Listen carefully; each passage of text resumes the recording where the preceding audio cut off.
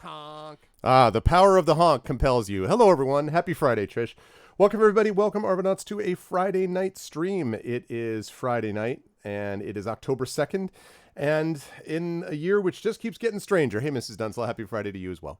In a year that just keeps getting weirder, and a day that keeps getting stranger, and man, interesting times goes the old Chinese curse, I believe. May you live in interesting times. And man, are we living in interesting times right now? But hopefully today we're going to be enjoying interest of a different level by entering the world of Amalur, the Kingdoms of Amalur, to be exact, as we move back in there to try to save the Kingdoms of Amalur with Kingdoms of Amalur Reckoning. Where's this stupid thing that I can't find? It's right here. There it is. That's what I was looking for. And Arudinel with the resub. Just a few more months, and hopefully this is in the past. Exactly. 25 months. Wow. And a tier 3 sub on top of it. Arudinel, as always, my friend, thank you so much. I am so grateful and appreciate it very much. And thank you. And yes, you couldn't say it any better myself. That's 100% true. But man, it has been a weird time out there in these days. But thank you, Original. I appreciate it. And yeah, welcome everybody. So just a couple of notes before we get underway here. First of all, reminders about ways to support the stream. If you haven't done so already, please follow the channel. Please check out our YouTube with !ArvTube, our Discord with !ArvCord, our Twitter with !ArvTweets. Website for all of that is arvaneleron.com. On the financial side, !ArvShop is our merchandise area where you can get stuff for the Infinity and Beyond crew, about which more in a bit, and also stuff for Adventures of Middle-earth, about which more in a bit, and soon we'll be able to get Esper Genesis stuff there as well, so that would be super helpful if you could do that. Arv shop for that. Arv Treon is the Patreon, and you will notice that we have ticked back up again. We went up and then back down and then back up again. So we have, I believe it was Echo actually, who just switched over to an annual, which is super helpful. I really appreciate that if people are able to do it, because it just means that the money is locked in per month and I know what I'm getting, and it's cool. Like I appreciate having it done that way if people could do it, and it saves the annual supporters a little bit of money too. So we're up to 21 patrons, $2.30 per month. That's what I get after fees and the like, and that's useful because I can pump that right back into the stream using, for example, things like the new Greenforge Studio, because I just got a new album of music from Greenforge Studio. These are the folks who did the tavern music that I played for you folks. I have, and I'll probably play a little bit actually for you, they just have put out a new album. Gabe Lefkowitz and the fine folks at Greenforge Studio have put out a new album of forest music. And so I have arranged another licensing deal with them, and so I am now happy to say that we have not one but two sets of songs from them, not only tavern music but forest music that we'll be able to use in all of our tabletop campaigns here and on GOG for ambient, for setting the mood, you know what I'm saying, that kind of thing. So anyway, and that I was able to fund thanks to the Patreon, so that stuff really does help. So thank you everybody. Good stuff for you and good stuff for the channel as well. And lastly, that sub button right above the video window, and the video window makes a big difference. Ooh, wow, that's a big message. Hold on. Since Saturday's fantastic Strahd session, all my current podcasts on pause. All 7 Stitch of Fate and the first 13 Strahd podcasts never started the backlog. Very interesting to compare then and now. Lots of seeds planted for future glory and some wow moments even then. Oh, thank you, Trish. Yeah, you're right. I'm really glad that we did the audio version of this for Curse of Strahd. I think I started to do it with COS, and I'm going to say more about Curse of Strahd in a bit, but I've really been glad about it because I feel like it really holds together well, even in audio form, and that is Nomedic, who's been doing the audio editing, and hopefully I'm going to be able to do some stuff that will allow us to expand that further. I'm hoping we'll be able to continue the audio podcast with the Tyranny of Dragons, with the Infinity and Beyond crew when we go to that Tyranny of Dragons stuff, and then when we start up next year, probably early next year with Eberron, which I think is the plan right now, and so that is definitely going to be something that I want to do the audio for as well. But I'm glad, thank you, and I'm glad that it holds together, and I haven't had a chance to listen to the Stitch of Fate podcast yet, but I do want to check in on that. But see, now you're getting, like, it's perfect for Halloween, Trish, because you're getting all vampire all the time with Stitch of Fate and Strahd. So yeah, but good stuff. Thank you. I'm glad that you're enjoying it. So what was I talking about? So yeah, so we've got that. We've got the besides the Patreon, we have got that sub button. We are currently sitting at right around 50 subs, I believe. So that's a little bit of a hot drop from the high that we were earlier, maybe about a month and a half ago. So hopefully people will be able to jump on board and sub and do all that kind of good stuff, which really does support the channel as well. You can get inspirations from that and from the Patreon, and you can get things to support the stream, and you can obviously get those emotes, and those custom sub badges to use on Twitch. So that would be very helpful if you can do that. And last, the publishing stuff. Exclamation point Icarus for my Icarus and Jelinek graphic novels. Details from Athos Arts. Speaking of which, I have something I'm going to show all of you about that in just a minute. I guess I'll show it now. Hold on one second. Let me just grab this quickly.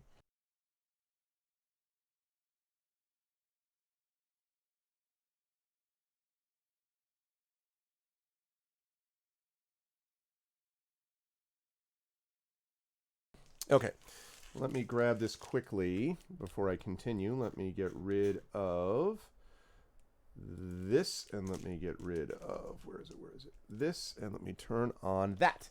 There we go. Hi, everyone. Good to see you all. Welcome, welcome. So I got a package in the mail, and I was like, what is this thin cardboard thing?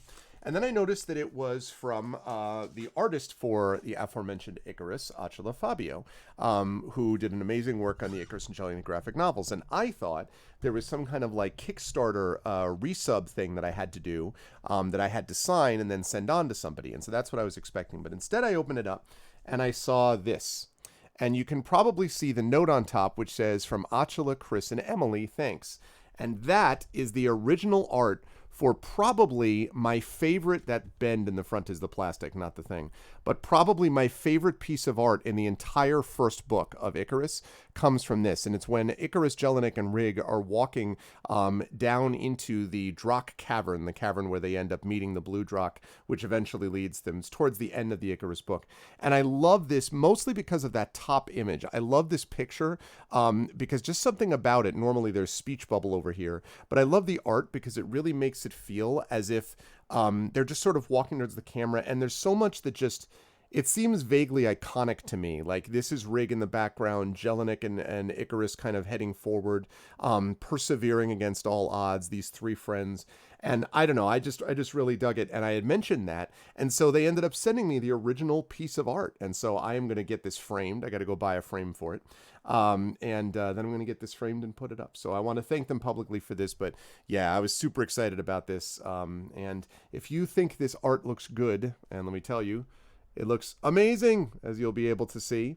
But if you think this art is impressive and all that, then you should get the books from which it comes. So thank you to the wonderful people at Athos Arts, and thank you to Acela for doing this and for doing all the art in the first place, because I really, really appreciated that, and it was very unexpected. So thank you. I am very happy about that.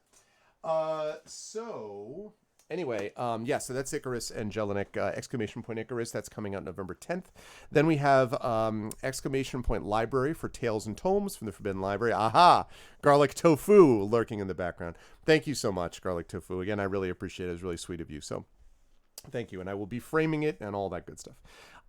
So exclamation point, what did I just say? Library, Tales and Tomes from the Forbidden Library from Alligator Alley Entertainment, coming out in print soon.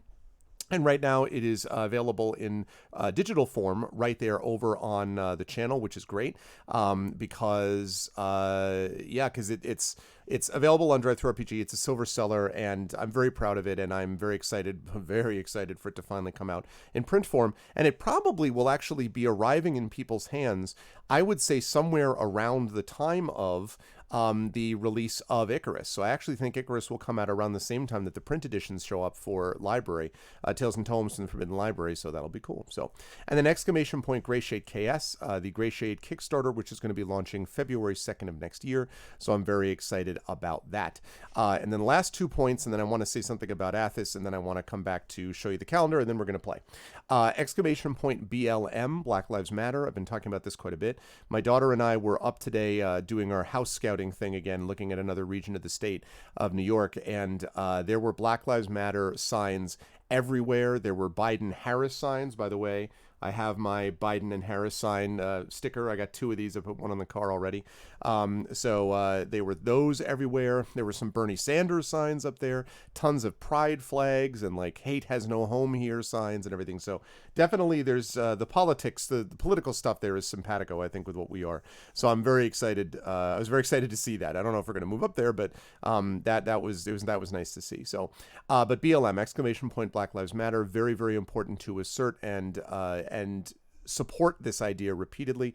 And so that is important, as is exclamation point vote now, as Trish was nice enough to just put up there, because again, your vote, your vote, your voice, really critical to be able to reflect both your vote and your voice, and to be able to get out there and vote. And that is extremely important. It's important more than ever. If any of you have watched with some of what happened today, and we're thinking, how does this change things? The answer is it changes nothing in terms of your the necessity of you to have your voice be heard and to vote. Changes nothing at all, except it is a reminder of how very dangerous this disease is and how badly it's been mishandled, and how important it is that we vote and put someone competent in office to deal with it. So that is happening. So please make sure you make a plan. And if you haven't already done so, make sure to click on that going forward. Now, a couple of notes just about the schedule that I want to make. First of all, one thing about Athos, though. So I believe I may have talked about this, and I don't know if it's maybe this moment. No. Shoot. Is it this? No. Damn it. I don't know what the... I thought I had a command for this. We're going to have to put together a command. I probably do somewhere. I'll have to find it. Anyway, the point is that you should go to... If you go here, you'll be able to find Athos, and Athos Arts is going to be listing this as well. Thank you very much, Garlic Tofu. That's what I'm looking for. So that is the In This Moment anthology. I am not involved in this with any direct contribution, except to say that I am definitely promoting it because I believe in the project. It is an anthology that is edited by Maurice Broadus. There are other people in the background. John Helfers will be lending a hand as well, and there will be some other folks doing that too. Produced by Athos Arts. In This Moment, it is an extremely diverse group of authors and a group of creatives. We have one comic book artist / writer who's a part of this now. We have a number of people, and it really runs the gamut. It is a very diverse group. It has both in terms of sexuality, in terms of gender identification, in terms of race, in terms of religion, in terms of all sorts of things. It really runs the gamut, which is wonderful because it is also a series of stories reflecting this moment as expressed by creatives. And so there will be poetry, there will be short stories, there will be fiction, and maybe even a little bit of nonfiction. As I mentioned, there'll be some graphic novel stuff in there too. So it's going to be great. And I'm very excited about it. It is launching, as Garlic Tofu says, on Monday. It is not going to be a super long, it's going to be 3 weeks at least, but I believe Garlic can correct me. I think that it's closing up October. When does it close up, Garlic Tofu? So it starts October 5th. And then it stops. When does it stop? Like, when is it? I think it goes until, well, yes, I guess I am. I'm not a comic book artist, but I am a comic book author. Yes, I guess you could say that's true. Also, hi, Coven Guy. I forget the exact day that it stops. But anyway, those days are going to be when this is available to us, and I definitely hope that people will jump on board and support this project. I think it's going to be a bunch of exciting stories. Hey, Rock God. A bunch of exciting stories on top of everything else. I think it's going to be an exciting set of stories. I think it's going to be an important... The 29th. Okay, so the 5th to the 29th, so 24 days, basically. I think it's going to be an important anthology. I think it's going to do very well, actually, on Kickstarter. And I'm really hoping that we're able to support it as a community, because I do think there are important points being made of an anthology like this. And I think the people involved, I think it's a top-notch team. You all know my fondness for Athos, but beyond that, and you know, what a wonderful press they are, but beyond that, the people involved, Maurice is awesome, good friend of mine, and I've known Maurice for a long time, a wonderful writer and a good editor, and there's that. I think that there's just a very good editorial team behind it, the layout, I think the art's going to be great, and the author list is spectacular. So I'm super, super happy about that. And as Garlic said, we want to get the early support if we can, because on the other side of it, we're going to be getting close to the election, and people are going to be quite reasonably focused on that aspect of things more than the close. So having the sort of details of this early on, I think it's going to be one of the Kickstarter projects they love, I believe is the guess that we're hoping for anyway. And so, yeah, so I wanted to mention that. It's not going to interfere with anything specific to me. We have that Soundclash, the Clampdown fundraiser, which is happening in November, that one-day thing, which is not a Kickstarter, that's happening on stream here. Brandon O'Brien is going to be spearheading that. And then we have the Gray Shade Kickstarter is happening in February. So this stuff is an ARVCon Patreon obviously isn't until next May. So we have stuff that's spread out a little bit. So hopefully it's not going to, continue to burn holes in people's pockets. Again, I'm not contributing anything to this other than, just being a little bit in the background here. But I do want to center it because I think it's important that we focus on, and I'm excited about that. So it's going to be good stuff. So. Oh, it was already marked. Awesome. That's great. That's awesome. Hey, got it in before you headed out. No, I actually am just starting, Tilted. I'm actually just starting. You're not heading out. I'm just about to begin. But good to see you, dude. Thank you so much for the 8-month Twitch Prime sub. I appreciate it, man. Thank you. I hope all's well, dude. I hope you're staying safe over there on the left coast, as they say. But thanks, dude. Yeah, no, I'm here. I'm just getting started. So thanks, man. Well, this is awkward. Do you want to take it back? You're like, no, I didn't actually, I didn't want to make it clear I was supporting you. No, I appreciate it, man. Thanks so much. The hellscape that is California. Well, listen, man, of hellscapes that exist, and there are many, I can think of worse hellscapes than California. I'm not saying it's not, No, I committed. Anyway, but so definitely support that Athos anthology, Athos Arts anthology. I think it's going to be great. So that's the deal with that. Now, the other thing I want to note quickly is just about the calendar, which I have put together. Now, I have not yet done the Patreon newsletter for this month because I am swamped in grading. And I have not yet had the chance to finalize all of these, but I have a pretty good guess that much of this is going to be the case. So we start tonight with some Kingdoms of Amalur Reckoning on the 2nd day of October here. Then we move into tomorrow. Tomorrow's going to be a co-op Saturday, actually, with 2 different people. At 7 p.m. Eastern, I'm going to be doing a co-op stream of Vermintide 2 with Sneaky Teak. So those of you who have seen that I have raided Sneaky Teak on occasion, and he has popped in here and lurked and watched some stuff with us. Good guy. I think he runs a good community over there. Does a lot of stuff with Slay the Spire and other sort of strategy games. But he also likes games like this, and so I'm excited to play some co-op stuff with him.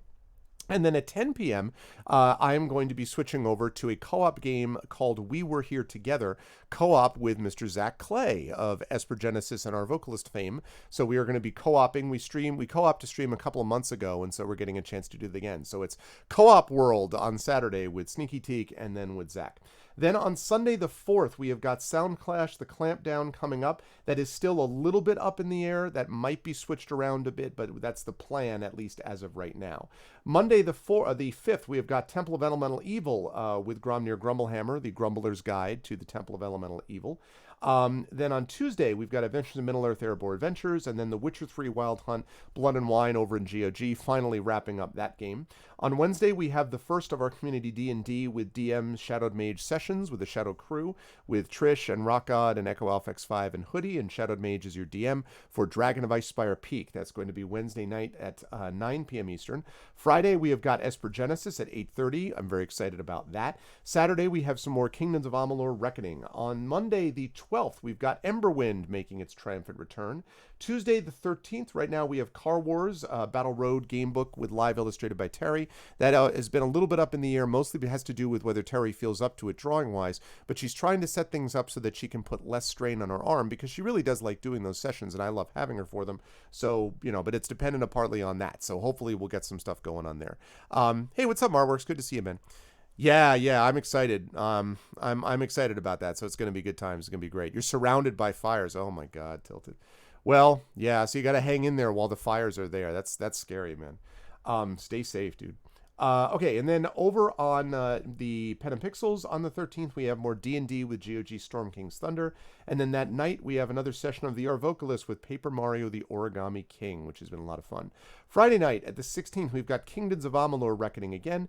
And then Saturday the 17th, we have got Masters of the Dungeon at 7 p.m. And then at 8:30 p.m. Eastern, we have D&D with viewers coming up this month. So that's going to be pretty exciting, and I'm happy for that to go on. Then Sunday the 18th, we've got more Sound Clash the Clampdown, our second session of the month. Monday, Temple of Elemental Evil with Gromnir Grumblehammer again, the 19th.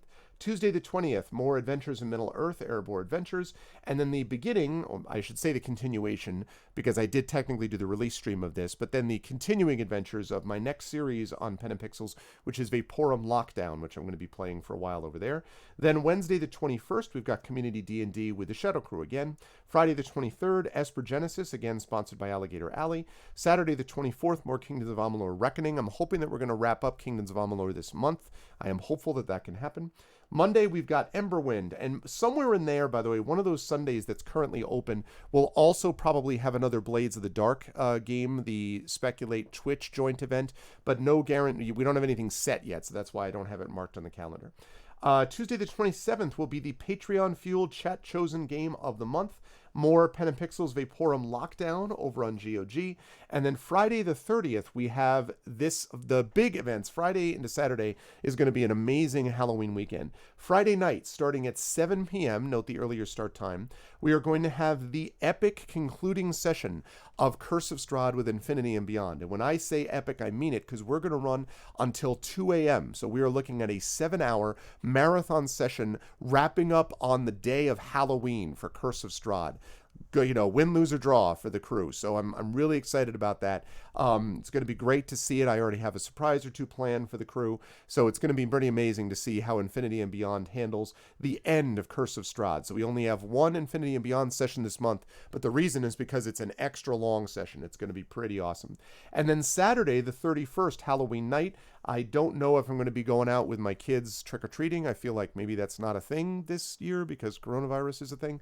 So that's probably not going to happen. So we'll probably be hanging out and doing some, stuff here, costume stuff here. And I'm hoping on Saturday the 31st, later, to wrap up Metroid Fusion. And as I think was pointed out to me by either Nonstop or Esterma, this allows me to play this game in which I'm being hunted by, of course, Sax. Sax is hunting me, as we all know, and I get a chance to actually finish that while being hunted by Sax again on Halloween night. Very important to recognize that hunting, of course, that's happening means that I will go into November 1st, so it will technically have been in November that I will have done Metroid Fusion, which was, of course, what I would, what I try to do every other month between D&D with viewers and with Metroid Fusion.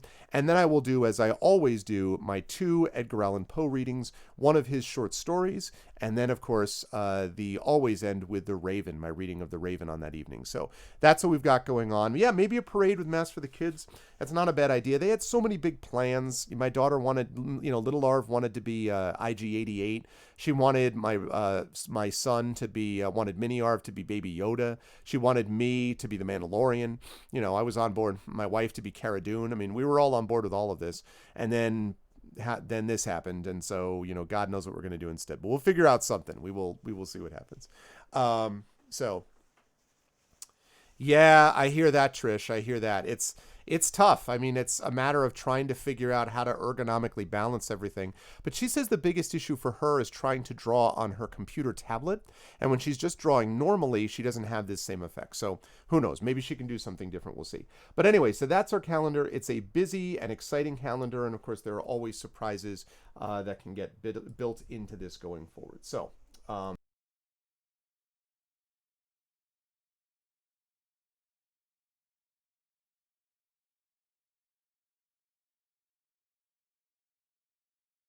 I will also say, as I'm blowing my nose a little bit, that this is literally just before I was eating some Indian food that was a little bit spicy.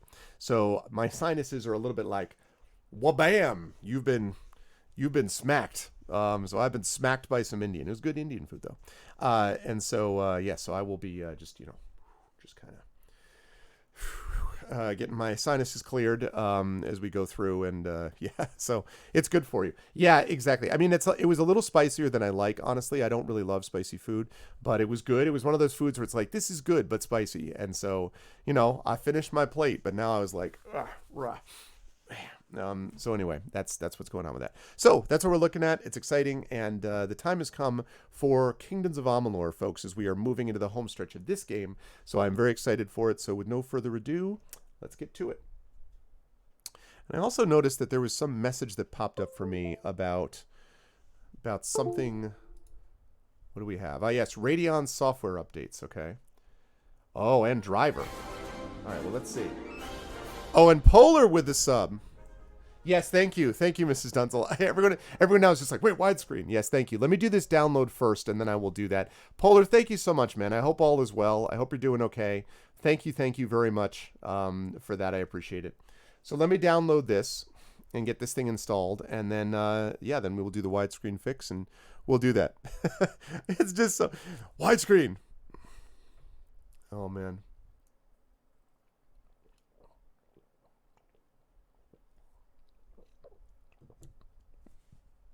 Yeah, thank you so much, Boulder. I appreciate it, man. Yeah, let's install it. Wow. I don't know why I got that's a big driver update. Why is it like a 4-month update? My goodness, we'll see. Anyway.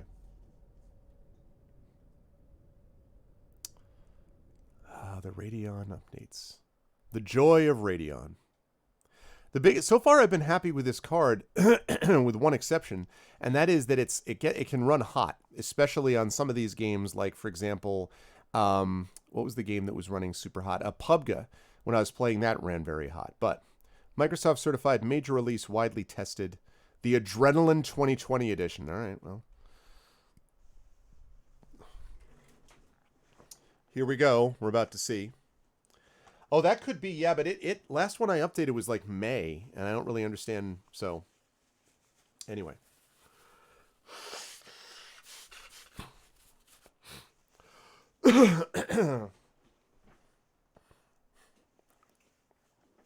GeForce for life. What do you mean, ooh? You helped me build this computer, sir. You knew what I was getting. We worked on this together. I will upgrade that card eventually, but it's a solid card though. But I am going to at some point upgrade that card. I'm going to upgrade that, and I talked about that key light that I'm going to get.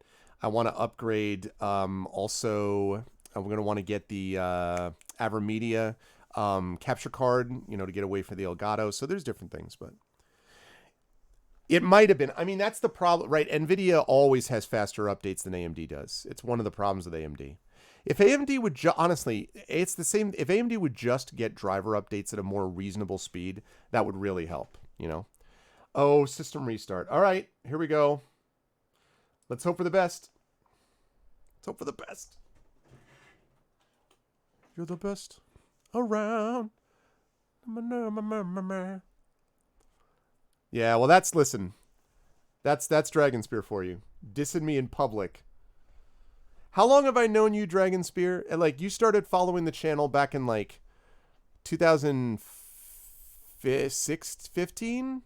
14, 15, something? I don't remember exactly when it was. I feel like 2015, maybe. And I feel like that's what it's about, right? Is just trolling me since 2015. Yeah, exactly, Arudnell. Great hardware with craptastic software. Logitech often is like this too, and I don't understand. I'm like, if you've got a major competitor and you have an awesome hardware, why wouldn't you try to do an end run around NVIDIA by just having good software? Like, is it that much more expensive? It's just crazy to me.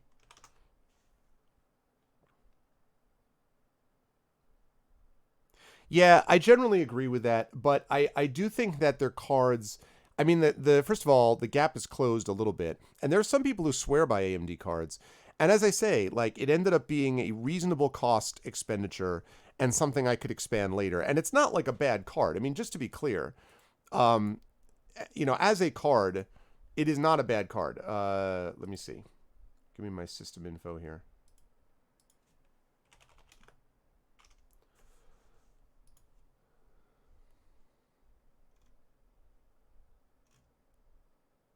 Display.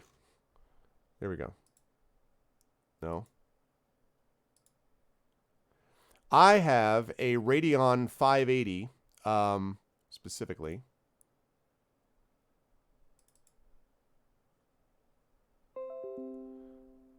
So there we go. Right? I mean, this is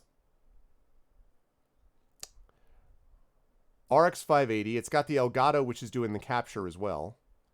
So, it's a good card. Oh, I didn't know you could launch the game. Why does every launcher like this? So you can launch the game from their thing. You can launch the game from Steam. You can launch the game from Galaxy. Jeez Louise. Okay. No, I am not going to stay up to date on that. Thank you very much. Not likely. Some of these cards, I have to say, some of these cards that cost the same amount as, cost double the cost of my PC is a little bit of a stretch. I mean, it's a bit of a stretch. Okay, good. Now, widescreen fixer. Look at me figuring that out right off the bat. Widescreen fixer. Widescreen fixer is complete. All right, here we go. Oh, wait. No, I didn't want to do that. No, wait, stop. No. I want to do Galaxy. Oh, it doesn't matter.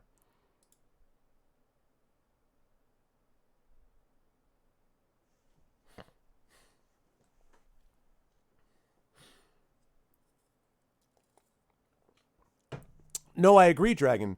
But, like, I don't know why every company has to have its own one, is what I'm saying. Like, look, this. Yeah, I'm sure. I'm sure I would have. Oh, man.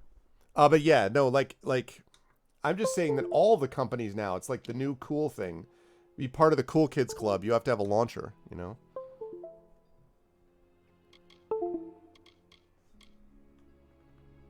Alright.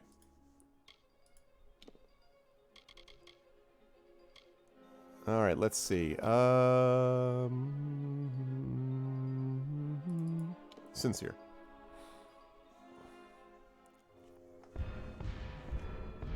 Okay. Right. Hang on, I gotta turn this up a little bit. Okay. Yeah, like that's what I mean. Like, not everyone has to, reinvent the wheel here. Okay. Now, what am I doing? Ah, yes, this is for my faction. Because remember, I'm doing faction stuff and main stuff, and that's it. I'm not doing these side quests or tasks or anything else. I'm just doing factions and main quests, because that's plenty enough. So, I've entered Sincere, given one of a set of totems by my companion. I have to find the remaining totems, which will allow me to reach the key to the Sorrows and return it to Bisserain. So, we have to find the Votive of Stone. I guess I have that one. I have to find Leaf, Flame, and Water. And, conveniently, I see those down there. I am, Polar, and it's good to see you, dude. I hope you're doing well as well. Yes, I'm doing pretty well, for sure. I hope you're managing, man. What's up, Rhiannon?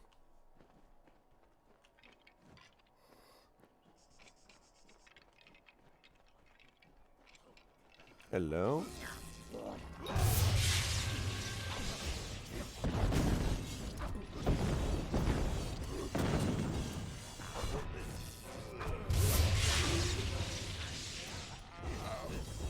Oh, hi.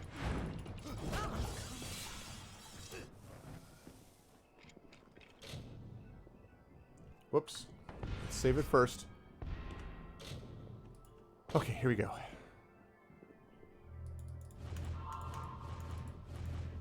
It is so much easier to do this when I don't have to worry about those stupid traps going off, which I got rid of because of one of the dispel things. It makes it a lot easier. This is actually... It looks beautiful on my end. I hope that it looks good to you folks out there. Because I always feel like my OBS preview doesn't look quite as good as it looks like on my screen. And it really ought to look like almost identical to what I'm looking at my screen because of the second PC.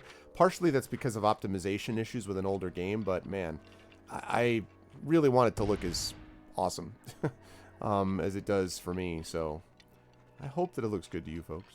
I hope so.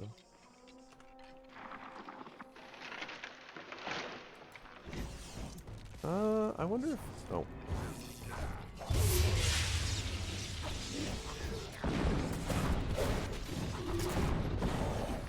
Ow. Ow.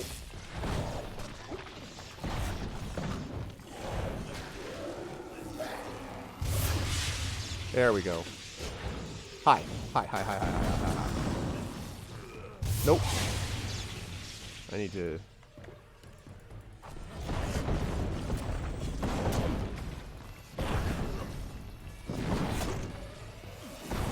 Oh, okay, that's a problem.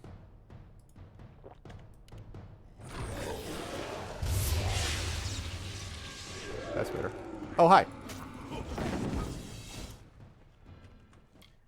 Votive of Leaf. I have a 1060 on my streaming computer, but my gaming computer has got this one, so. You have come. How is this looking to you? How is this looking to everybody? Is it looking good?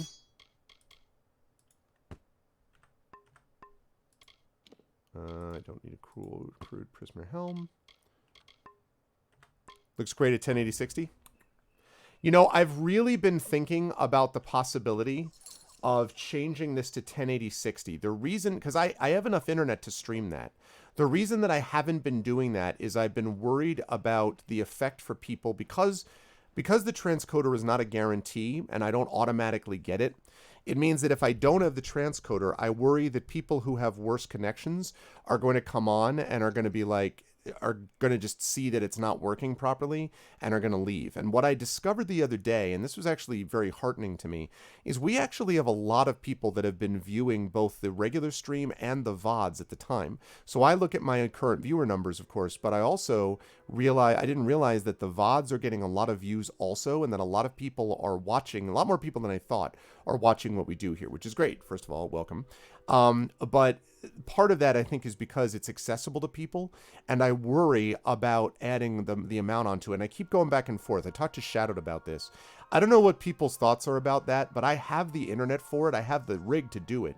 I just don't know whether without the transcoder, going to 1080-60 is going to make people is going to shut people out. I know that Rob, streams at a really high bit rate like that, and I know that sometimes feels like that might be a concern for him when people come in. So, hey, what's up, Prince Justin? You would leave it where it is? Okay. Yeah, I guess so. I saw this thing about 4K, and I'm like, again, I'm not in the 4K camp because I have a nice monitor, but I don't have a 4K monitor. So streaming, I see all these things about oh, you can stream in 4K, this and that. And I'm like, it'll shut us out. Okay. No, that helps me to know that. Right. There you go, Rhiannon. That helps me to know that, Mrs. Dunsel. Okay. I will do that. I feel like 720 is a good combination, or is a good, it seems like a reasonably good, kind of middle ground, but, oh, okay. That was easy. I was expecting that was going to be a tough fight, and I'm like, oh, okay, well then you're all dead, and that's okay.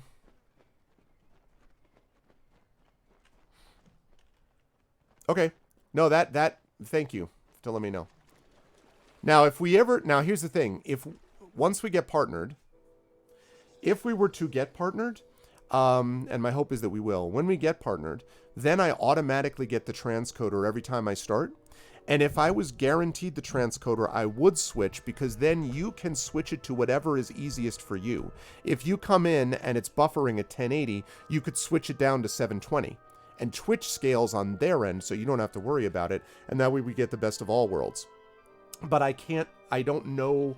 I get the transcoder probably 60% of the time as an affiliate, so I can't promise it. And that means 40% of the time it can shut people out. And so... Right, exactly right, and I can't promise that yet, Trish, so that's why. So February 2014. Wow, has it been that long, Dragon?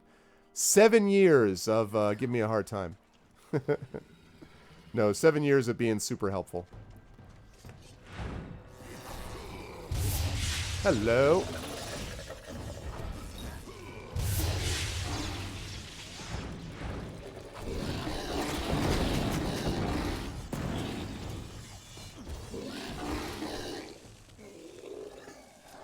Whoa.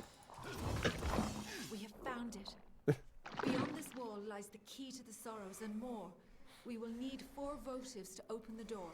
Where once they were held by gentle fae, they are wielded by crueler beasts now. But that cannot daunt us. We must recover them. Oh, that's good to know, actually, Rudnell. Yeah, but like the 3070, the 3060 Ti, that's like, it's like $1,000. I don't know. I cannot imagine. I'm trying to think. I think the most I've ever spent on a graphics card was like $350. And I think I spent it on, I might even have spent that money on this gaming computer. I don't remember for sure. And I understand, like, again, I know that that's one of the most important components in a computer, but $1,000, I can't. Oh, okay. 7 years. Wow. Okay. Yeah, I know about this. Thank you.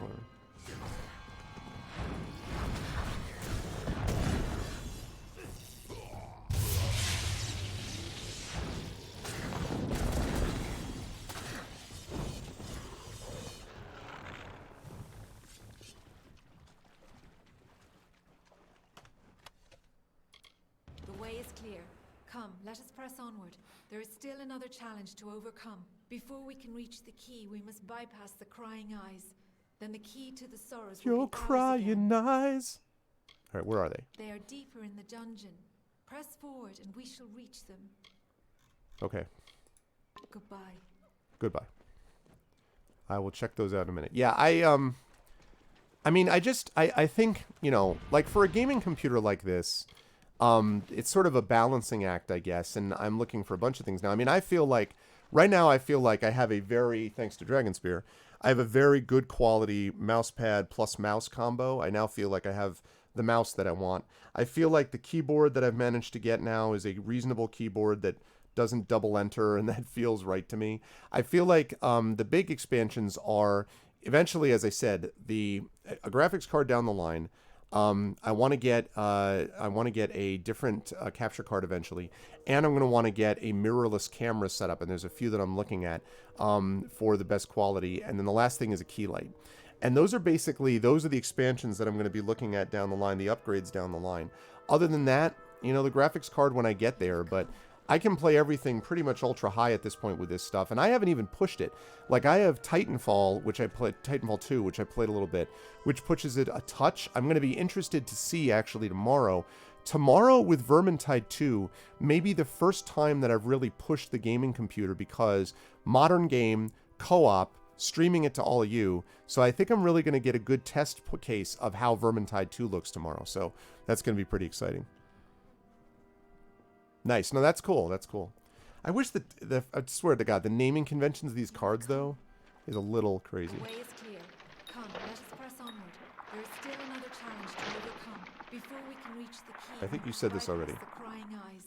Then the key to goodbye. Yes, thanks. I was doing that. Whoa, I discovered a hidden object. Where? Oh, this hidden object. Okay.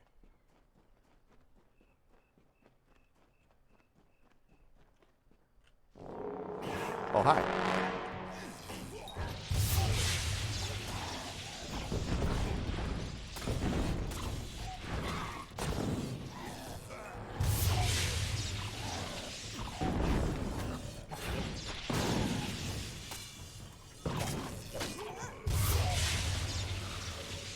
All right. Juggle, juggle, juggle, juggle, juggle.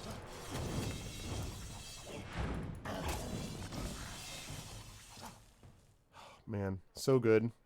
I also want to point out one of the tips people who are thinking about trying this game. The benefit of doing what I'm doing with the chakrams is I have right now flaming chakrams. They're doing flame damage, and then I have, of course, this, which I've maxed out my shock ability. So the shock thing is a pretty serious, mega thing. And for creatures like that Sprite Storm Champion that are resistant to that, that's what the flame stuff really does a good job on. So yeah.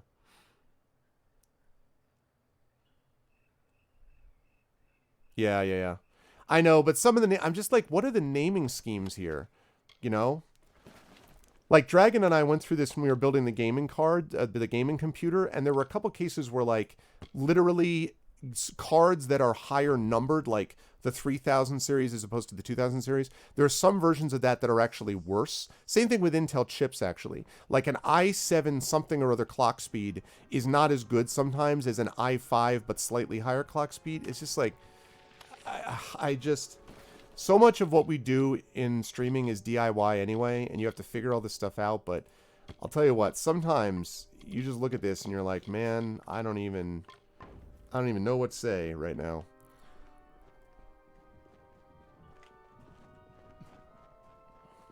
Yeah. And there's always been stuff where you play fast and lose, like, you know, special editions, meaning not as good editions of things or whatever, but... Okay, here we are. Here, we have reached the crying eyes. When this hollow was first shaped, those statues did not weep. But now they weep for all eternity. They alone guard the way to the key. You must approach them, mortal. They will show you the way forward, if only you answer them. Okay, how do we pass them? Approach the crying eyes and observe. They show you the knowledge you need to advance. Answer what they ask, and we shall be free to continue. Okay. Goodbye. Quiz time. Appropriate as my students are taking their midterms.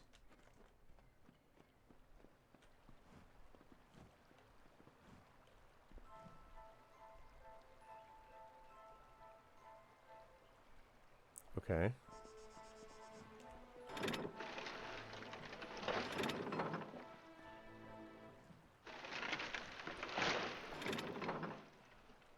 What?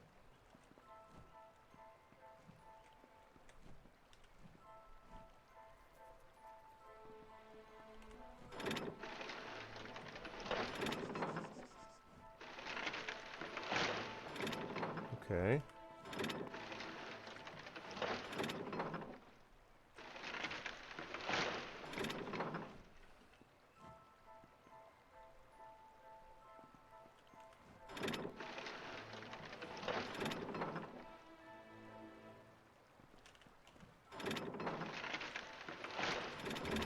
Okay. It's just the order. Claim the key. How do I do that? Thank you. Oh.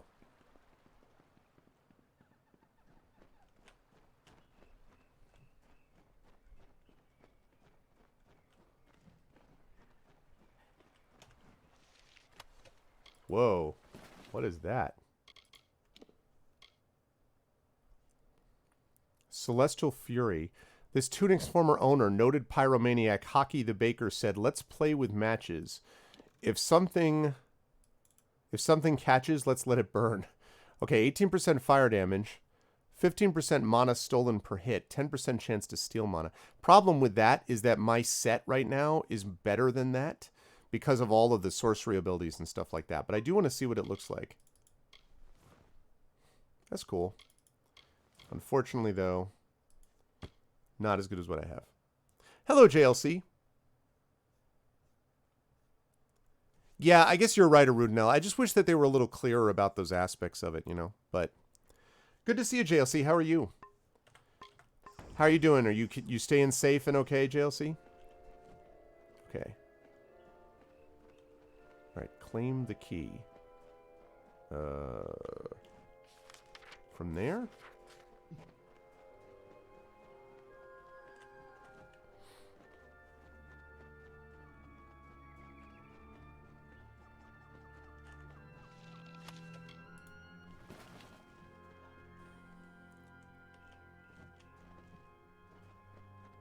The low range ones did, yeah.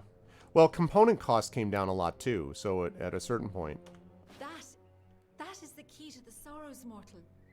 It is perhaps not the sort you are used to. Oh man, I'll bet it is, JLC. It is a branch of the ancient and wizened tree whose roots especially touch this year. World and Ashara, the plane of magic to which all Fae belong. It is a branch of the gallows tree. The sorrows take the form of the gallows tree in both realms, and this branch creates the bridge between them. Come, let us ferry it to Bizarane. Goodbye. All right. Wait, you just left?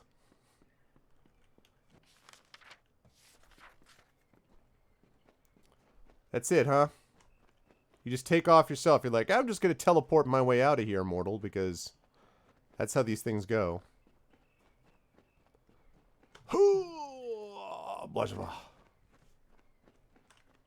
Okay.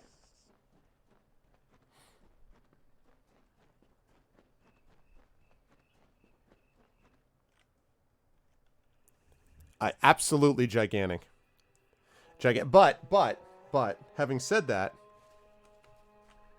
we are closing in here. We've done a lot. I'm not doing any of these side quests. I'm not doing any of these tasks. We've already completed 101 quests. I'm now only doing faction and main quests, and I just have that to finish. So, hey, what's going up, Rising Tides? Good to see everyone tonight. I'm glad to be with all of you. Had a really nice day with Little Larv today, and yeah, it was a good time. Yes, I do want to fast travel to the House of Sorrows. Good to see you, Rising Tides.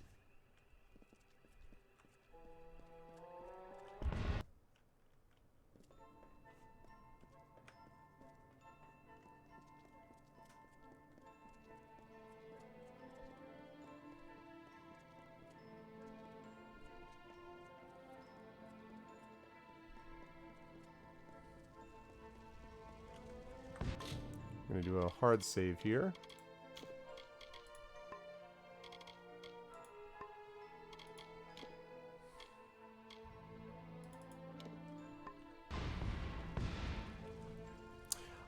Well, Little Arv was, no, Mini Arv is my son. He is 4 years old, but no, I was hanging out with Little Arv today. She had typing, she's my daughter who's 12 and a half. I did actually, yeah, a little over 12 and a half. She did her typing in Spanish this morning, which she does on her own. And then we had our second history homeschooling session today because she's home because of pandemic stuff. So, and we're talking about, she wanted to learn about the history of conflict. So we talked today about war. We talked about the Akkadian Empire. We talked about the Assyrian Empire. We're talking about sort of pre-Egypt, Egyptian conflict. So we talked a little bit about the Persian Empire.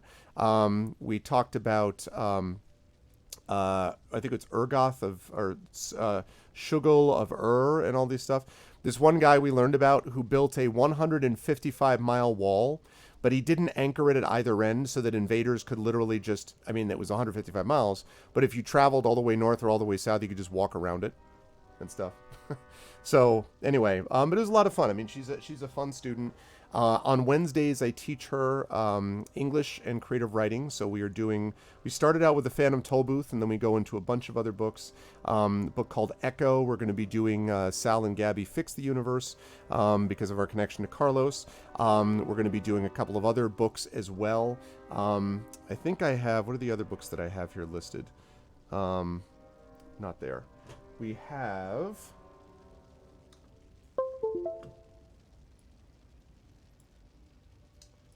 I've also got, let's see.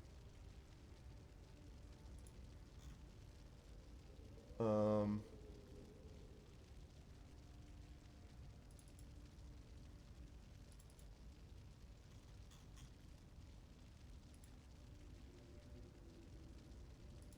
know where I put her other part of the book. She's got like another 4 books that we're going to be doing over the course of the year. Oh, here we go. Yeah, so the Phantom Tollbooth, Echo, Inside Out and Back Again, The Girl Who Drank the Moon, Sal and Gabby Fix the Universe.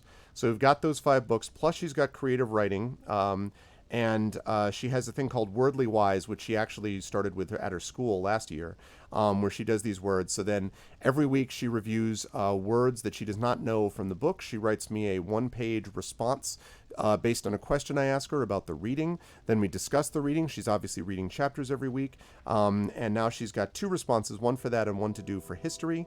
And so, plus she's got her creative writing, which has various exercises that are associated with it and all that. So, yeah, so she's busy.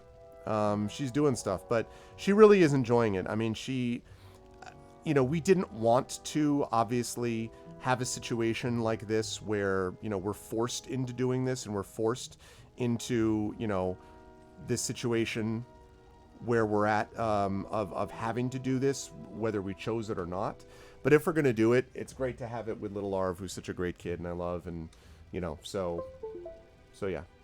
And, her mom and I are reasonably well qualified, I think, to be able to teach her these various subjects. So she has a math tutor, and then her mom's working with her on some stuff relating to science. So it's all good. And my son has got he does stuff at the local Y. He has pre-K, which is universal pre-K. It's paid for by the city, but he's just doing the outdoor portion, not the indoor portion, and he's obviously masked the whole time, socially distanced. They have not had, knock on wood, a single case since they opened up in March. They were actually one of the ones that were taking care of children of essential workers, and they have had not a single case because of their safety protocols. So after some very serious thought, her mom and I decided, his mom and I, my wife and I, decided to put him in there. When we get closer to winter, we'll probably have to take him out because we still are not going to feel comfortable before a vaccine comes out of putting him in an interior location. But in the meantime, he's getting a lot of socialization with other kids, and he's getting, the work that he does elsewhere on Zoom with various things, and stuff. So yeah, so we're making it work. To have a legit teacher as a teacher.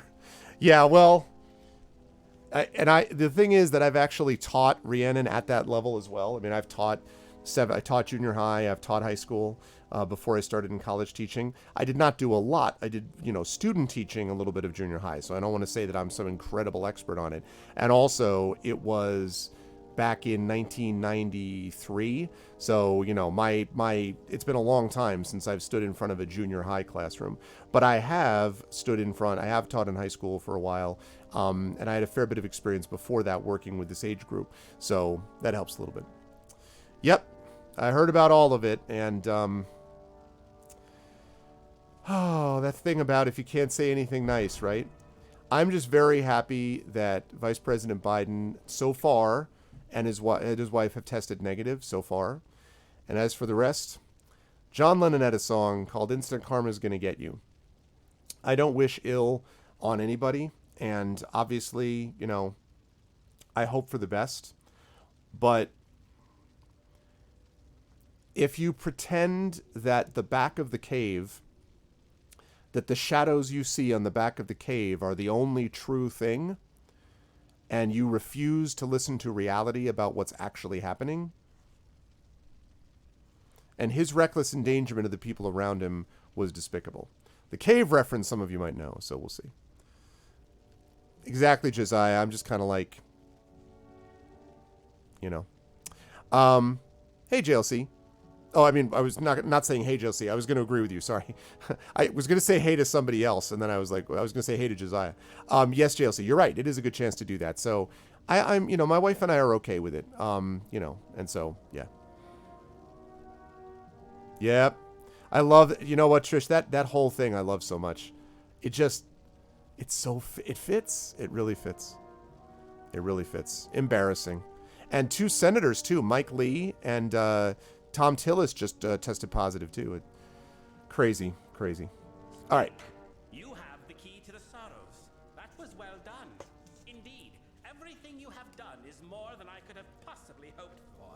You are evil. My reliance on you to this point was never my initial plan. I only needed Kadarok dead at the hands of someone else. I told you this guy was dirty. I learned how willing you were to hound the Tuatha. I saw you would rise to every occasion. I called it. You became my faithful instrument. I called it. I said this guy was dirty when I met him. How could Saturnin have eluded the minds of so many for these long years? Simple. He was a ruse. It's the Sam Elliott feeling, Polar. Fabricated. While all eyes watched for Saturnin, another was free to wage his war, namely me. I called it. All for the glory of Gadflow and our I gods. freaking called it. When you killed the Baelor, I saw an opportunity to end the house and the mortal army simultaneously. You became my road to a perfect victory. I called it. You mean, why not announce my intent in a more obvious and boorish, or shall we say, mortal manner? I had to have the sorrows, but they were lost. It took years before I just could tell from the way he acted. much less their location. To reach the eldest, I needed this house to die. To do that, I needed a rebellion. What's up, Law? To do that, I needed an assassination. But I knew that he was bad. That, I needed you. True, I do not share the face of my brethren. As I explained to Gadflow, Good to see you, Law. How you doing, man? necessary part of the plan. I have not worn this mask without sacrifice. Too long have I gone without feeling the warmth of Prismir or the love of my god. But soon this will end, and I can take my rightful place again. Your ignorance of Fey culture, meaning your intonation, made you ideal. You lacked the context others might have used to I'm the one with the skull on your shoulder. But there is Exactly. more. Well, listen. You are the hero But then of there's the Master mustache, Polar. Don't You may forget not that. admit it. And yeah, Josiah You agreed. are a symbol to mortals, a rallying point for their armies. Who better to be the blade that I used to kill the Alfar? Who better to destroy the House of Sorrows? It makes my triumph complete. Perfect. You seriously think your words might stir me to forsake a plan that has finally culminated after 20 years? You're Hanging in there. Hanging in there okay, man. There is nothing to be offered or given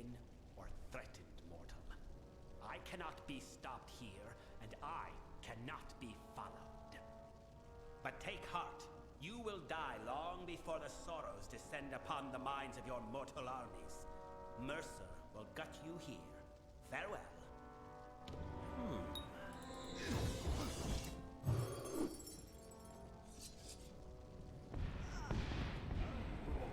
No, they're gonna kill the elders. Oh, god damn it. Oh.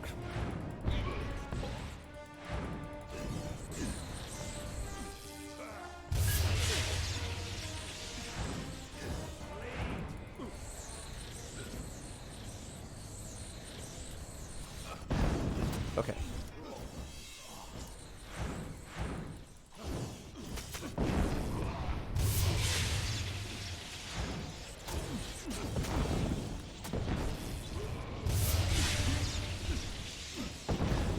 What was that about Mercer gutting me?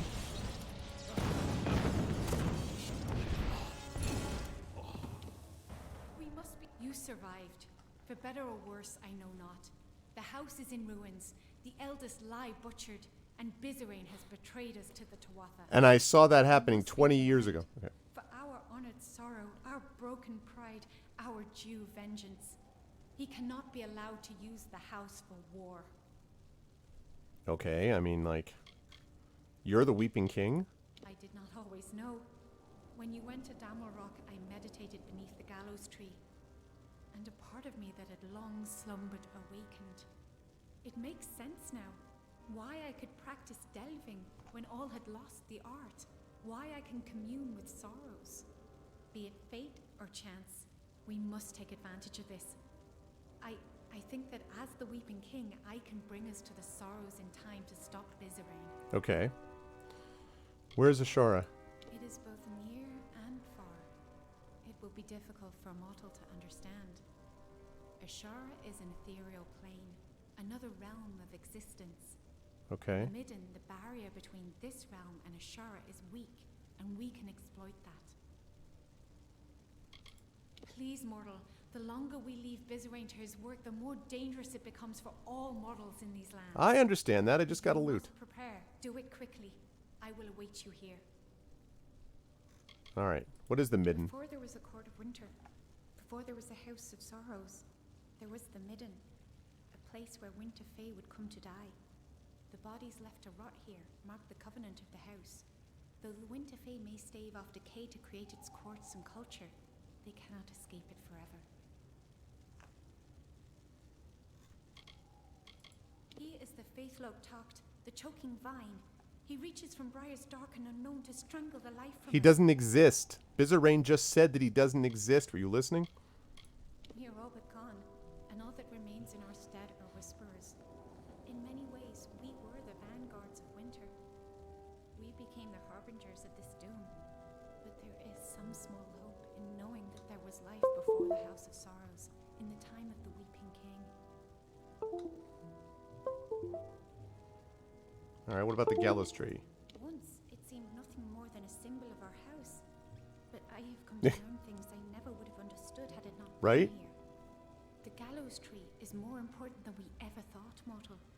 Take heart of it, for we will need its strength in the times of need ahead. Note also that the big bad guy does the classic James Bond, I'm just gonna leave you and hope that everything works out type of thing. Oh, here, so-and-so lieutenant will take care of you. Like, no. They could delve the essence of entropy from the bodies of the Winter Fae, but they did more, so much more. The Weeping King lived on through them, his acts persisting long after he left these lands. For the Weeping King is always needed, even now. Once he was a mighty figure among us, but when the house reached an accord with the Tuatha, he would not accept the terms and left. I know he fights for the sake of our people, but in truth, I have always feared him. It is hard to trust one that gives into war so soon. Okay, how do we stop him? He is at the birthplace of summer and winter, where the Weeping King first pooled the anguish and decay inherent in all winter fae, Ashara.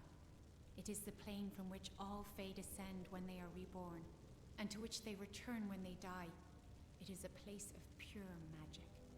I fear you may have had enough of secrets, but here is mine. I am the Weeping King reborn. Bizarre needed a key to reach the sorrows. I do not. Please, mortal, if you must prepare, we must hurry. I know that, but you know what else we must do is loot. Look at this. That's stuff we need. That's not stuff we need. That's definitely not stuff we need. And also, we have to check out this Crown of the Weeping King. Oh, wait a second. Regalia, the founder of the House of Sorrows. Slightly better damage-wise. I mean, resistance. 50% mana regen per second, that's the same. 10% piercing and 15% elemental is different. Oh no, I already have 50% elemental. So it's 10% piercing is better. 8% chance to critical hit with magic, plus 8% critical hit damage with magic. Yeah, it's not as good as the Cal of Sorrows. Yeah, sadly. Sorry, not as good.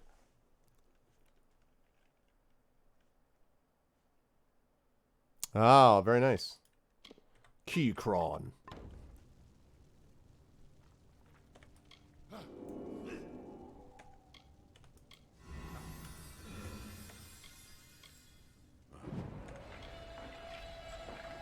Okay.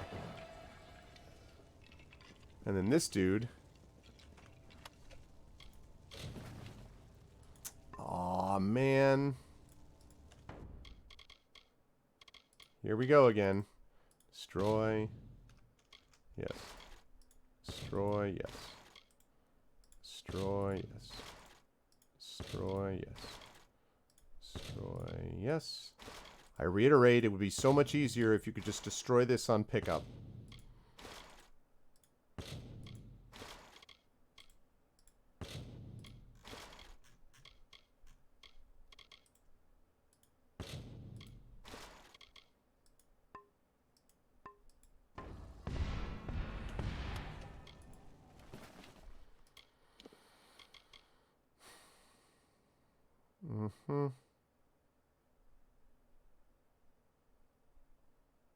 Interesting.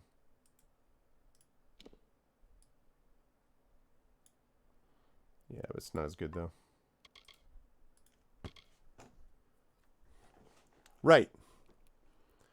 All resistance will be stamped over the good of the Empire. What's up, Lone Wolf? By the way, everybody, inspirations have been reset, so we are in good shape. Follow Bizarrain. Okay. Such Sweet Sorrows next. Alright, let's get rid of that. Alright, I'm ready. Let's kick it.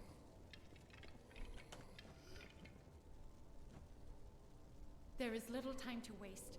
We must follow Bizarrain if we are to stop him from destroying. He is at the birthplace of summer and winter. It is the plain. I know that. I fear you may have had enough of secret.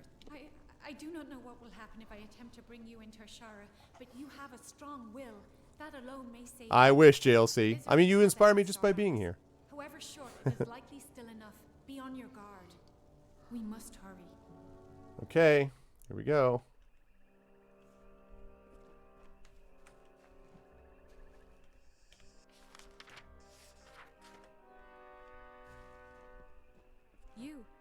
You have a strong force of will.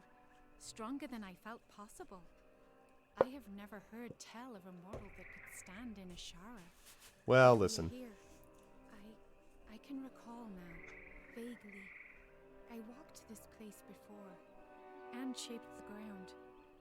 That tree in the center. It is the embodiment of the sorrows. I like. Give me 1 second. I'll answer that, Rising Tides. Prepared himself. This barrier keeps us from him, and there are other magics at work.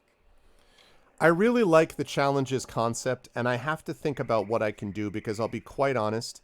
I find the channel point thing a little overwhelming. It's just another thing among like 6 quadrillion things it feels like to keep track of.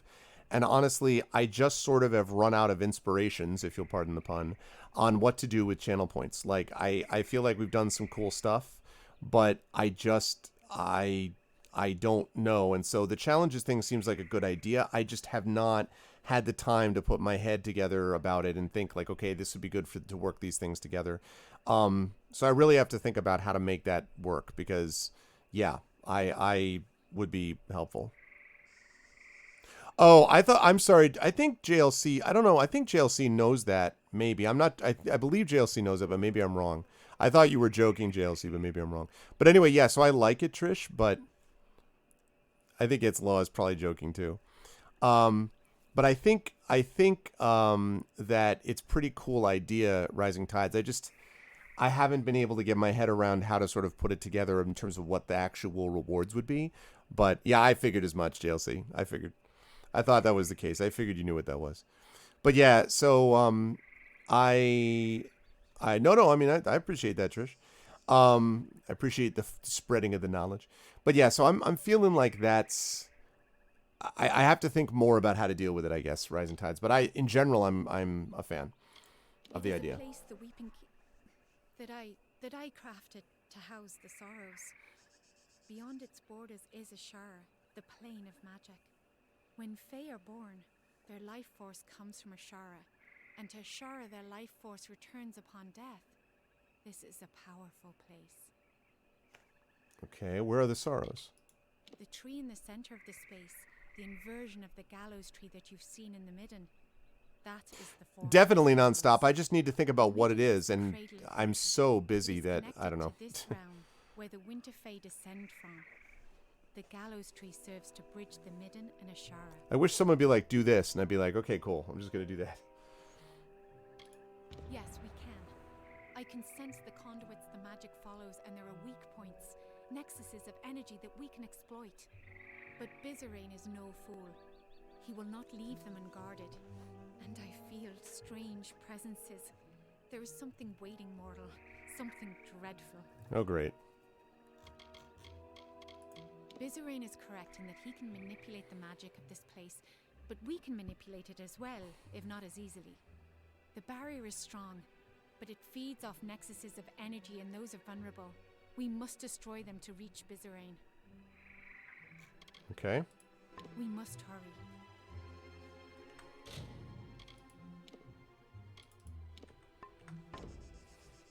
Oh, wait.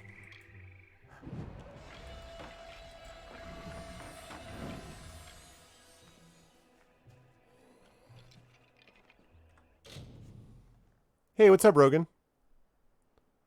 Exactly, Rising Tides. Exactly. Because I think it's like a good idea. Believe me, I think in principle, the idea of channel points are a good idea. It's another thing to keep track of. And I'm like, just please.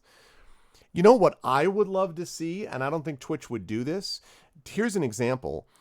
How about this challenge? How about everyone pools their channel points together and gets the channel, the transcoder? Like, everyone puts their channel points together and it gives the channel the transcoder for like a month. So it helps the channel and helps the streamer. Or if you really want to go big or go home, how about everyone puts together some incredible amount of channel points and basically puts a vote together to become a partner with Twitch?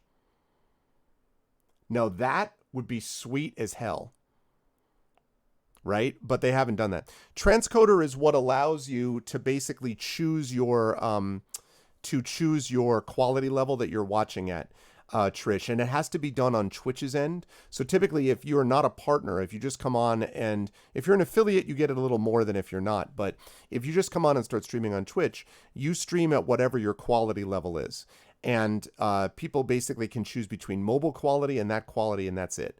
If you have the transcoder, you have a lot of different options. You can do the quality that's being streamed, or you can stream at 480 or 240 and like all the way down like that. Exactly what Arudino basically said. So if you could do that, and you could like have the channel points where everyone pulled their channel points and made like a big vote to basically say, okay, Twitch, you should partner this person, that would be the go big or go home model. Or if you made it so you could at least do it so that you get the transcoder every month, that would make it too. So, yeah, I hear you, Rogan. The hardcover for which one? For Icarus? Polar, because the Icarus one, yes, that is the case. That is, in fact, at the binder as we speak. If you're talking about Tales and Tomes from the Forbidden Library, that is also, that's in proofs, and so that should be coming to us within a month or so. It's already there. It's just a matter of shipping it to us. So, yes. Nah. The problem is, though, Nonstop, I thought about that, but I'm not going to do a horror game. I'm just not. It's just not an enjoyable experience for me. So, there's just no reason to do it. I wouldn't enjoy it. Like, the Raisin thing was, I didn't enjoy it, in quotes, but it was fine. Like, it was a small little box of raisins. It's not a big deal. But the horror thing legitimately is not good for my heart, and I just don't want to do that. So, I don't want it. I'm not going to do it, and I don't want to make it where I would do it and then, like, have a miserable time. That's all. 1,000,000 points in approval to host my channel on a certain day you're not streaming. Oh. Yeah, I'm excited, Polar. No, I know you did, actually. I'm excited. And that's actually a good idea, Rudnell. So your idea is someone puts the channel points together and then you host that channel? Interesting. I guess the only thing that's a little weird is the fact that it's points going to someone else other than this channel. You know what I mean? It's a little weird that it's like channel points to go to someone else's channel. Although if you're hosting it, I guess you'd still be here doing it. That's not a bad idea. Another option would be to do something with channel points where we do like a watch party. Like, there's like a choice of like, I don't know, 5 different movies or shows or something, right? And if you get to a certain level, then you hold a watch party for that particular show that you voted on. Like, that would be the combination one that, like, the challenge. So, yeah.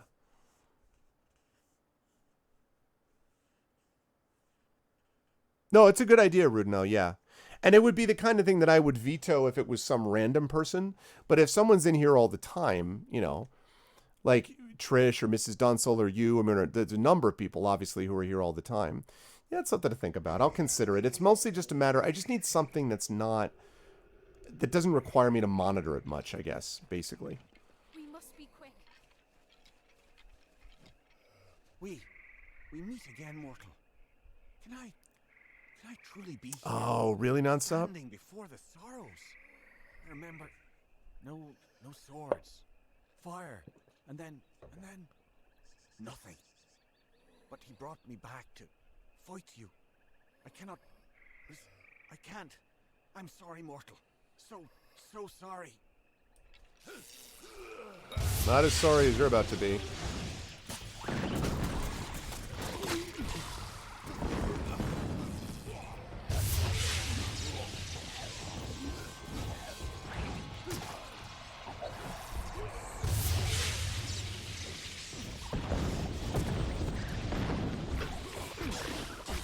Whoa, whoa, whoa.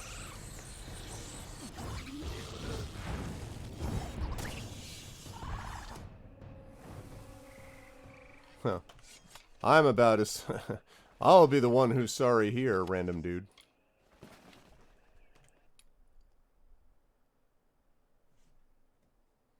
Yeah, because we're in Ishara, Rogan, so we're in kind of an in-between realm, so it's supposed to look weird right now.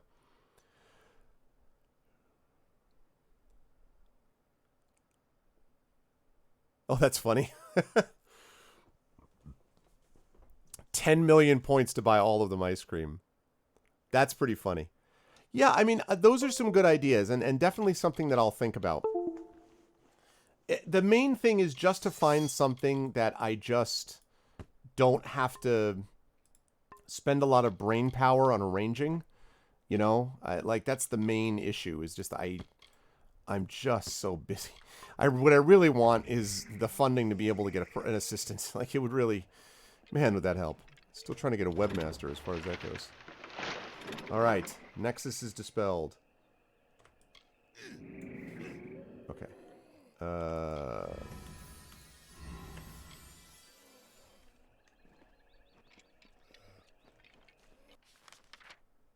Local map.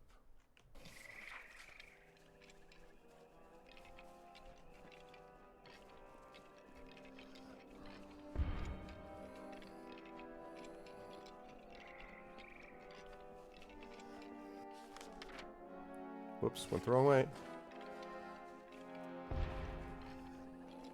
We must be quick.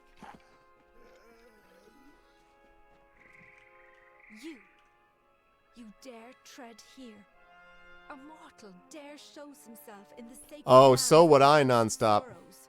I have been dead a short time. So would I, Already man. learned Trust so me, I much want since you that. raised me. You are the cause of all this.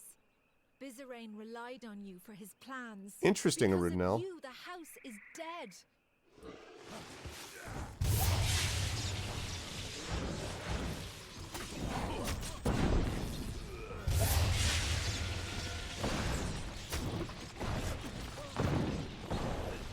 Oh, hey, hey now.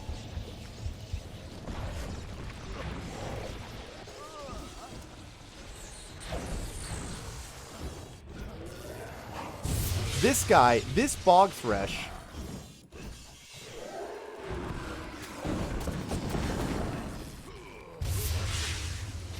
This guy is so rough. Like, honestly, of the creatures I've fought in this realm, this dude is easily the hardest. Hello. Easily the hardest. Like, without even, it's not even close. He is so rough compared to the other creatures I have to deal with. Whenever I start getting hurt, I'm like, I bet there's a bog thresh around. Alright, let's see. That's not as good.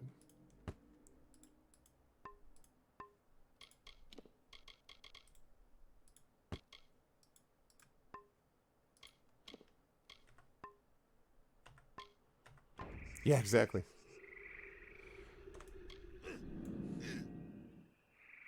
Okay.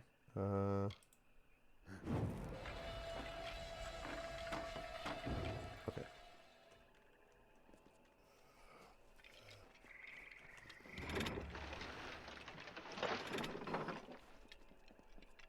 Alright, that's 2 Nexuses dispelled. It's 2 Nexi dispelled.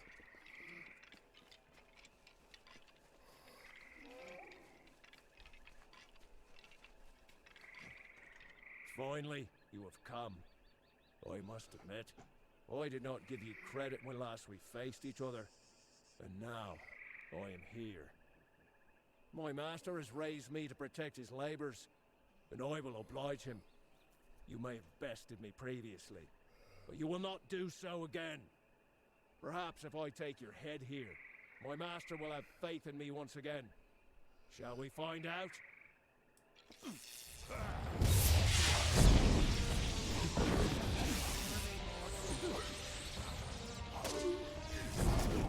Oh, god damn it.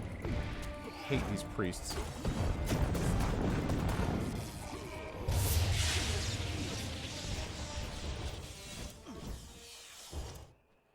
Well, I guess you're not going to make your master proud of you again.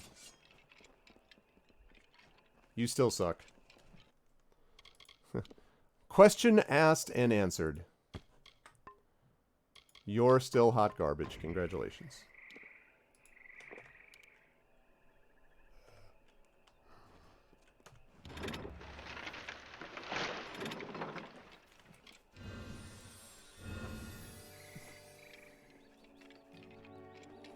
Yep.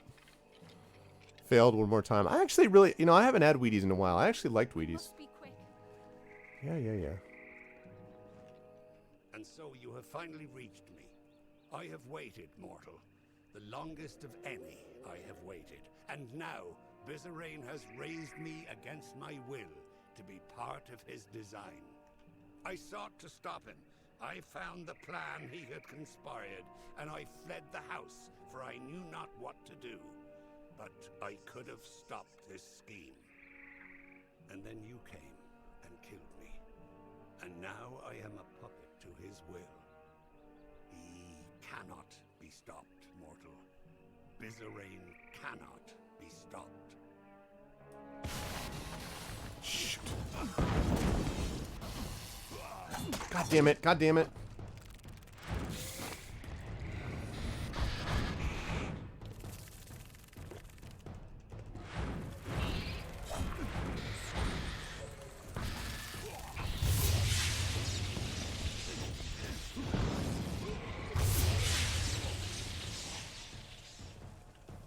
Everyone have a seat.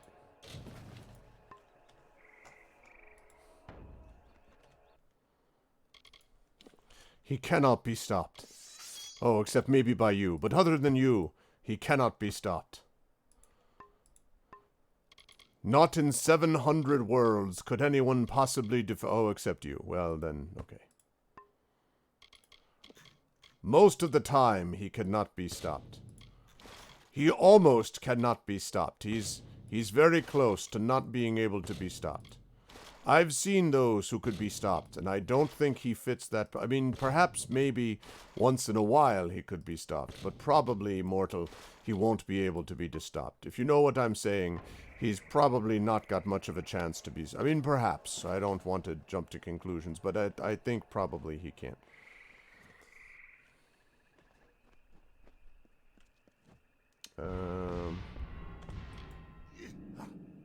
Yes. I have, and I'm about to meet him again.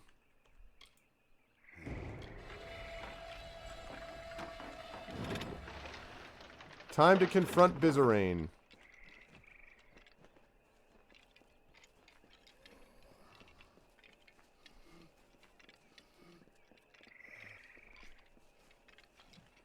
You have slain what vestiges of your past I could conjure, and the barrier... Hey, what's up, Vargas? This is the original, Now, yep. we are here. Oh, nice. You think your presence here can stay my spells? The last words have been uttered. You are No, trying to stop. that was my impression, too. Please, Bizarrain, stop. Save your Oh, no! Persuasion finally failed! Draw your weapon. Finally, it stopped.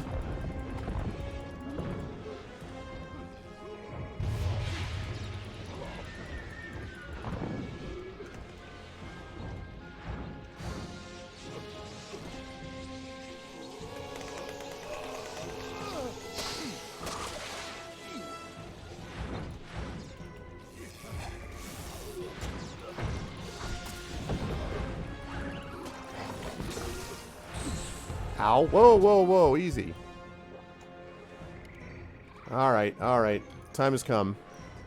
May very well be. I agree with that, definitely. I would agree with that. Okay. Here we go. The time has come. Greater damage boost. Let's have a damage deflection. Frost guard. We need a Master Mono regen potion. Some slashing fury. Give me a Stealer's Curtain. Some warrior strength. I could definitely use a greater lightning storm. Let's get rid of some mage bane. Perhaps some mana sap and sorcerer's intelligence, and perhaps a venom guard. And let's do it.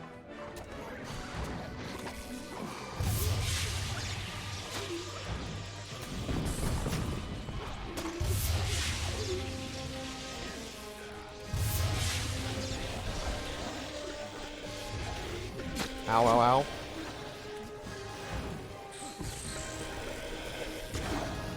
Hello?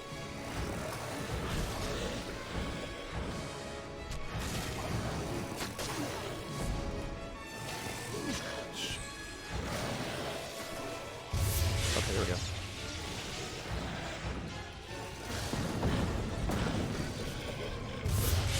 Where's Bizarrain?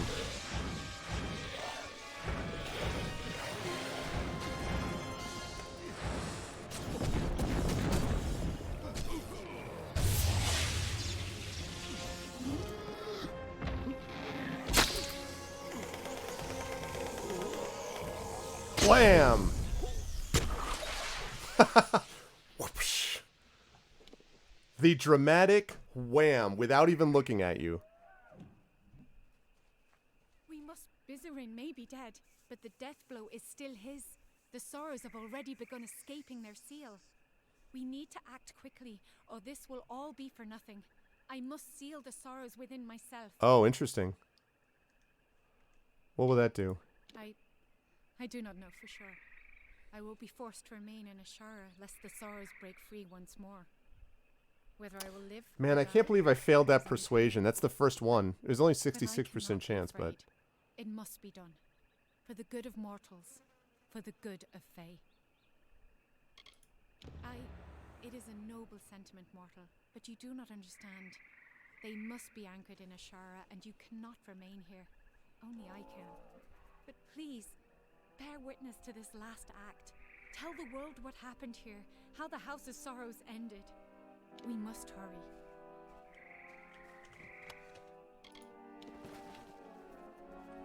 All right, let's level up here. I'm one more persuade. I mean, I'm maxed out on persuasion, so there's nothing else I can do about that. It's the best I can do, basically. Okay, it's a dispelling. Let's see, sagecraft, stealth.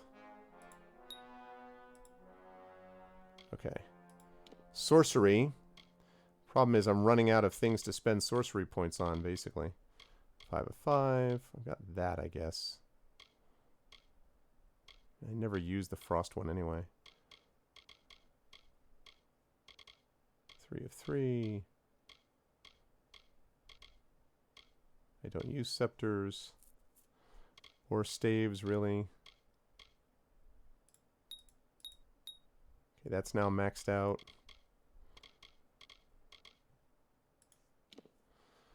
Okay.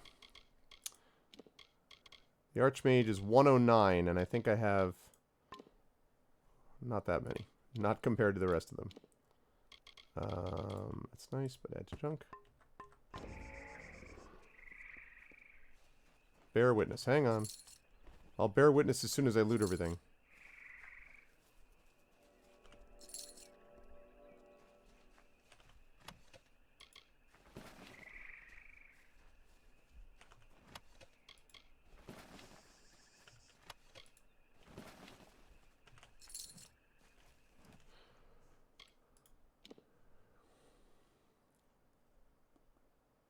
Yeah. I just wish they had the save switch over, as I said. That's the basic thing. I would have gotten it because I can get it through GOG. But without the save thing, I like the game, but I don't like it enough to want to play it from the very beginning again with as much as I already played it. So, unfortunately, it is not for me. If they had that set up, then I would do it. But okay, here we go. We're all out of the way. Let's do it. Hello?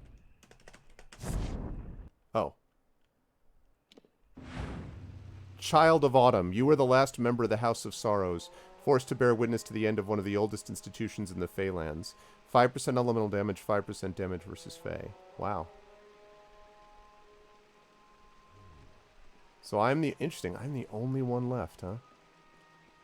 Well, okay.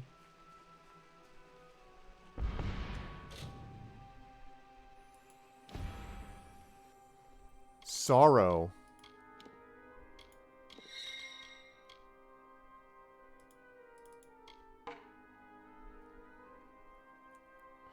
One of the many sorrows of the House of Sorrows. Similar Black Prismere weapons with different enchantments, all by the same craftsman. Way more powerful than this. 53 shocking, 109 lightning.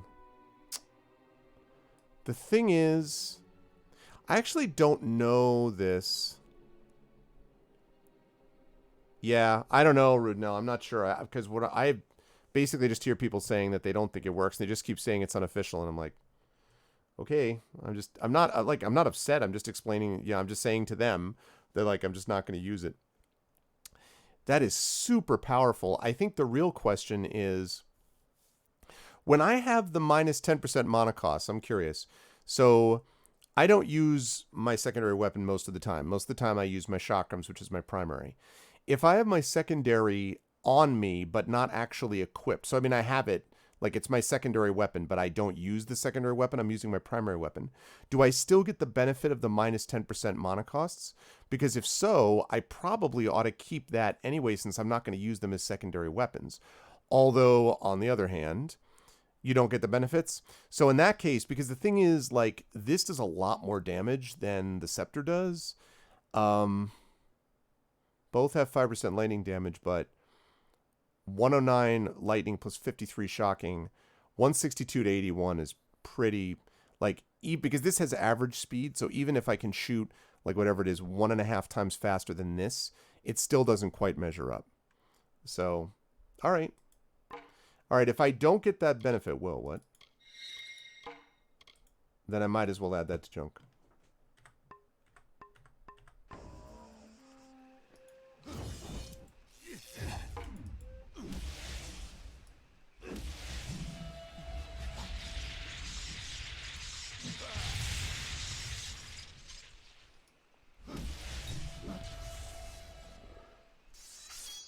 Interesting. Okay. All right, so that was the secondary quest, and that is my faction quests all done. So Silence Falls, we're back into the main game here. So Chantry's destroyed. So I have to destroy the Chantries, which will weaken the Tuathas' hold over Cluracan and the Winter Fae. So, where do I do that? He said.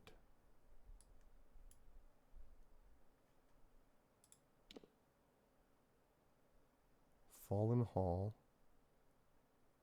Well, I might as well go here first.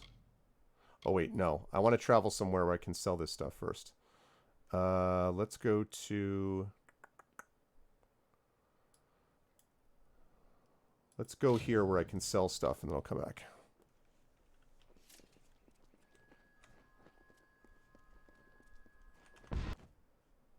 Okay.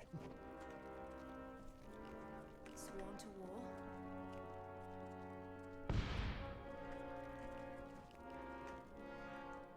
It's main quest time. Is it true? You've been to Eamon's Isle? Okay. I've a few supplies of fighters likely Good. I'm going to sell all junk. to Right. need. Okay, goodbye. Aye. Now I need to repair stuff. Did the whole of the war... Why do I bother? It all goes... Shut up. Repair everything. Thanks. dull and Now I'm going to take my unprepared, is that 1.2 million gold, and I'm going to leave you behind. Oh, man. It's like, well, for 1 million gold, you can buy an army that ends this game. I'm like, 1 million gold, please. Plox. Look, I already built my Reckoning thing back up. Reckoning is so overpowered in this game. Okay. Now we go all the way back east. Fast travel out to here.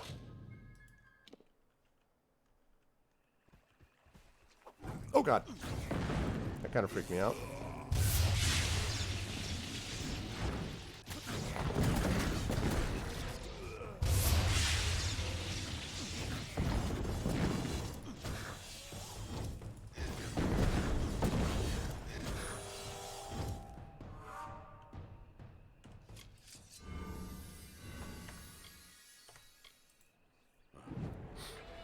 Okay. Now let's do our hard save here. Yes. Yes. Okay. So we're going west.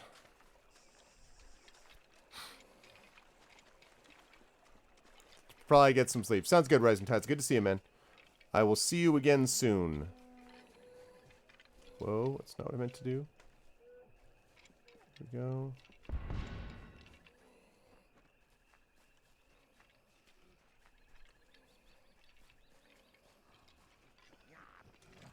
Oh, shoot.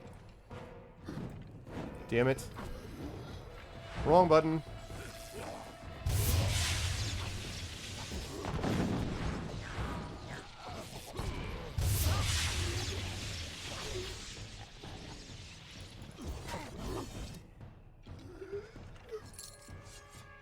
Okay.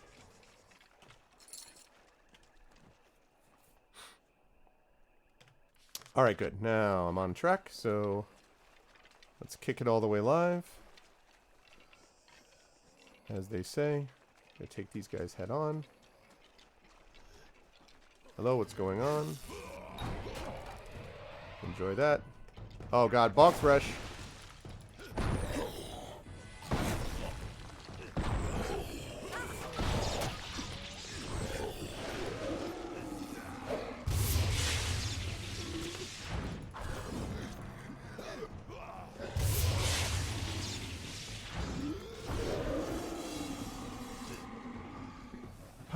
Bog Thresh are nasty.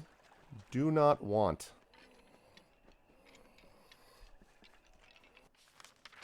Those Bog Thresh at all. Yeah, it's true. It is true. A child of dust is here for Hi.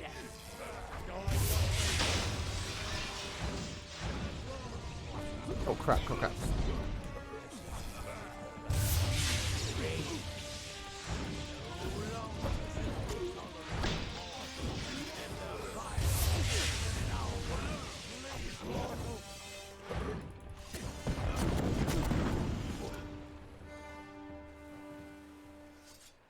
Who the hell are you? So, the undying mortal from the well has returned. It's Gadflow. Mere existence is an abomination against all things. How can you not see this? Abomination. So are you. I know you are, but what am I? Abomination. How so? Child of dust who lives after death. A creature separated from your fate. A being with neither purpose Let me adjust nor this. reason. You were a mistake. The new way mortals found to pervert the world. Soon you shall be cleansed from my lands. Okay. I don't think so.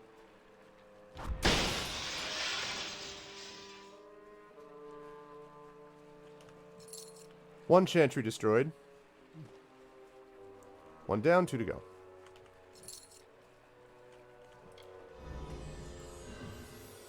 So Gadflow basically is the guy, like the big bad, essentially.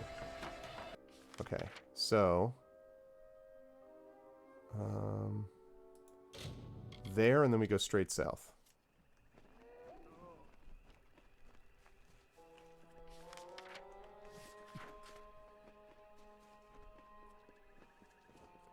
Yeah, again, there's a... Oh, crap. Hi.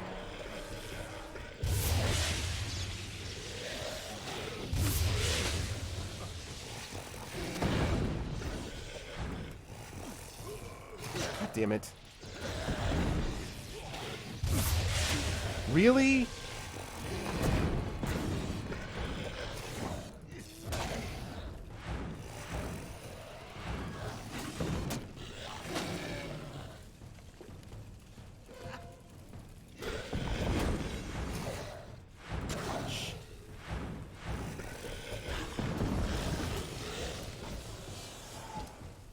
Do not like these guys because they freaking interrupt all the time, and for whatever reason, I showed up and my freaking Reginald wasn't with me to keep him off me.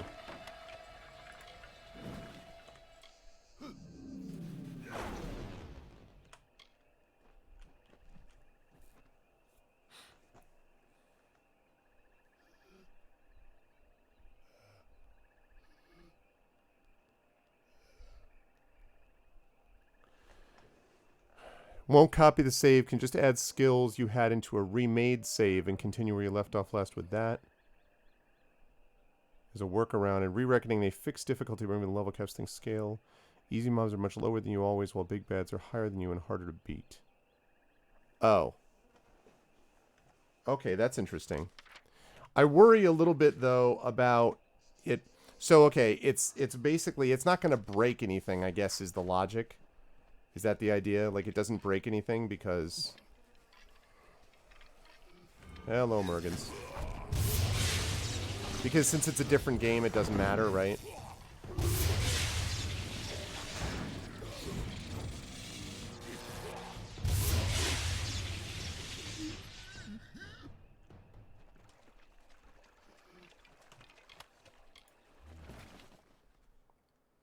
I see.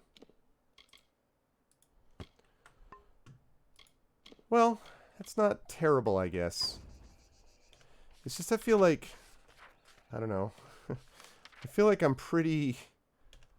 closing in on being... I feel like I'm in the home stretch here, and so I kind of don't know what the point is when the game really isn't substantively different. I mean, I understand that there are... You know, it's a remaster, so... Yeah. But it is important... But that is interesting to know, Rudna. Again, I feel like if the game had come out even, like... Even if it had been, if I was like 5 to 10 hours in, I probably would have done it. It's just when I've put in like 70 hours into this game, I'm just kind of like, eh. But, and it does, I will say this. I don't understand why, if someone's able to make a, you know, an unofficial version of that easily, I don't understand why they couldn't have spent a little more time, a day or two even, and made something that worked just as well, even in that kind of capacity. You know what I mean? Like, right, exactly. A revisit for sure. Oh, for sure. Definitely. Hi.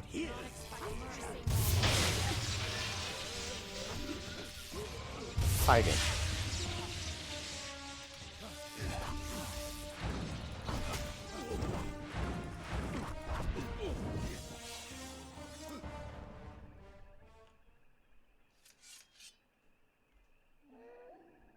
You struggle against the force of a simple army.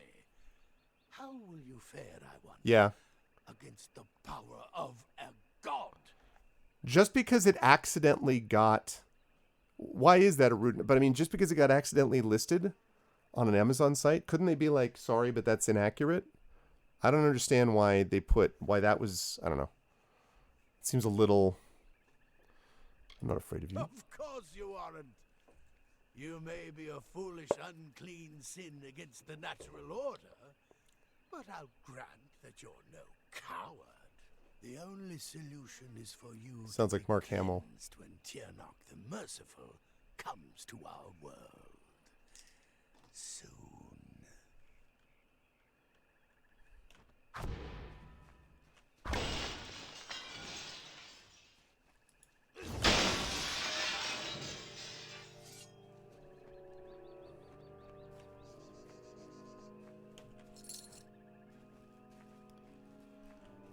Yeah, but I don't buy it.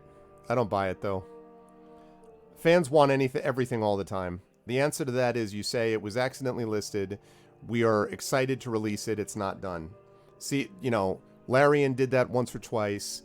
CDPR did that a couple times with Cyberpunk 2077. The answer is you say, sorry, you don't have it yet. And those people will all be back in 2 months. Or, you know, whatever, 2.5 months, you know?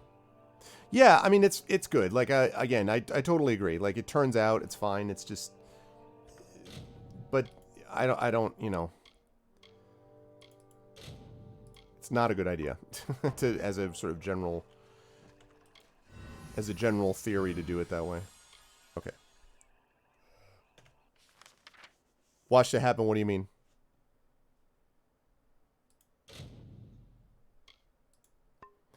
Understand, Arudnell, I'm not in any way... Yeah, no, I get it. I get it. Don't you find that the Discord for Amalur is not exactly a font of positivity? I mean, you know it more than I do, but my experience of looking on that Discord has been a lot of people are unhappy with a lot of things with them a lot of the time. And I think they do a pretty good job handling it, but like... Ow. God damn it.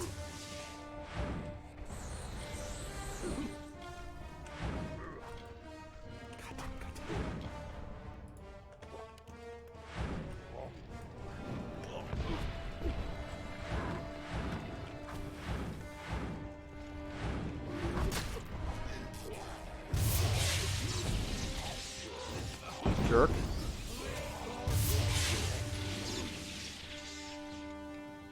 Jeez. It's more positive than WoW. Yeah, yeah. Oh, no. I wasn't saying that as a general thing. I was just like... I was just talking about, the, some of the things that I noticed with them and their reaction, but yes. No reason I should survive this jump.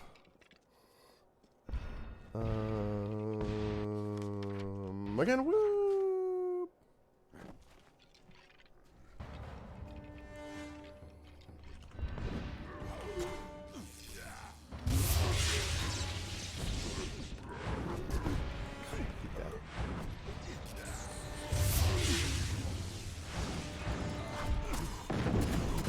You bother me.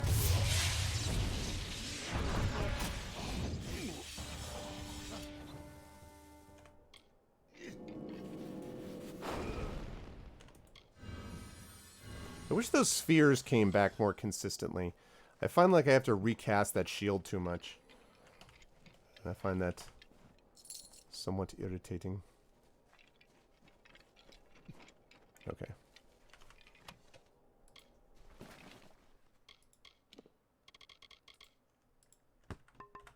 Okay, good. Right. Let's keep going.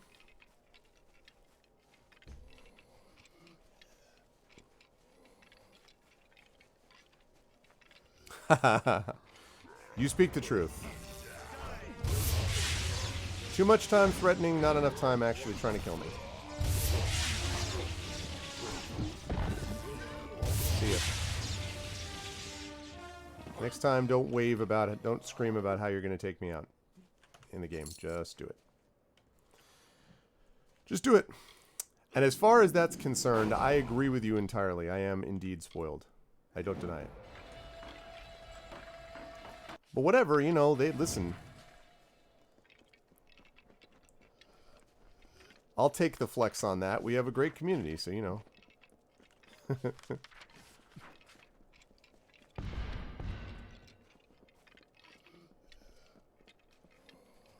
Hi.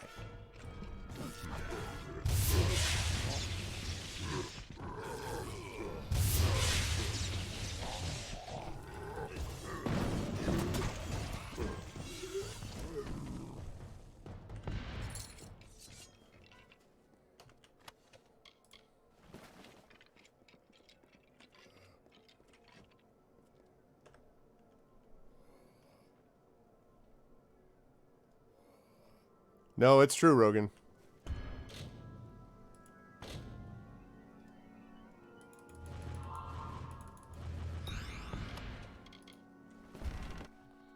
Okay, what do we got here? Flawless Cowl, no thank you. Enforcer's Hand Wraps. Would be nice, but unfortunately I've already got that going on. There we go. Okay.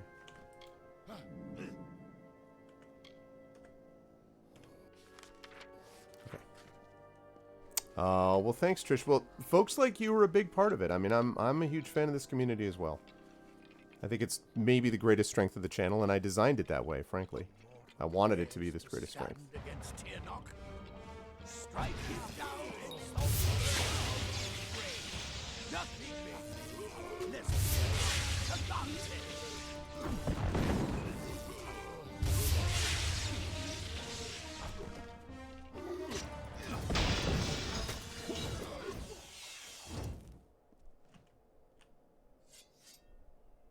Try as you might, struggle as you will, you are deluded.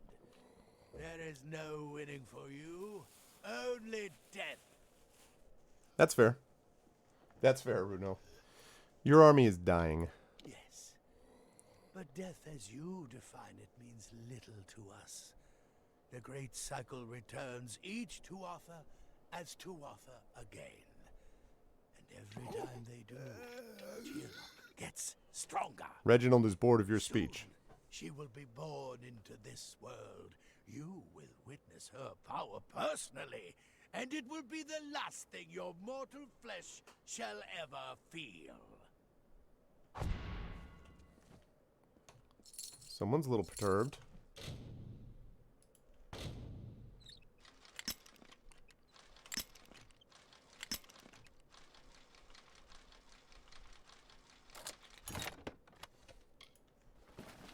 Man, again, like, super hard, and you get this. You're like, okay, that's exciting.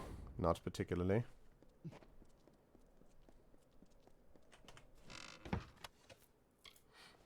Longsword of Bloodshed, huh? Ooh.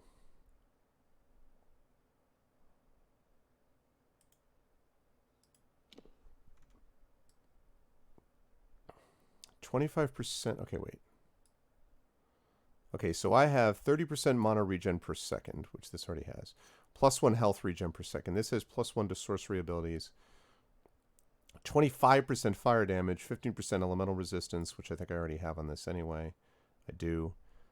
And 25% mana. So it's got more mana, but this has more fire, ice, and lightning, and +2 to sorcery abilities. And it's only got 7 more, so it's not as good. It's cool and all, but not as good. Longsword of Bloodshed. Awesome. However, I don't use those.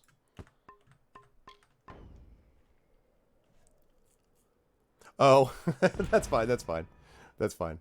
No, I certainly. I didn't want to. I didn't want also to be just like, shut up. Your game's dumb. Like I wasn't trying to say that. I was just saying like from what I could tell. Smash. Dun, dun, dun, dun, dun, dun. Let the boys. I don't know where I was going with that. Okay, good. Good.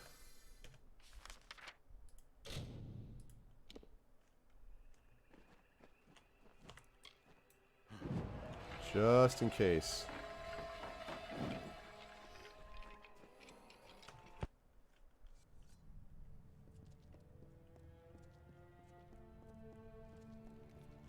The Prisma's sentries stole the will. Gadfro's voice has fallen silent in this land. The Dwather are frightened and disorganized. They run back to Alabaster. Haha, no problem, dude. Stand. We owe you much. Our eyes are opened and our blades unsheathed. Cluricon is won, but the House of Pride stands between us and the final goal. We are now free to press forward. And I can take you to an old friend who knows the next step. You're taking me to Ventrinio? Yes, we will take you to his filthy tower on the island of Danistar. He hides within, and has not emerged in some time. I would like nothing more than to let him rot there. But he knows of a way past the sentinel of the House of Pride. But there will be more danger on the path ahead. Take these blades to prepare for whatever troubles you will face at his tower or beyond. I don't use blades, but... Far to the southwest, there is a darkened tree by the Caelid coast. Meet me there, and we can walk the shadow to the gnome's tower. Aelin Shear will be waiting there. Aelin Shear. It's dangerous to go alone. Take this. Whatever business you have with the collector of the dead. I need the rupee sound, Rogan. We've seen Ventrinio leave the island before, but until recently, he always had company. Usually they were henchmen. Sometimes they were corpses. And once, not too long ago, it was you. Me. Shadow Walk. My people are no strangers to exile on the barren island of Danistar. To steal The rupee that sound? That would be pretty the sweet. House of Sorrows forged a path Although I to do like the living shadow. the The 8-bit sound. Close during the journey, and ignore the whispers.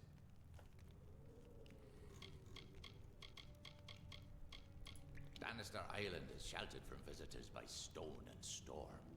Exiles of the Winter Court were once banished to its lonely shores. We know of a secret shadowed path, a legacy from a house all too familiar with exile.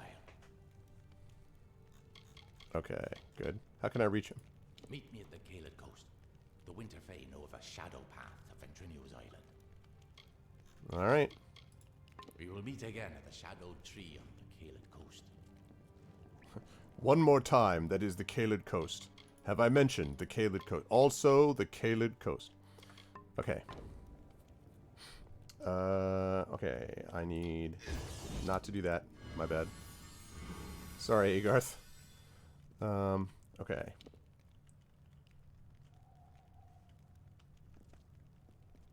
Let's get out here. Damn it.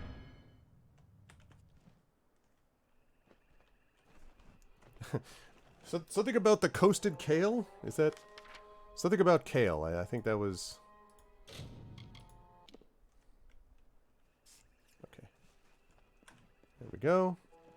I need to summon you. I need to do a hard save. Wait, not yet. What's this? Oh yeah, these blades. Ooh. Slick. Slick.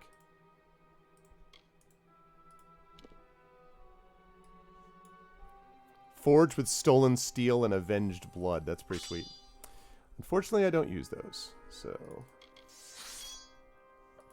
I appreciate it, but... Now if you had some chakrams for me... Save.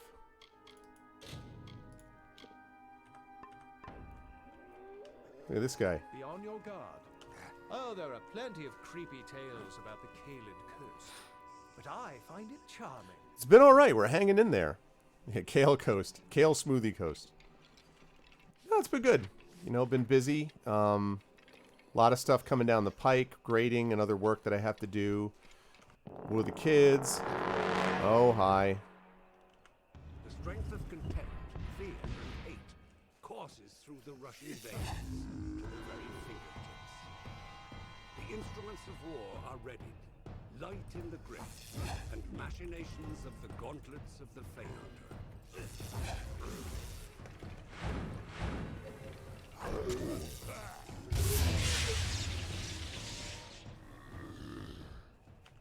See you, brute. Okay, what is it? I feel like I don't know what exactly is causing me to lose health. I keep losing like a little bit of health. Yeah, I'm sorry that it's been crazy stuff. But I mean, 2020, right, Coven? It's so it seems. Ooh, what is that? Nature's Kiss. Nature themed. Also very cool. Unfortunately, I don't use that either. This is what I mean. Like, I just randomly loot a hollow log, and it's like, oh, look. Like, can't accuse them of not having a lot of loot, but sometimes you're just kind of like, Rosif, like.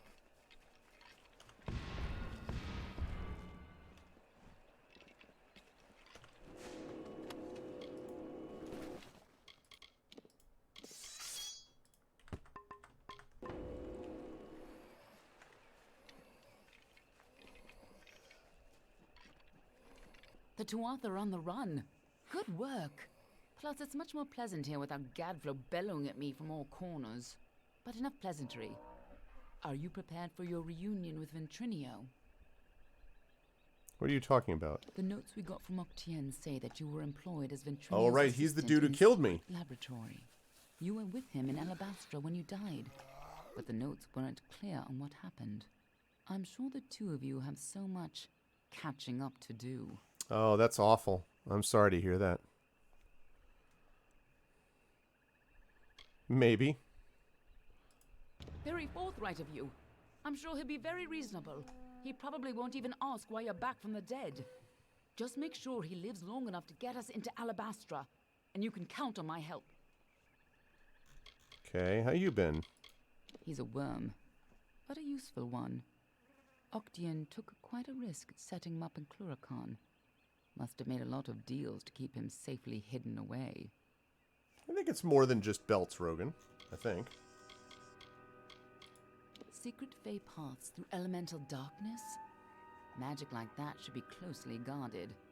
Imagine how powerful it could be. I feel like Alan Shear kind of dropped out of the main story quite a bit. At first I thought she was going to be a bigger Believe deal, it or and then... not, the House of Sorrows is the most welcoming of the Unseelie houses. Then again, a viper nest is friendlier than the houses of pride and vengeance. Danistar is almost perfectly defended. Ventrinio could keep an army off of its shores. Good thing we found another way there. I've heard tales of his work. Half trickster, half spirit of vengeance. Sidon's band of merciless Fae with lifetimes of training and everything to fight for? Yes, I think they'll be quite useful allies indeed. Ready to go? Of course. This is bound to be informative. I'm just disappointed I never had a chance to see the original Well of Souls. I've seen it. It's not a big deal. I believe our new friend has a disturbing path of living shadow to offer you. By all means, be my guest. Okay. All right. Good luck with the gnome. Especially if you plan on killing him. Okay, what do I do here? Stand in the pool of shadow, close your eyes, and touch the tree. I'll take care of the rest. And don't open your eyes while you're moving through the shadows. Great. No matter what you hear. Right this way, and we can walk the shadow to Danistar Island. The Okay. shadow awaits. The shadow awaits. Who knows what lurks within the mind of man? The shadow knows.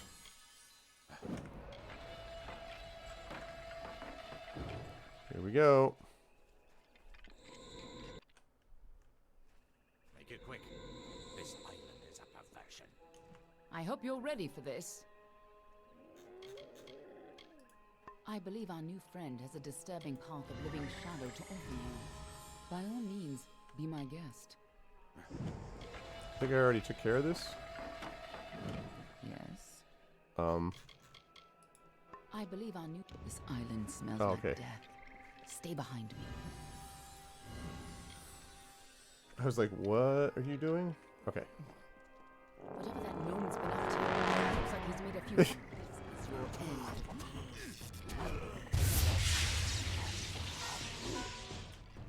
Son of Laz. I'm glad you didn't turn out like those things. Yeah. No, I didn't. Again, I keep getting, like, losing a little bit of health, and I don't know why.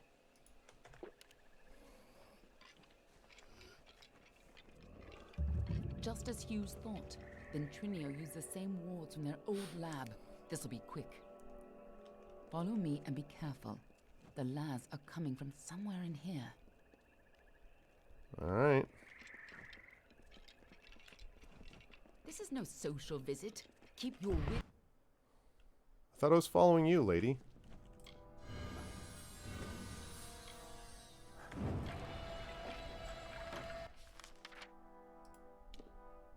Whoa. There's Ventrinio. Let's save this.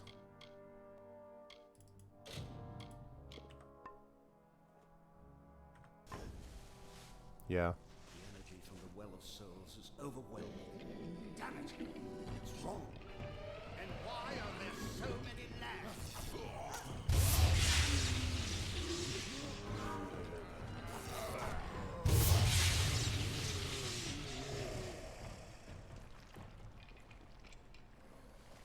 Well, they must be down below, because I'm like, I was like, where are you coming from? Feeling homesick?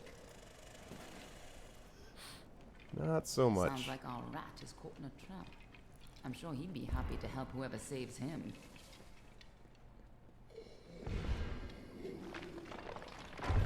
She just, like, runs right through the trap.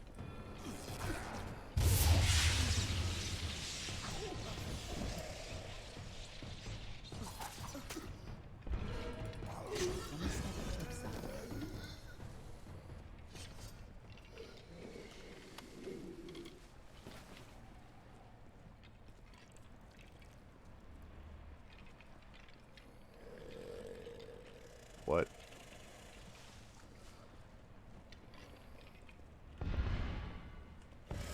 What?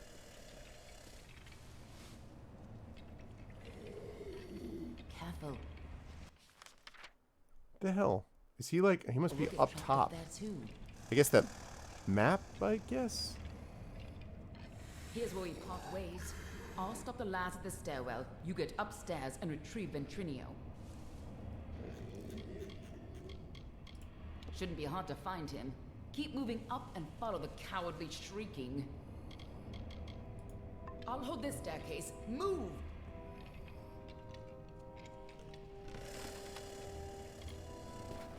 Nice. Hi.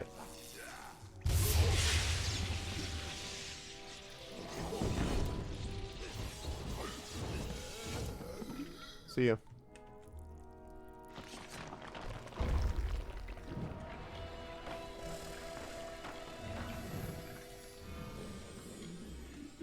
Okay. What's up, G-Man? Cowardly shrieking. I guess you're about to find out. Oh, that's a pleasant place. Love the decor.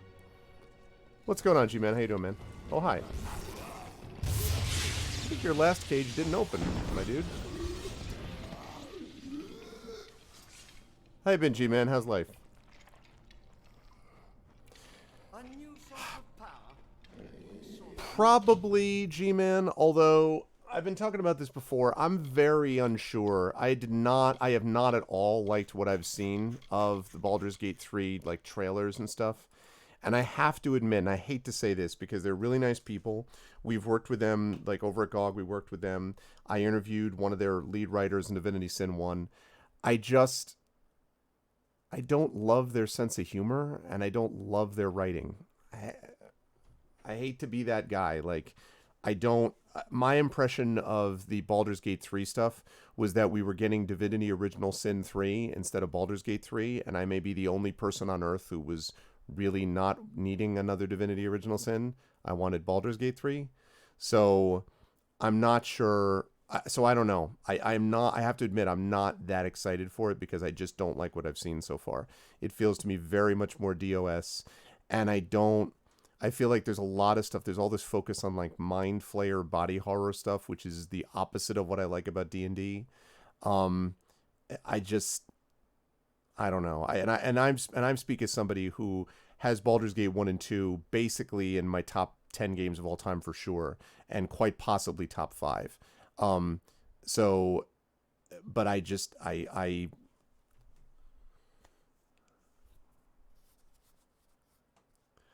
well, okay, or we have a Rudnell who, has rendered the verdict. I mean, I thought the DOS 2 was better than DOS 1. I do like the quality of their games. I think that, their games are well put together. They're not incredibly buggy or anything. I just bounce off their games. I mean, I DOS 1 I played for a while with Series Runner, and then at a certain point I just got tired of it.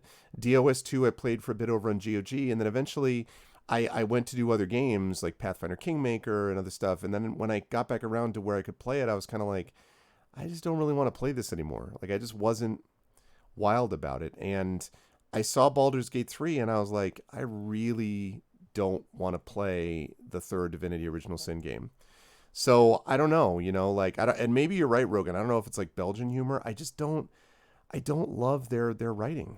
I'm in no way, see, the reason I'm being so hesitant about this is a lot of people love Larian's games. A lot of people think that Divinity Original Sin 2 is one of the best role-playing games ever made. I could not disagree more in terms of its own impact on me. For me, I was like, and I played DOS 2 probably 20 hours, 25 hours, and I was like, whatever. Like, I don't know. So I'm not sure what it is. It's too bad because I like good companies. But see, there are other companies I like. Nomad, which makes great games. Tin Man Games makes great games that I like. A lot of the games from Harebrained Schemes. Nice people over there who I know personally, and they make great games. Battletech is a great game. Shadowrun Returns games are great games. So, I don't know. Yeah. Not hard to be better than Zero, Rogan, I would say. Speaking of which, as you folks know, I am the lead writer of the video game Chosen Heart.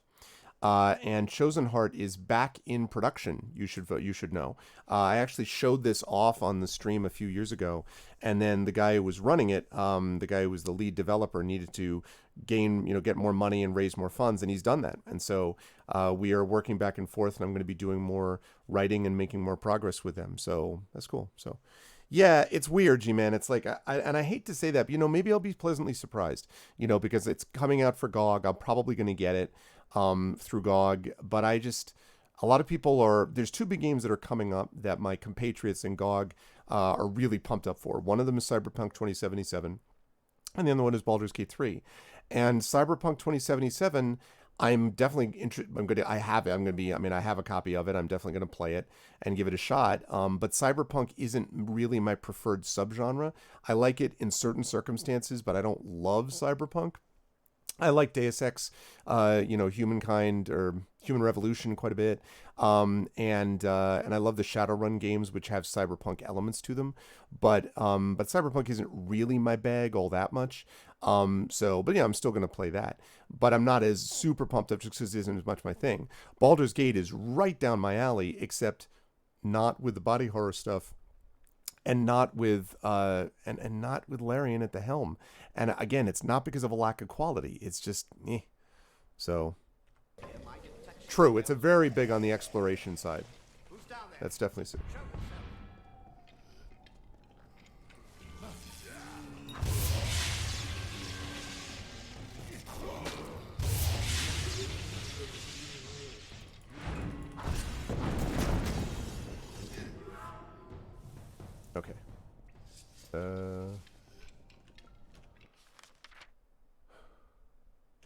It's got to be this way, right?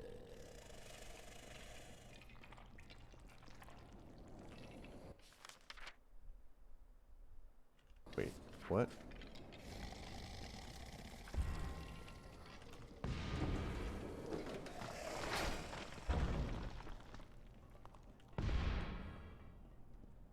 Damn it all! I don't care who you are. Get talking. Must be the key to stabilizing the well. Rudnell. I disagree with you though on The Witcher, Rudnell. Now that I've played those DLCs, I actually now think that The Witcher 3 has probably entered my top 10 games of all time. I think the DLCs have been spectacular on Wild Hunt. I thought the game itself, Witcher 3 Wild Hunt, was solid, but I think that the DLCs are off the charts good. The Blood and Wine has been exceptional. I thought that Heart of Stone was exceptional. I really, really loved it. So I really have to say Witcher 3 has been a tremendous experience for me. I really am incredibly impressed with that game, I have to say. No, I've only been streaming I've been streaming since 2012. I've been streaming for about 8.5 years, G-Man. How long have you been watching me in that group, G-Man? Hey, what's up, Son of Laz? Sorry to do that to you, Son of Laz. Okay.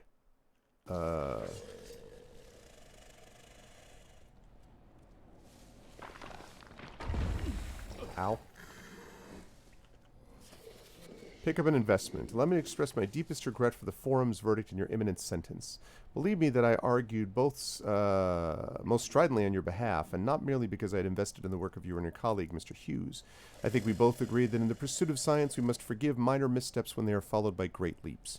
But alas, my colleagues still hold quite provincial views on the subject of necromancy, and so your fate was sealed. But perhaps there is another way. Tomorrow morning, your executioner will arrive to escort you from your cell. But after a small donation, I have seen to it that you shall be delivered not to your eternal rest, but to a discreet, that is not the right word, discreet caravan outside of Edessa. Sly Koopa's now hosting you. Hey, Sly Koopa, what's up? Hey, Shadow Mage. Probably 7-8 years. Yeah, I thought so, Gina. What's up, Shadow Mage? Good to see you, man. That's true. Again, I am going to try Cyberpunk 2077 because CDPR is really good at what they do, obviously, based on what I just said about The Witcher 3. And, also, I theoretically have a little bit of a connection to them because of the GOG streaming, right? So I'm definitely going to give it a shot for sure. And I do like Keanu Reeves. From there, a moderate price is seen with you, and certain sets of your notes salvaged from the evidence against you shall be delivered to Cluricon, where a truly monumental price has been paid to construct a new laboratory for your work in a discreet location. Again, that's not the spelling of discreet. Discreet in a different location, separate location. No. I trust you appreciate the depth of my investment in your work, just as I trust that it shall return a grand dividend to your one and only investor. Oh.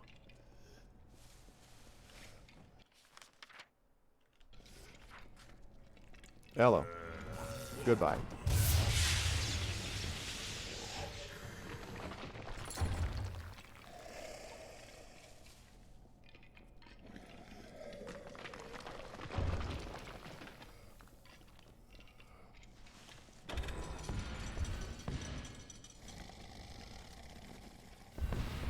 Oh, nice.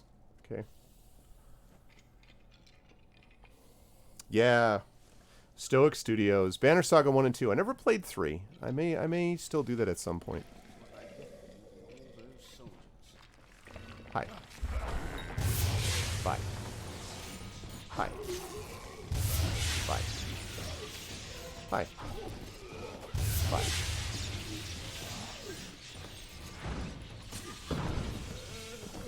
We got one more over there, I think.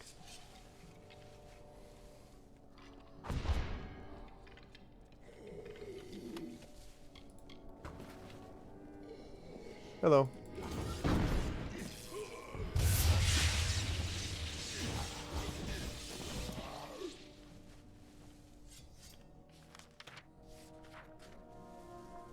Not 6th anniversary. I can't even believe that. Man, I still remember. Yep, Sarah Bayless. Sarah Bayless is the one that I interviewed. She was very nice and, you know, did a good job. Actually, that was where I decided to get my my UPS, my power backup, because my power went out. It was when I was here. I was living here. But my power went out because we had, at the time, brownouts quite a bit. Since then, they've upgraded the power around here, so the power is much more stable now. But at the time, we would get brownouts, and, like, I lost her in the middle of an interview, and I felt really embarrassed about it, and so I was like, that is never happening again. So I got this UPS battery backup, which I've had ever since. That's amazing to me, Shadow, that it's been that long. That's crazy. 6th anniversary of being a mod. I remember still your reaction when you got made a mod on this channel would made me smile. You're like, my favorite channel, blah, blah, blah. That's, man, how time does go, though. That's crazy. Yeah, I heard, right. And Chris Avalone, who also was a consultant on another game that I played. Nose is itchy. Another game that I played, and I can't remember what it was. There was another game that Avalone consulted on that I really liked. And I didn't realize that he had consulted on it until afterwards. So. That's awesome, dude. That is awesome. Okay. Hi. Bye. Okay.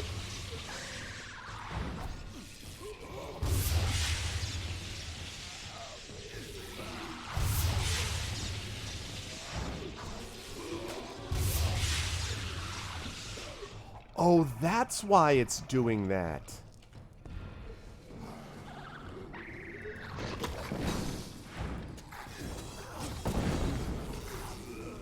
It's taking from my health instead of my mana. What do I have that's doing that? I bet that's the you know what that is? That's the sorrows, I bet.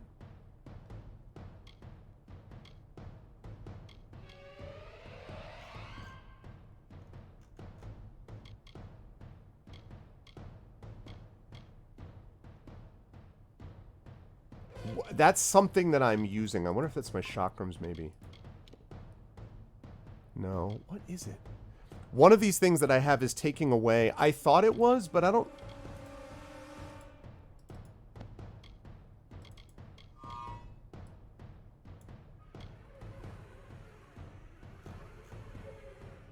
I don't think so, though. Kill yourself for the win. What's up, USS Norway? No, that's right here. No, it's not my mana shield. Because my mana shield doesn't do that. Or at least it didn't used to. This is what's doing it. Look at my health. Well, you don't see it now, but it's lightning. Like, basically I do lightning, and that's what causes that. I mean, I have health regen, so it doesn't really matter. Like, I get a little bit of that in, you know, exchange for a freaking massive weapon attack. So it doesn't really bother me. It's just... I was just wondering what the hell was going on with it, and now I think I maybe see.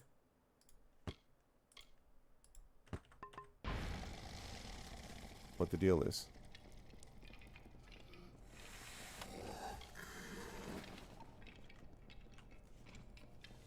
Yeah.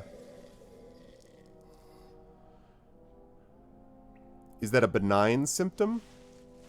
Makes you nostalgic, it's right. Oh, are you talking about the itchy nose thing? Yeah, I was mentioning before, when I first came on, I was blowing my nose, and I had everyone, I was expecting people were going to be like, wait, what? That is precisely, that's disturbing. That was because I literally had Indian food, and the spice was one of those clear the sinus deals. It was good, but it was spicier than I normally eat. So I came on, and I was like, burp, burp, burp. So, yeah, no, it's not, it's definitely not that. My sense of smell is completely with me. Let me tell you.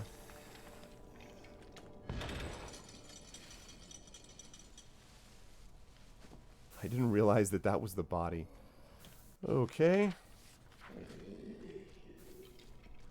It's good. It's good, G-Man. It's good. It's at spots it's very MMO-y. And I think, I mean, so about probably halfway through the game, I stopped doing all of these. I've completed 104 quests. These tasks are just, they're all over the place. These side quests, and I had ignored a bunch of side quests and tasks. And like, even as it is, I've just done faction and main quests. and it still has taken me a long time. Like, this is one of those games that's so big that it's a little bit off-putting after a while, and it's got a little bit of the Skyrim disease where you're just like, oh my god, can I make any progress at all? So there's a little bit of that going on, but... Before the whole well starts to collapse.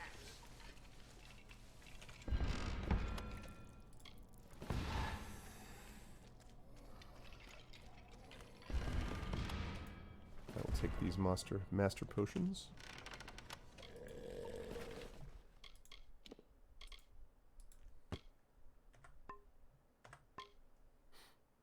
Explains the red nose. What are you talking about? What red nose?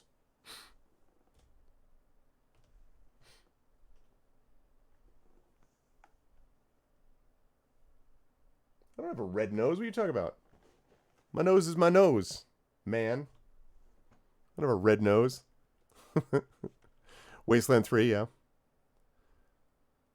Oh, wait, what is this now? I missed something.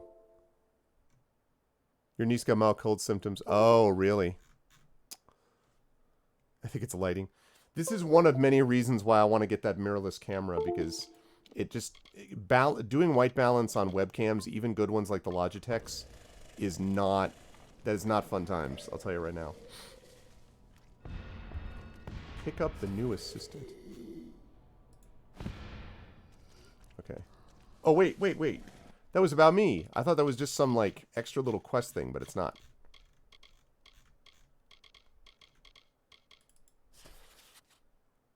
That's not it.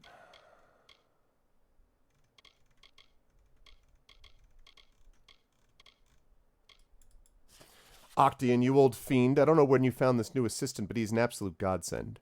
I may have expressed doubts when you said a single helper could take the place of an experienced lab staff, but he's proven more than capable in every area. Lab work, resource collection, even repelling any Fae curious enough to come to the tower. In every instance, he's met every challenge with a steely-eyed flair. I've tried asking how he got his remarkable training, but he's loath to talk about his past. And by loath, I mean L-O-A-T-H, which is the way you're supposed to spell that. Loathe would mean he loathes me, not he is loath. In fact, even casual inquiries are rebuffed with no small degree of menace. I know you paid a fortune to hire him from whatever sources you use, but are you absolutely certain that he can be trusted? Still, it's a moot point. I'd hardly be able to continue my work without the help of this marvelous assistant. So much so, in fact, that I've taken the liberty of attuning him to the well's core, so just in case the worst does happen to him, there's a chance I could bring him back for future work. Even if he came back as a simple Laz, he'd surely be twice as skilled as a normal man. That's great. I'm glad that he thought that until he killed me off for whatever reason. I know, the dim purple thing. His camera setup is crazy. Yeah, I can't afford to drop the kind of money, drop the kind of coin that Rob does on that stuff. But having said that, I would like to get one of those cameras because not the expensive ones necessarily, but a mirrorless camera is just much better quality wise. It doesn't even have to be mirrorless actually. It can just be one that that doesn't require, like, that doesn't overheat when you have it on you, and you can just attach it without using a memory card or anything. You're basically using it like a webcam because it's just that much better quality-wise. Wildly better than most webcams. Than actually all webcams. And part of that is Logitech's absolute refusal to improve their drivers on their... We were talking about drivers at the beginning of the cast. That's a big problem. Ooh, nice looking sword. That's a big problem. Yeah, exactly. Just, like, so freaking pricey. Okay,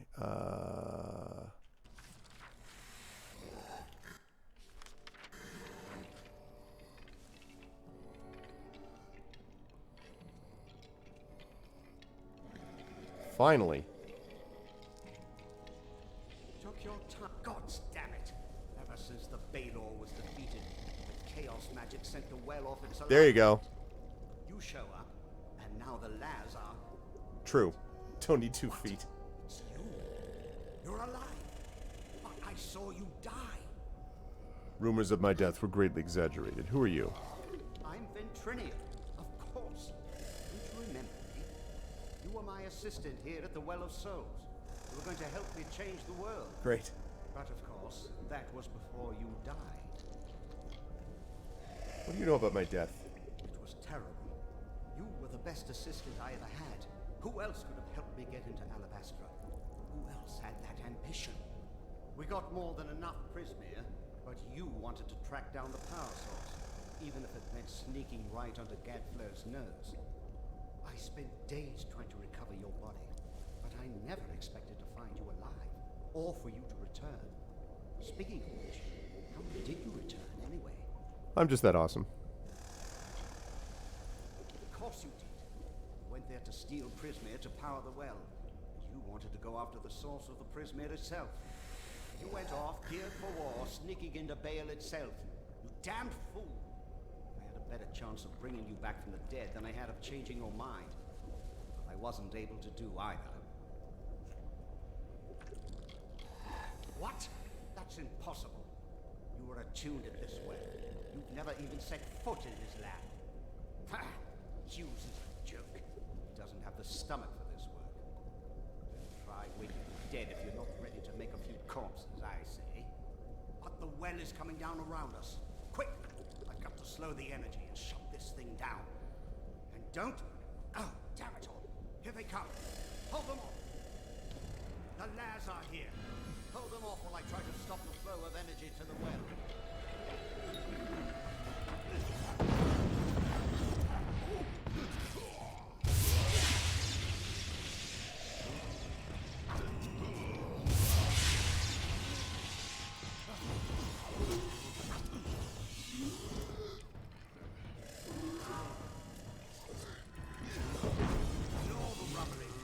Focus on the lads.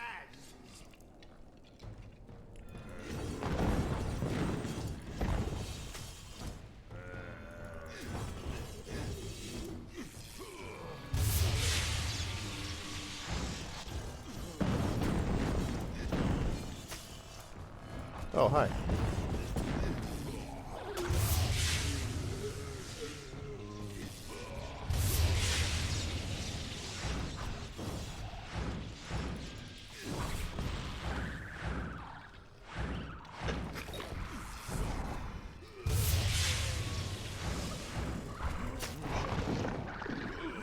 Oh.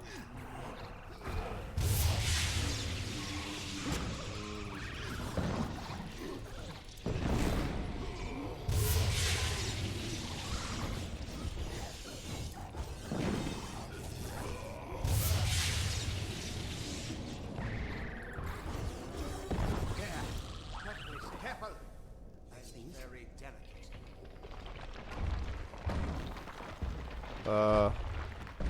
This seems bad.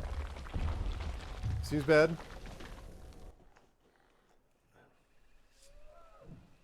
That's true. Ah, Rob with the host. Speaking of the devil.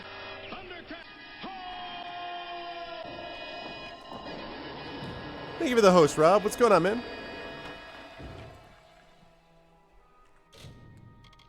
Okay.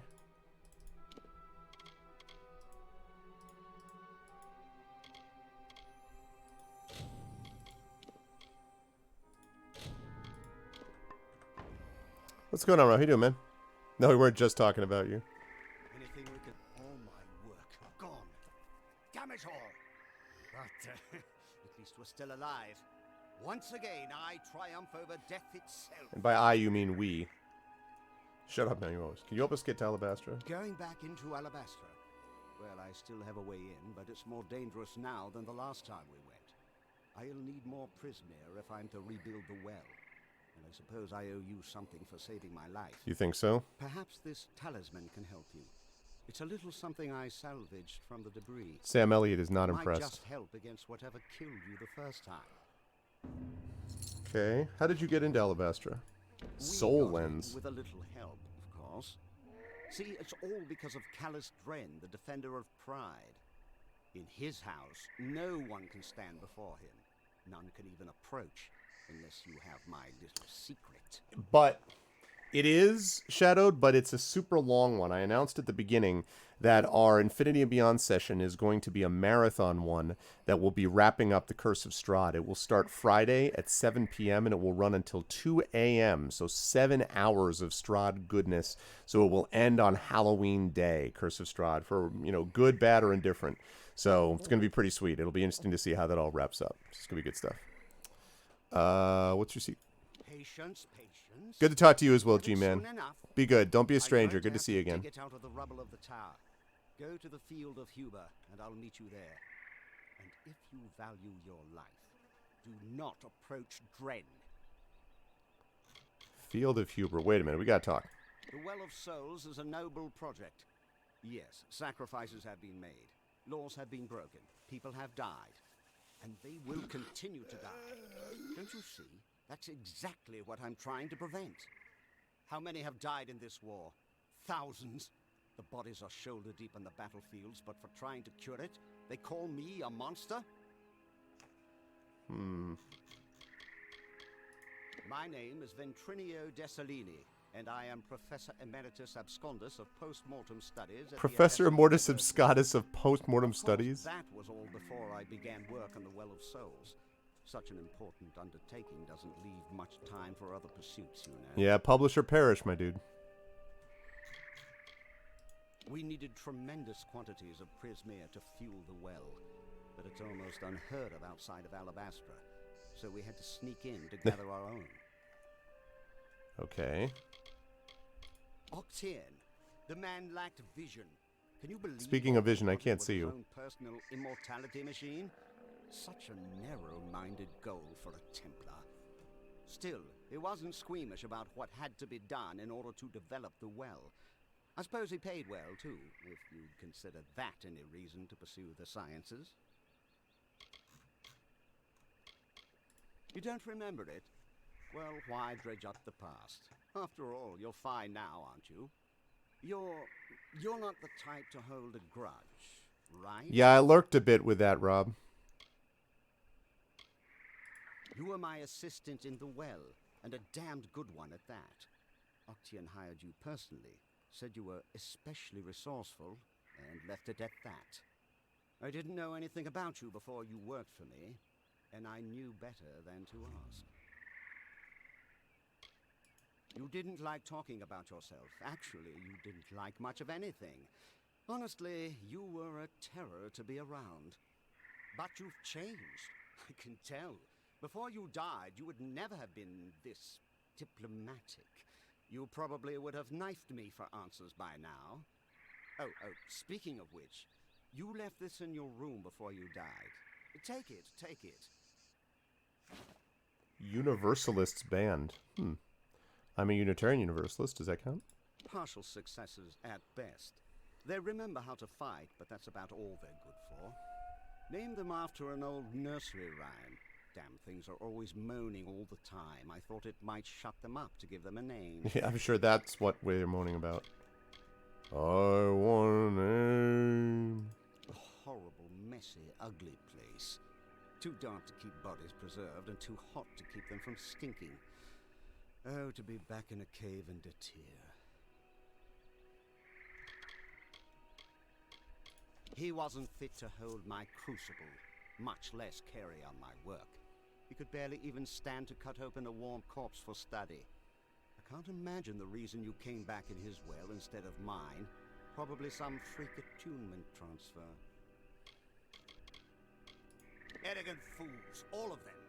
At least we could sneak past them when they were overconfident. Now that the army's at their gate, they'll be watching for us. There's a lot to ask this guy Gadflo's about. got an empire built on Prismere. Think of all the power he's sitting on. And he's wasting it on swords and bows. Yeah, no vision. No vision, that guy. Simple bone soldiers, easy enough for any decent mage to build and animate. They're not really alive any more than a puppet is. Hey, Epic Joe. How do I rate the story in this game? I think the story is reasonably well told, Epic Joe. I think that it suffers a little bit from sort of, how do I put this?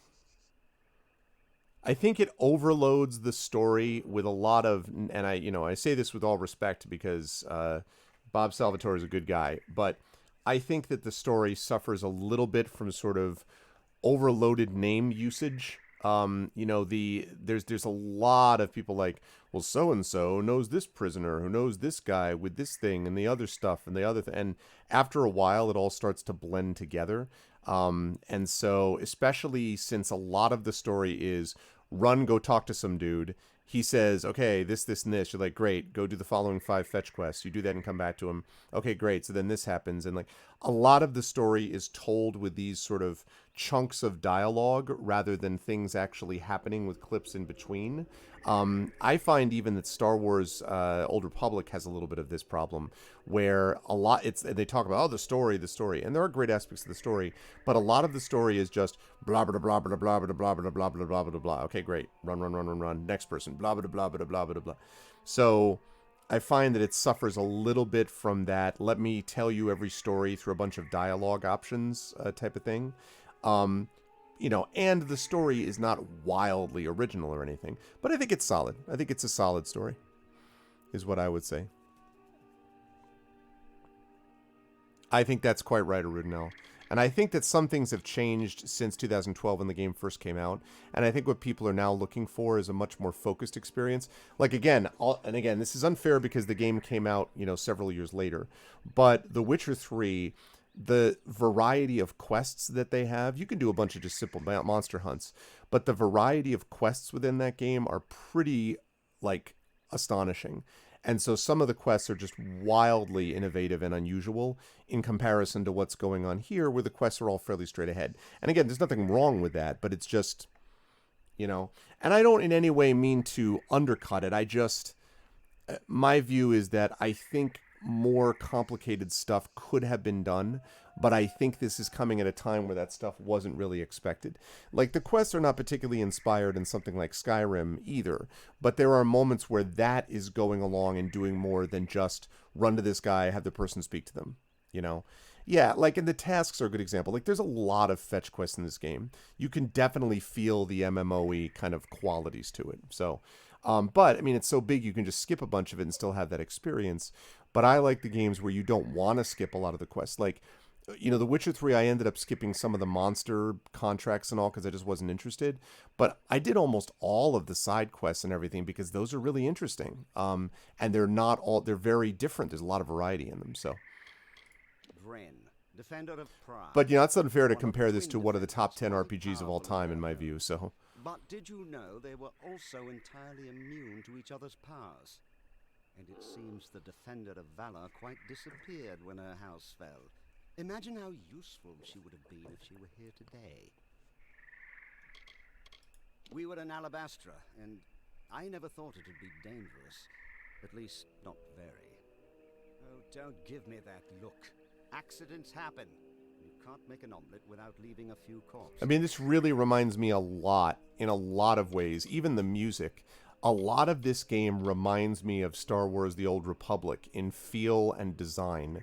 The music, the sort of setup, a lot of it reminds me of that in an odd way. So, fine. We were collecting prisoners. Which, again, is not a bad thing necessarily, but. The well, of course, and you got a wild idea to track down the source of the power.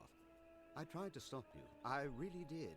But you decided to sneak into Amethyst, and I wasn't about to get killed along with you. Right.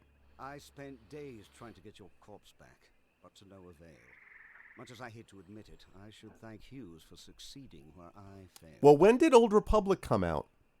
When did Old Republic start up? Star Wars The Old Republic. What year was that? Templars, Octian decided to move my work someplace a little further from the public eye. We both felt that an island in another land behind the front lines of a war might just be far enough from prying eyes. Okay. Well, Oblivion, that's interesting because Oblivion was meh to me also. But then you're talking to a guy who did not finish a Bethesda game until Skyrim. And then I really ended up liking Skyrim for all of its flaws. But I kind of bounced off Morrowind. I found Oblivion to be eh. Even like Daggerfall, Arena, all those games I was like eh.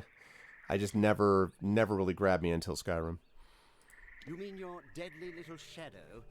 I know her type. All smiles now, but it's just so she can get close enough to stick her knives in you. What about Agar? I know the type. Lucky youth peeked early, then crawled into a bottle and waited to die. I'm impressed you dragged him away from that bottle, but I wouldn't expect him to do any heavy thinking. Heavy thinking. Wow. Alright, what can I do to help? Just go to the Field of Huber and wait for me. I'll meet you down there once I can find this damned essence. Get I'll going. keep an eye on the And gnome. remember, don't go near Dren until I get there. Okay. Let's see. The soul lens. Ooh. Heavily enchanted piece of the Well of Souls. This talisman collects the life force of enemies and turns it against them. Blocks 40 damage, 10% elemental resistance, yeah. 5% chance to burn enemies when blocking. Yeah, the problem, though, is that the Sorrows talisman gives me 70 health at night, 24% damage resistance at night, blocks 35 damage, 10% elemental resistance. It gives me +1 to sorcery. The one I have is better. 5% chance to burn enemies when blocking when I never block is not, you know... And it blocks 5 more damage, but I never use it. It's not... that's... Looks cool, but no. Sorry. Take a look at this Universalist band. Minus 20% equip requirements? Oh, so you don't need as many points to equip stuff? Oh, that's interesting, but unnecessary for me. Pride before a fall. Travel to the Field of Huber.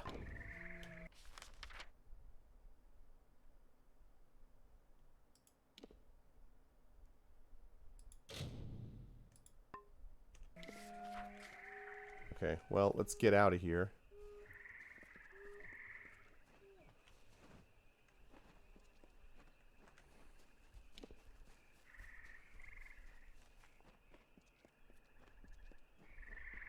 Yay! That's true. How good could it really be? You make a good point.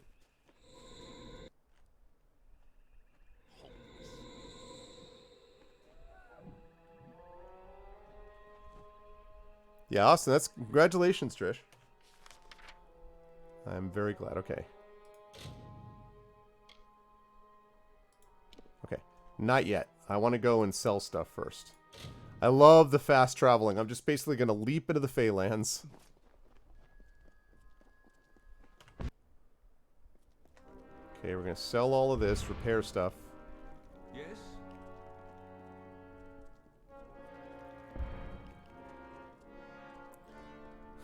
Hubris. It's like building, acting like a hybrid character is a hubristic stance, Arunel. Got shields here, helms and hammers.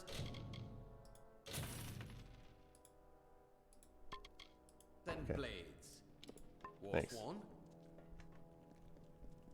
What's up?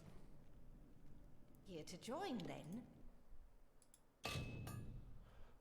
1.4 million gold. Look like a paint, that all? They definitely had problems with balancing in this game. Definitely had some issues.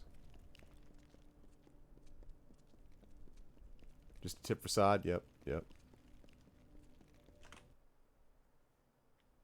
Okay.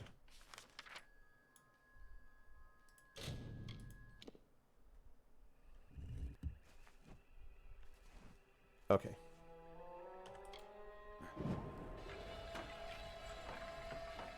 What the heck is this?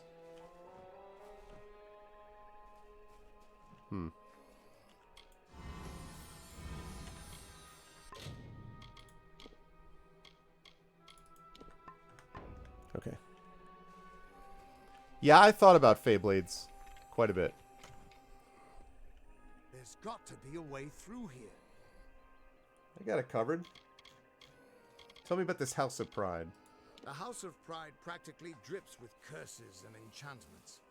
But the most powerful one is Dren himself. I'll tell you the other problem with this game story-wise that I think is an issue, and it relates to the incredibly long version of it. I think The Witcher 3 suffered from this a little bit as well. The game suffers from a bit of a lack of forward momentum. There's a bit of... The narrative just kind of fades in the middle, and you kind of forget what you're doing because you have a quadrillion quests you could do. Like, if I stopped and did all the side quests and all the tasks, I wouldn't have the faintest idea what was going on with the main quest. And that is a problem which The Witcher had also. And I think that's one of the reasons why the DLCs were as effective as they are, because you just have fewer quests that all kind of focus. Some of them are side quests, but they're smaller, and so the main quest tends to be the driving force. So you feel like you're playing through a real story. But the pacing to me really drags in the middle because it's, again, very MMO-y. So, no, I know you don't. I know you don't.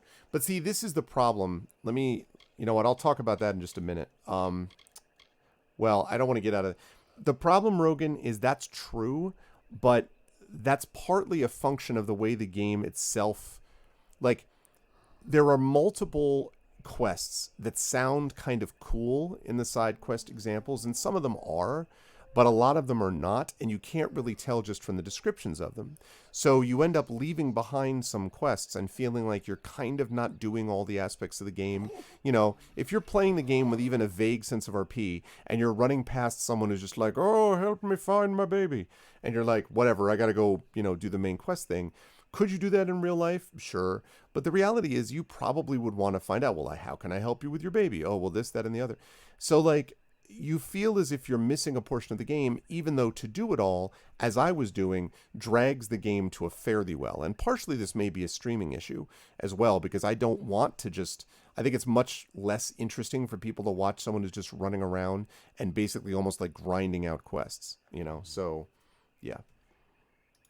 6 years to do Skyrim. Snake, but he's still on our side. Why, I remember when he helped rescue my fiancée from Rassilon back in my younger days. Of course, she called off the wedding and just mooned over Sidon after all that. He has that effect. I had wondered what happened to the Winter Fae when Gadflow took control. Seems that they formed the Bitter Frost. They've got as much to fight for as our kind, and nothing left to lose. We couldn't ask for a better ally. Okay. I won't lie. Aylin's been a big help. She saved me once or twice at Melson Shear when she could have just let me die. Still can't shake the feeling that she's hiding something. But whatever it is, it's probably not too sinister. Oh, sure. Probably not. Yeah, probably not too sinister. Sure. Any luck finding Ventrinio and his big secret? Yes. And it looks like they're not far behind you. If you were anyone else, I'd try to stop you. As it is, I'll just wish you good luck. Good choice, because you wouldn't stop me. Here.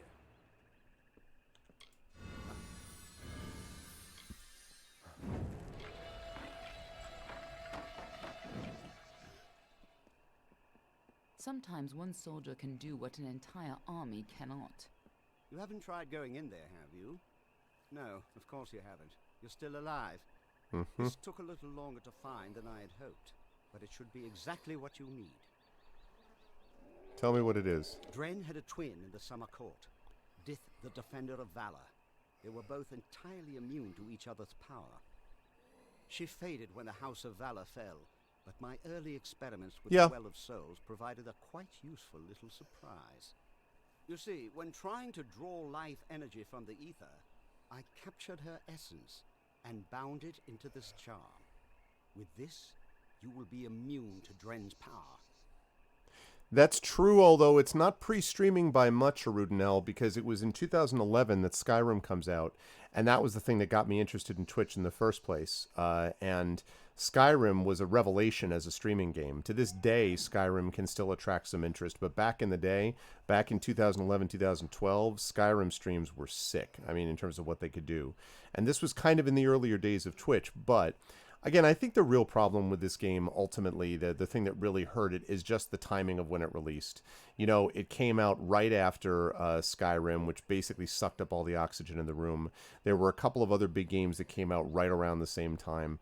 So I don't really blame this as much as it was just when everything released, You stole her soul? Now be fair. Fae don't have souls as mortals do.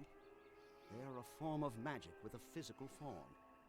And I only got a little of it anyway. Just enough for a certain degree of immunity to Dren's power. It only Thank you for the follow, False 005. It'll be enough for you to reach him. Trouble is, he'll be immune to your power as well. But I'm sure you can think of something. Skyrim is great for all of its problems. Dith. I had no idea what a treasure I had when I first caught Dith's essence. was just a True. curiosity That's sitting true. on a shelf for the longest time. What a pleasant surprise that she could be of use to someone after all this time. You know, early on, it was really about followers. And, you know, like the number of followers I have now, which is almost 6,400, at the time would have easily been enough to partner me if I was doing this back in 2012, you know. But I mean, I was only streaming. I didn't start streaming really until I think it was April of 2012, and then just sort of slowly picked up. And it was funny because the guy that I've been following, a guy named Catabasis, who's popped in here once or twice since then, you know, he was making his way up, and he never got to this number of followers, but it was a different metric at the time. So, hey, what's up, Gilt? Yeah, I saw Good to see you, dude. Yeah, I saw Cata popped in here a couple months ago, I think. Once in a while he stops by. Yeah, but there's so many things to see though, Rogan, you know? I mean, I know what you mean, but... You've got his counterpart's essence, so he shouldn't be able to hurt you. What more do you want? What do you want? So what if he's still invulnerable too? Go find a way around it. I can't do all of your thinking for you. Jeez, dude. With the essence of valor, you can withstand Dren's attacks. Yep. Being such a child and go face him. He was a good streamer. He did some good stuff at that time. Show that defender what I a don't little know what magic you're can planning, do. All right, let's take a look at this inventory. Items. Gem containing the essence of the Defender of Valor. Ventrino collected this trace of Fae Spirit during his early unsavory test with the Well of Souls. Okay.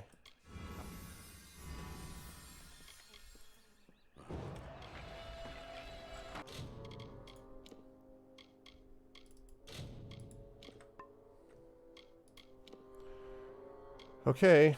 Immune to Dren's attacks. How will I hurt him? Face Callous Dren. Okay.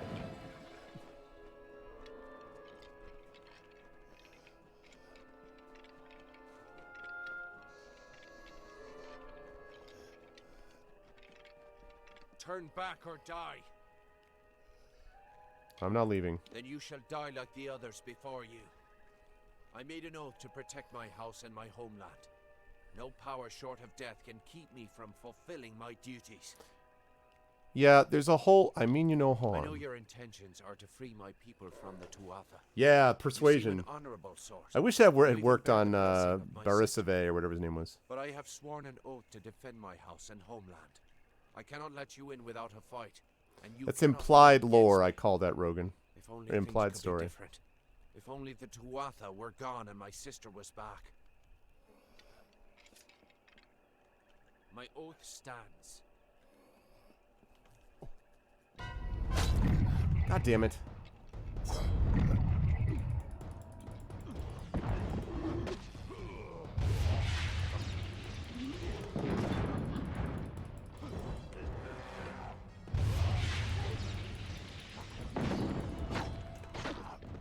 Ow.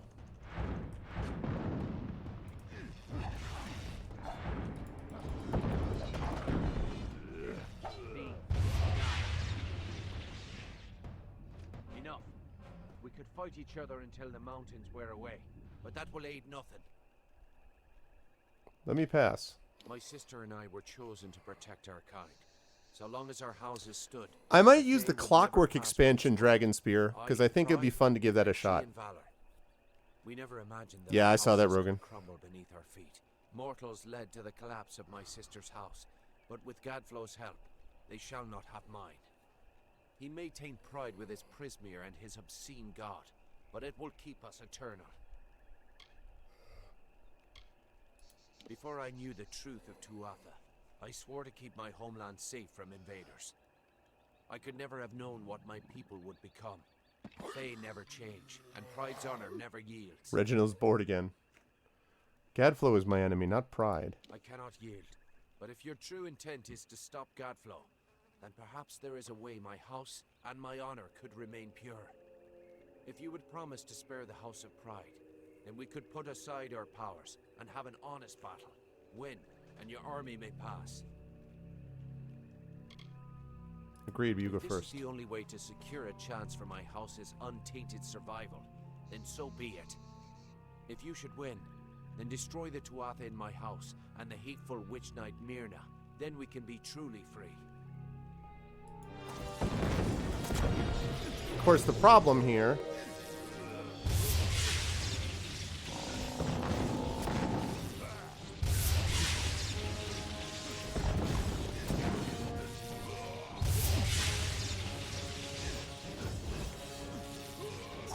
Damn it.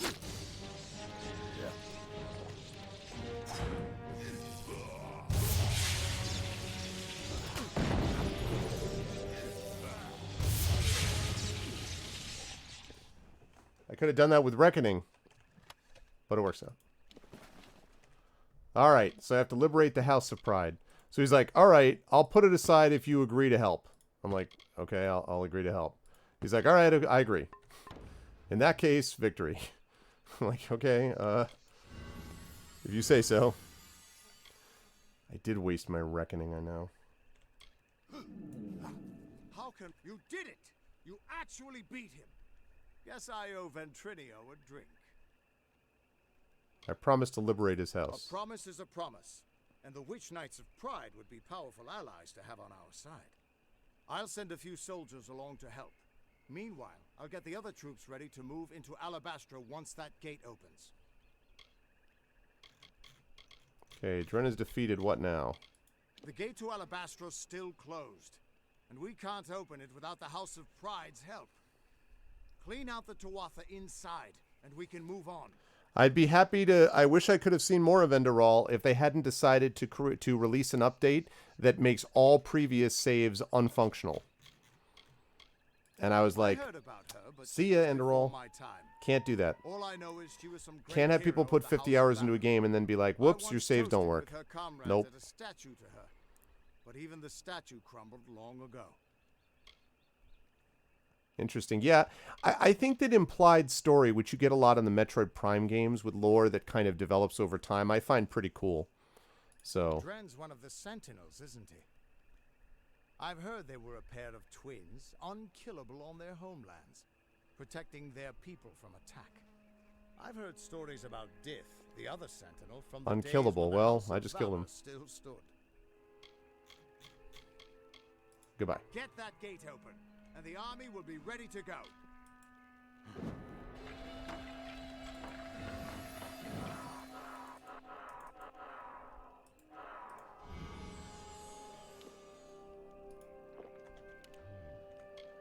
Okay. So that takes care of that. Alright, so we have to free the House of Pride, right? Defeat the Tuatha in the House of Pride and liberate his people. Alright. Oh, wait. Something over here first. The jester was the king of winter, the fool who made a mockery of life, of everything, languished in a discontent. He heard the whisperings of power, felt its pulse. He saw visions of an endless winter, of a totality of nothingness. He was Gadflow, and he would follow the cycle no longer. Yeah, but again, though, Runel, I don't...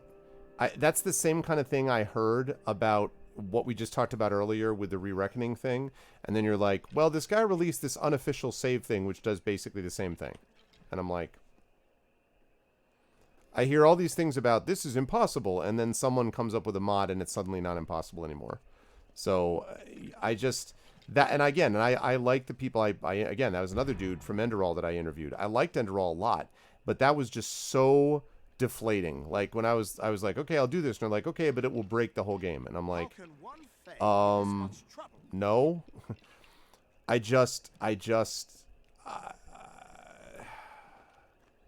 So again, and I'm not mad at them like they owe me something. It's just I'm not gonna play it then. You know, like, it's frustrating. If I set up the game and I played a certain way, and if they're then gonna be like, okay, well now we have to do this, and it breaks everything. And I understand it may be related to the original Skyrim engine. Believe me, I'm perfectly willing to believe that Bethesda did something that was wrong, like screwed things up. That doesn't surprise me at all. But I'm just telling you, from the perspective of a player, it just is completely demoralizing. And you just end up being like, well, I'm not going to do that. So, I'm sorry. You know, I like the people who did Enderal, but it's just, I don't know.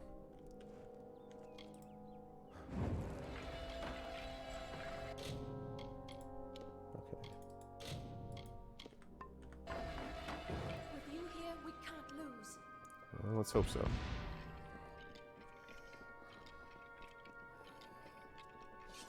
Hey, it's the Tuatha. Hi.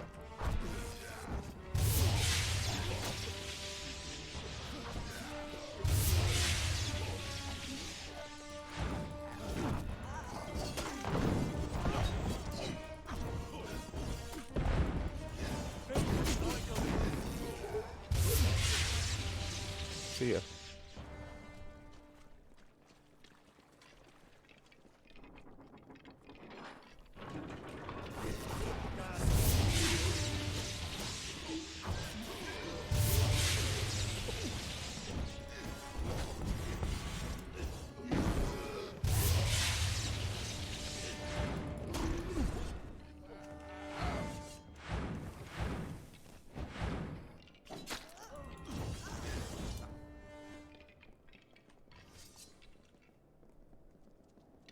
It was a forced push update, yeah. And it was not well communicated either that it would do that to the saves. I mean, it was forced, and also there were, you know. And again, I don't want to seem like I don't want to be jerkish about it. I just remember being incredibly disappointed and just being like, wait, what? And being like, I'm not. I think sometimes people are just kind of like, oh, you know, it's no big deal. You just start over, and I'm like. Some people don't want to play through a game that's going to be exactly the same kind of game again. Like, sometimes they do, but sometimes they don't. And, like, I don't want to play another 50 hours. I just, you know...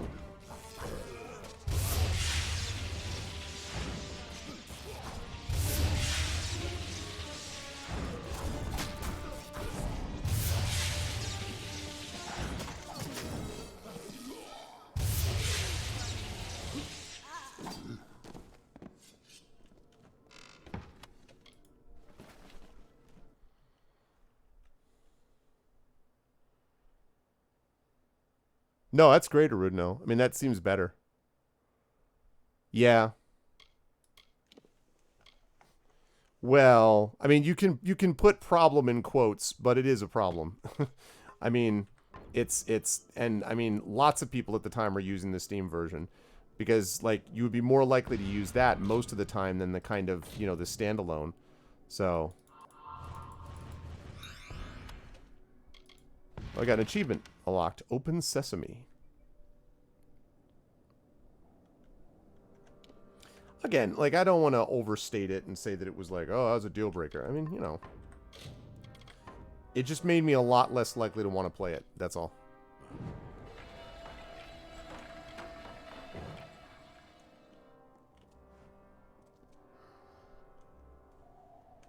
Yeah. Right. And that's actually useful. I will definitely take a look at that. Because I feel like, you know, one of the things that really is critically important about RPGs, I think most people here would agree with this, is progress, right? Like, most of what you're trying to do is make progress, is to advance. Like, how many times do you hear, like, blah, blah, blah, blah, progress, you know? That's what you want to do, is make progress. So if you take that away from people, man, it's rough. Even if it's, obviously, they didn't do it on purpose, it wasn't their fault. But whoever was at fault, whoever was responsible... But if you would be so kind as to have a word with us. What's the deal? Who are you? I have been chosen by the remaining members of our house to speak for all. We were most possibly, yeah. Their intention to free us. I could take a look at that, Aruna, I guess. I'd have to find where the original save of my game is, too, now. So... Yeah. Exactly. Can you imagine, Arudnell, just being like, all of a sudden they, like, push a Fallout 4 upgrade and they're like, okay, so your saves no longer work. And you're like, what? Where are the rest of you? We are in seclusion, so it's best to observe this situation without any unnecessary interference or risk to ourselves. I assure you, we will be more than happy to assist you in Alabastra. Okay. What do you want? Simply carry forth and destroy Witch Knight Myrna, who has so commandeered our house. And no problem. Dreadful Prismere Chantry, of course. Of course. We are sure you'll have no problem finding her, or defeating her. Okay. We eagerly anticipate your success. I mean, I eagerly anticipate my success also. Oh, wait.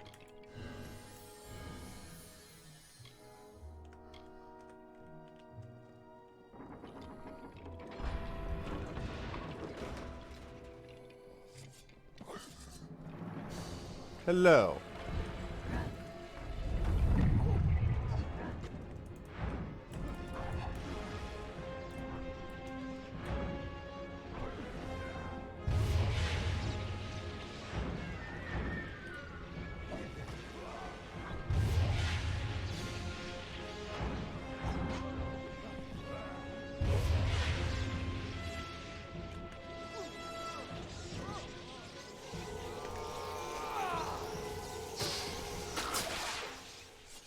Ah, Witch King Myrna. Boy, what a tough fight that was.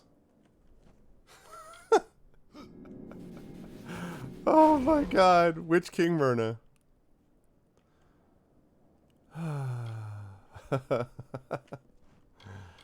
Oh man. Make us one of the fool.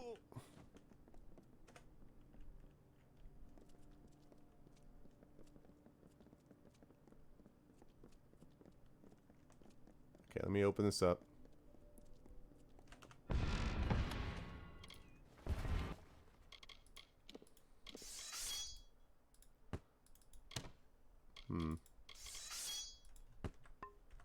I'd like some better chakrams, frankly.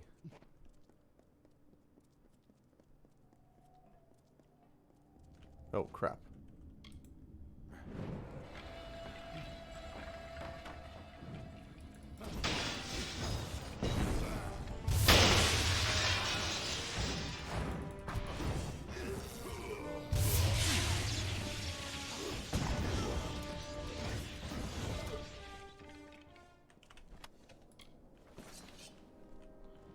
Hello, Gadflow. Well done, child of dust. You've killed the immortal defender and liberated That's how I felt. a house full of arrogant backstabbers. That's how I felt, I shall Trish. thank you for exposing the disloyal amongst my kin. But then, I have so much to thank you for. The Fae are turning against you. Pride?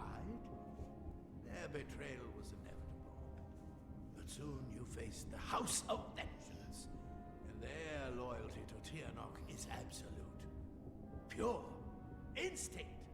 The goddess of mercy awakens. And with every step you take into my homeland, she comes that much closer to walking our world and purging your kind. So, welcome to Alabastra. It shall be the death of you once more.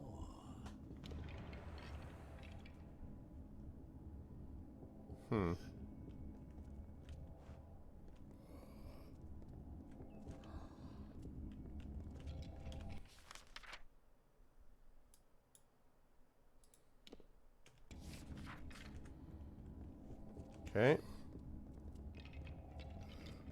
God, I know exactly. Goddess of Mercy, interestingly named. Hey, wait a second. Where you going? We have seen our champion bested, our advantage lost, and our minds are cleared. Bravo to you, champion. House of Pride in our ineffable wisdom renounces the Tuatha and demands that you accept our immediate surrender. Demands. You can't make demands, what I would say. I don't actually mind GOG Galaxy, but it's very different in terms of what it requires you to do, quite honestly.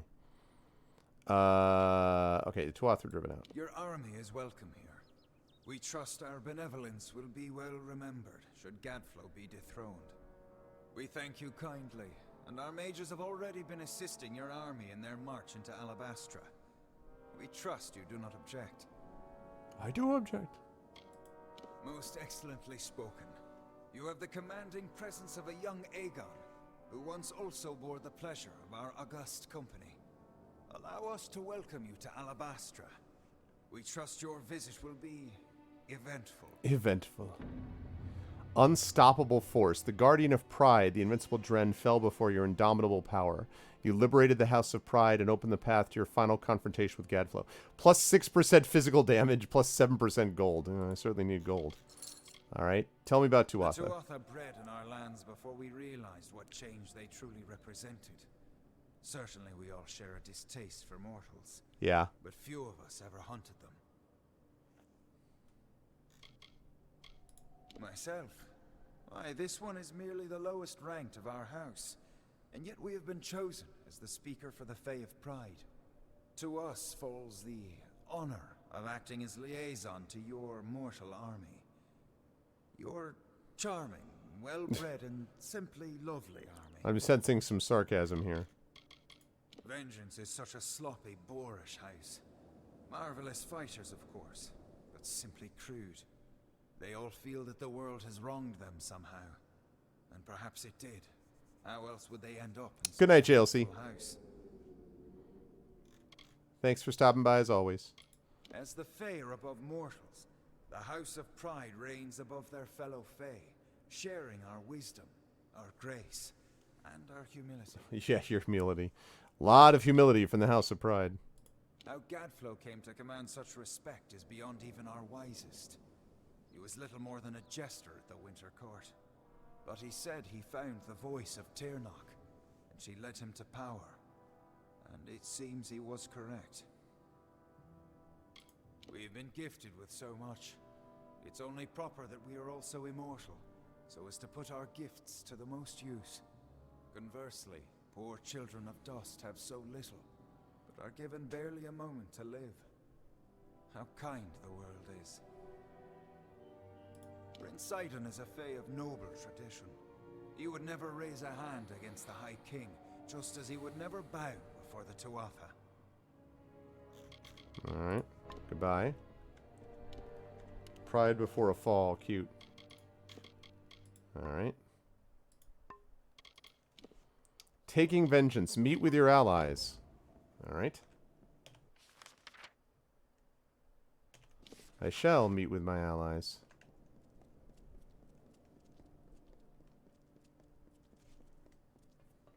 I shall meet with them right out this door.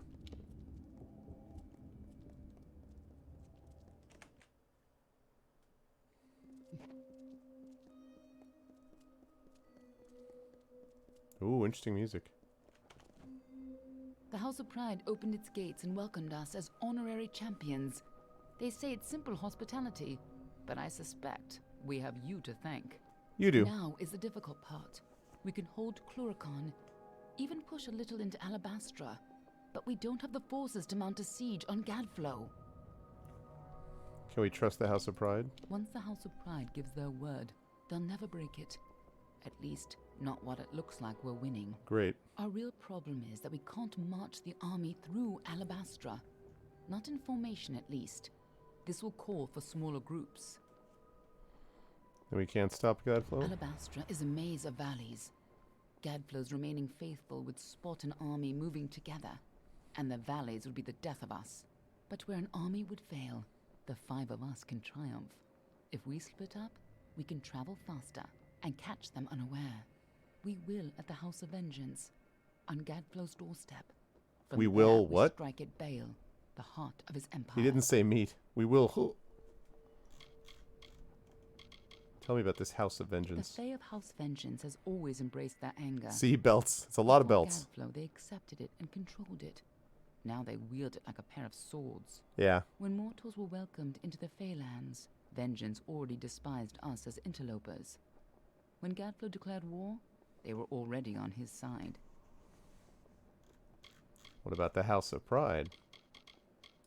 Now that you've driven off the Tuatha, those House of Pride fools don't even want to acknowledge they ever served Gadflow. Disgusting little turncoats. But useful ones to have on our side, as long as we keep an eye on them. How can we do that if they're also on our side? Ventrinio says he has a way to defeat Dren. Um. However he got into Alabastra before, we'll have to use it to put an end to Dren's defenses once and for all. I already did that. That already happened. That's where we'll find Gadflow, and where we'll put an end to this whole war. I hope you're ready. This time. So do I. I'm sure you know more about it than I do. After all, you were here last. What aren't you telling me? More than you'd think. But I promise I'll explain it all to you. Maybe once Gadflow's dead. I am actually the evil queen of whatchamacallit. I'll see you in Alabastra. Hope you've got better luck this time, eh?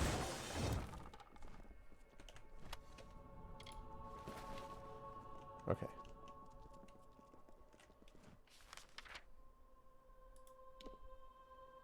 Whoa, rendezvous. I guess I can't can't fast travel, can I?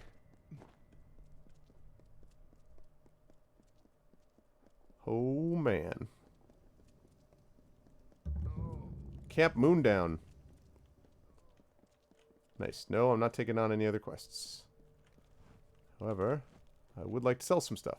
Hey, you're the hero of Melsenshir. I've heard all about you. Private Eyeless Ilva at your service. Don't have much for supplies, but you're welcome to them. That sounds good. Who are you, Private Eyeless Elver? I like where I am and what I do, and I have no interest in changing. Made the mistake of changing things once, but one can always change things back. Huh.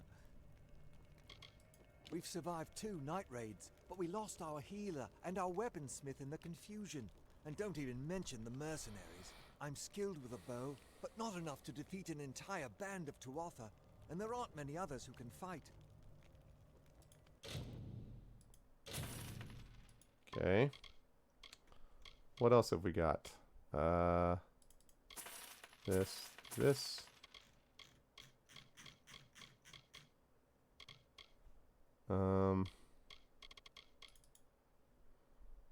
I mean, I have 1.4 million. Give me all of your potions. They stack, so I'm not gonna have to worry about being out of them. And like, I don't suppose you happen to have a backpack, do you? Do you have a backpack? Because, oh man, you don't. Shoot. Oh well.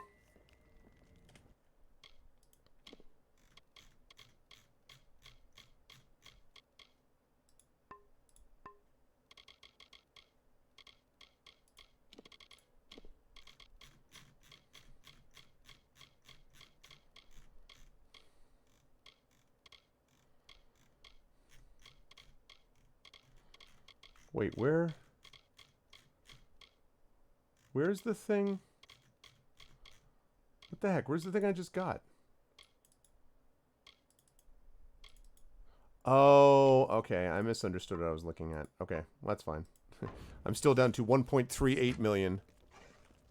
What's up, Drunken Mage? Oh, there's only 4? Oh, interesting. Okay. Well, that's fine. As I say, not a big deal.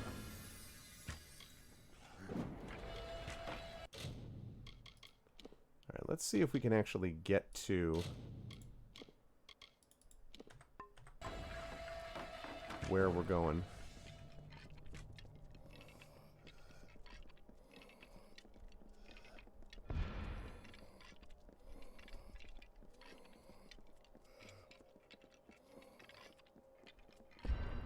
Tell me your story. With horrors, screams, and ghostly So close to level 33. leave blood in a graven place. The forest black and nighttime sky. The blood that pours forth from your eye. A feast for maggots, craven all, that eat the dying when they fall. Instead of vibrant fighting flesh that fights the barghest and the thresh, that knows the plight of Seelie Fae, you who walked the Niralim's way, and reckon fates of mortal dust, and keep an oath or break a trust. We hunger for your corpse once more, to hear your cries and anguished roar. Dang. Your poem's an unsufferable bore. Got him. Okay.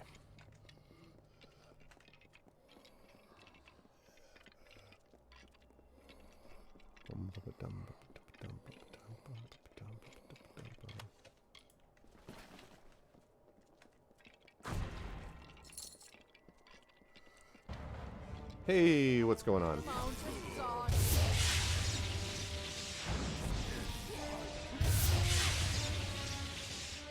Yeah, they do really love to focus on particular kinds of enemies. They are really big fans. Okay, Primordium, I'm not going there. Hey, look, it's Warchuatha. What's up? Hey.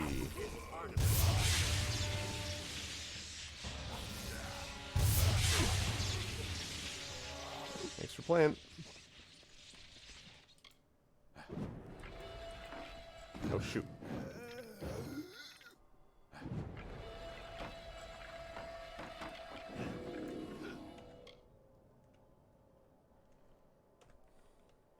Good night, Nonstop.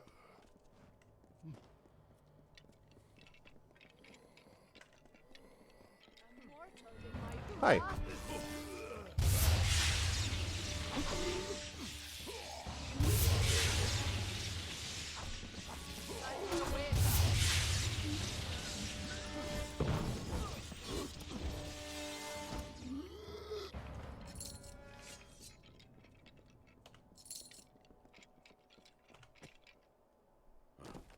Okay. How am I doing? We're getting there. Hello, Faragorda. Reginald versus Reginald. Fight!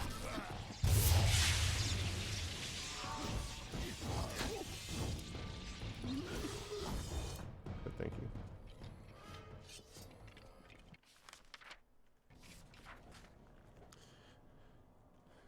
Yep, that's right. Thank you for the reminder. Actually, I have a co-op stream with Sneaky Teak tomorrow from 7 to 10, and then I have a co-op stream with Mr. Zach Clay right afterwards. So it is a co-op Saturday tomorrow. We got some Vermintide going on.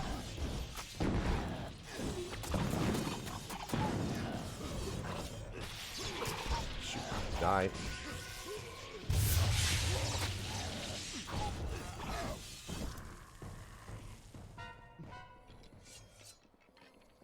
Oh, level up.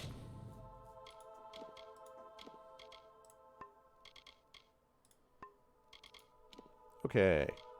Stealth is now maxed. Alright. I have no idea what I'm going to go after next at this point. I guess Dispelling I don't really need. I mean, I guess lockpicking? I guess lockpicking. I'm kind of all good on that now.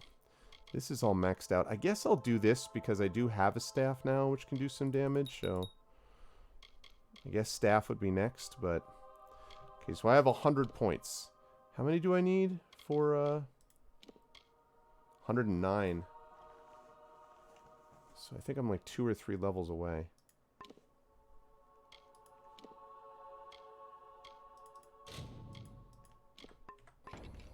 Okay.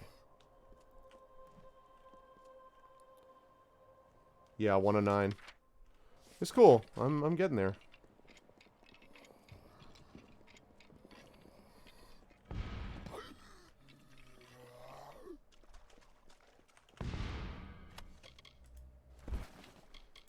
Bah. Prismere Fade Blades. Dread Scale Leggings. Of course, when I first started and it was either that or like a piece of old bamboo, I would have been like, I would have loved any of this. But now I'm just kind of like, bah, who wants Dread Scale? Hello, Yumai. What am I doing today? You bought a parrot. You're trying to train him. Really? How are you trying to trade him? I wonder. The High King Mathon. Agarth wanted me to keep an eye on Lady Shear, but you and I need to have a talk first. Uh-oh. I've been reviewing my notes of our last trip to Alabastra, and I've come to some startling conclusions about your death. Fine treat that he likes. Okay. I don't know exactly, but it must have been a tremendously powerful source of magic. So powerful that the Well of Souls couldn't help but pick up on it. You were attuned to the well in my lab, but Hugh's well captured your essence. The power in Bale seems to have been the missing element. What's more, I think that power is the source of the Prismere creature. Performance review. Something intelligent and malignant. The creature the Tuatha called Tirnoch. What exactly is Tirnoch? Something incredibly powerful. You already said that. I don't know if we even have a name for what she is, because no one's lived to name it. She's not a god. She's something much, much worse. And judging by the growth of this Prismere, she's very close to coming into our world for good. Whatever Gadflow's been doing, it's all in order to bring her here. So you've got to stop him before it's too late. Classic. Tirnoch isn't a god. No god has ever commanded that much magic directly. Whatever she is, she must be amazingly powerful. I can see why Gadflow would worship her. Imagine controlling that much raw magic. Okay. About the House of Pride. Gone, gutted, and good riddance to them. Don't teach them to stand on the wrong side of a war. You did kill them all, right? Not exactly all of them. The frosted gem at the center of Alabastra, full of Prismere. But now it's a lot more full of enemies than it was when we snuck in there. Okay. Speaking of Alabastra. When you and I came to Alabastra, we were looking for the source of the Prismere's power. I never found it, but I think you did. And that's why you died. How did we do this last time, then?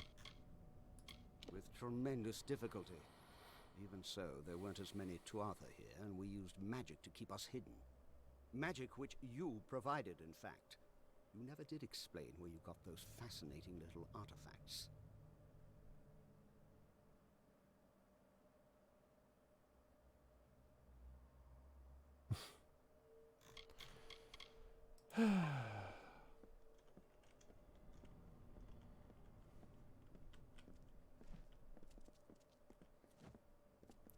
Okay.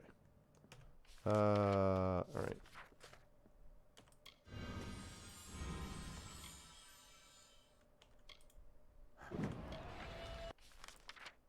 Still a long way down that way.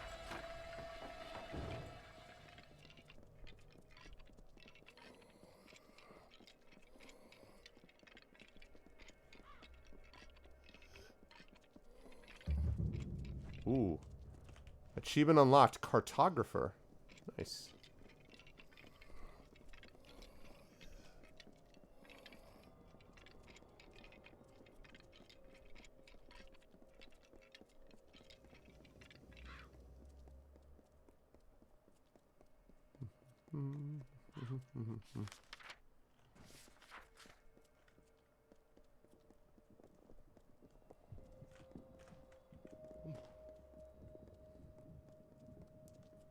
A lot of people dead here. Hey, what's up?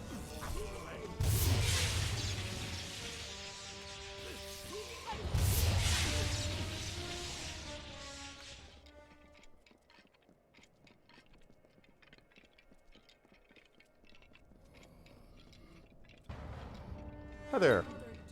Bye.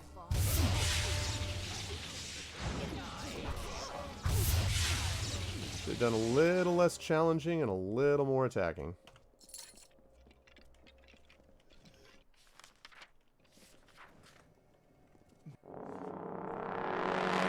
Whoa. What the hell are you?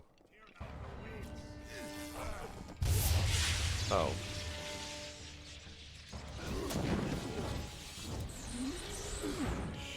Hate these guys.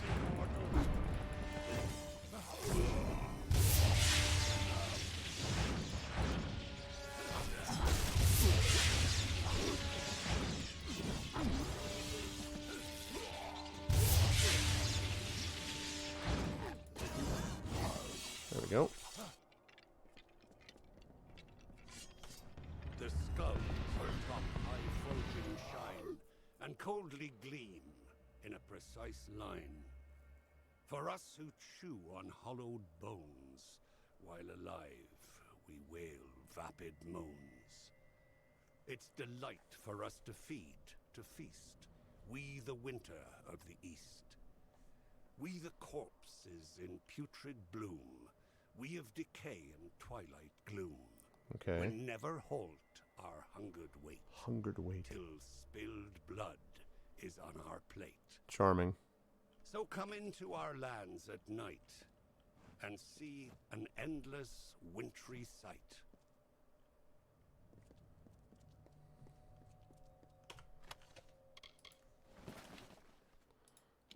Okay.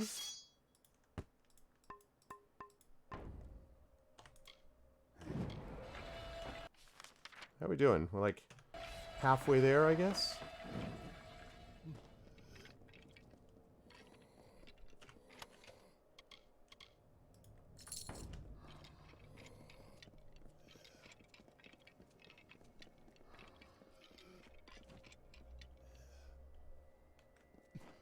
That's cool. Hey, what's up, Reg, by the way? Ooh, look at that. Oh, hi. Almost missed you guys.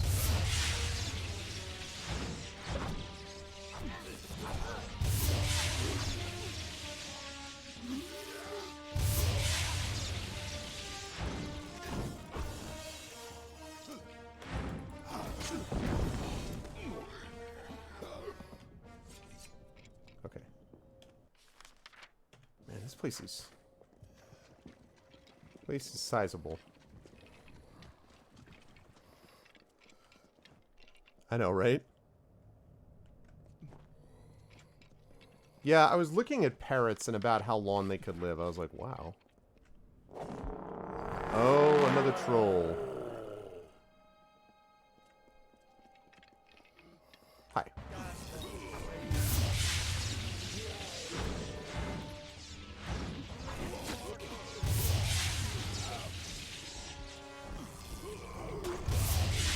Ooh, hey, hey.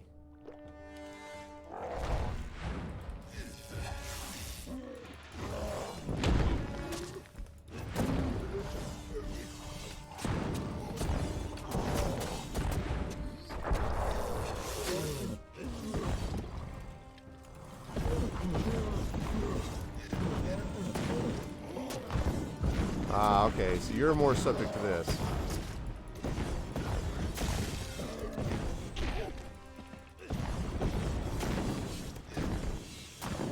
Damn it.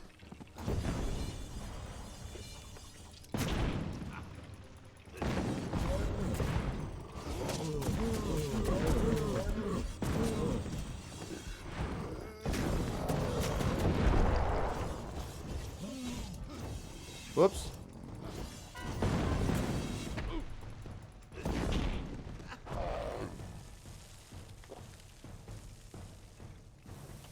That guy was no joke because he was resistant to my superpower. I could have switched over to ice, actually, now that I think of it, but it didn't occur to me.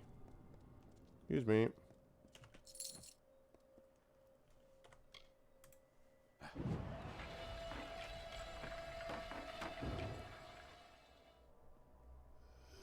Oh, chakrams, really? Good, that is good to know. Man, this place... Okay, I am getting there, but good gravy.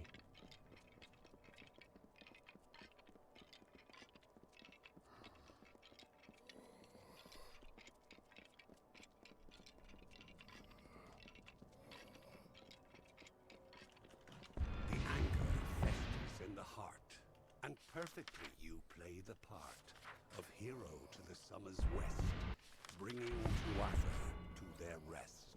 Okay. Why do you try so hard in vain? Oh, God. Don't you I was listening to a poem recitation. How rude.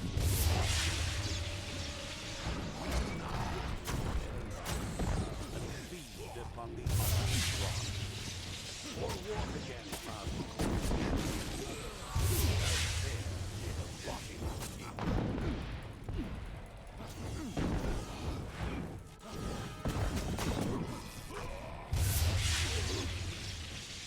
Man. Okay.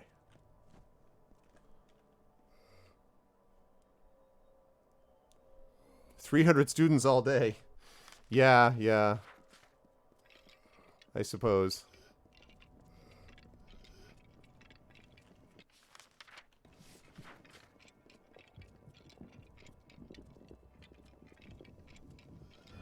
Hello.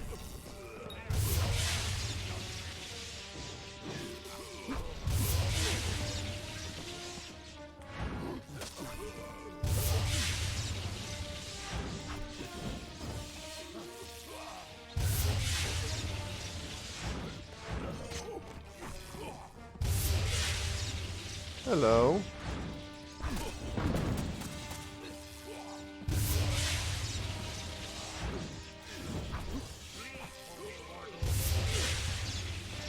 Didn't quite catch that. There's something about Enforcerer's gauntlets. Something about bleeding for me, but I couldn't hear between the sound of your own death. Sorry about that, my dude. Alright.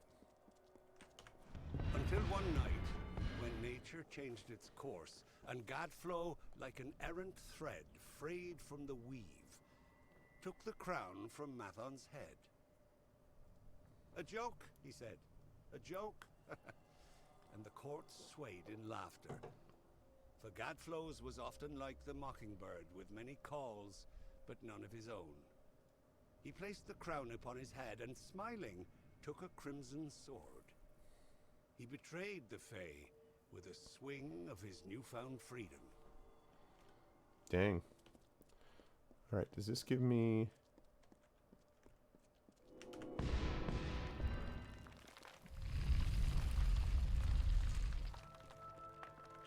What did I discover? Okay. Alright, I'm going right back out, though. I don't want to stay in here. I'm not... Yeah, I'm not doing...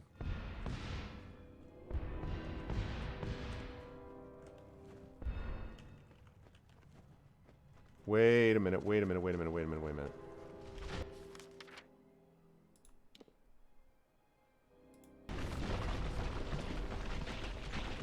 Okay, good. I was like, I'm like, I am not going to...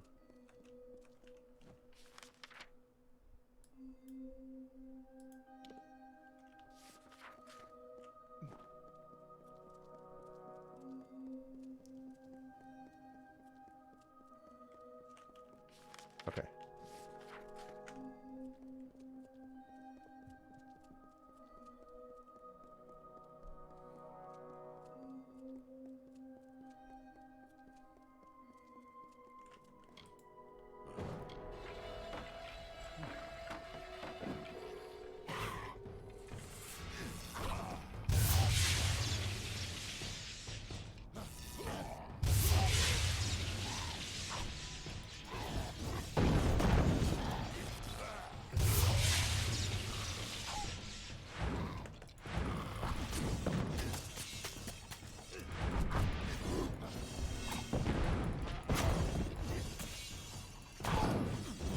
You.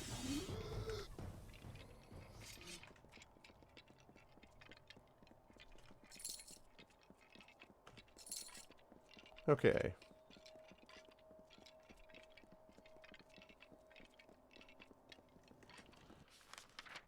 Okay, we finally made the turn.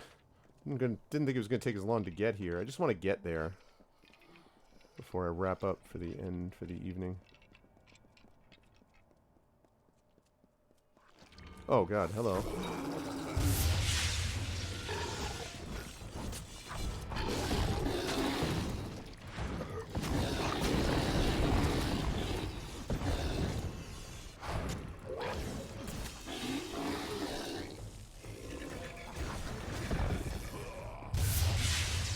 See, just a lot of the same enemies.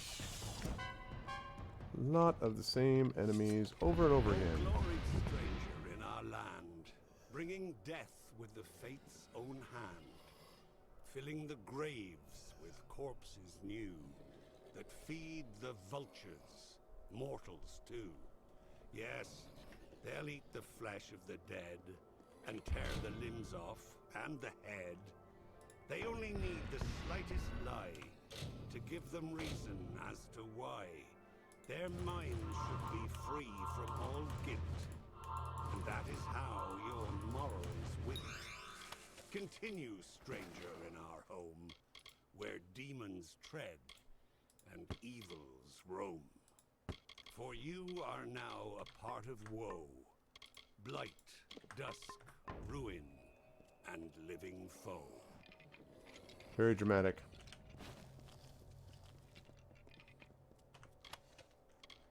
Wait. Okay. Oh, come on, Reginald.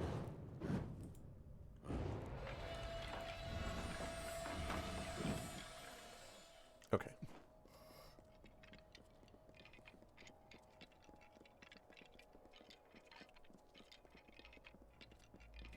Whoops.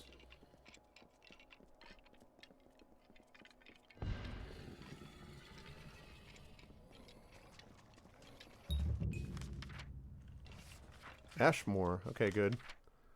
Found basically like a checkpoint, or the equivalent thereof.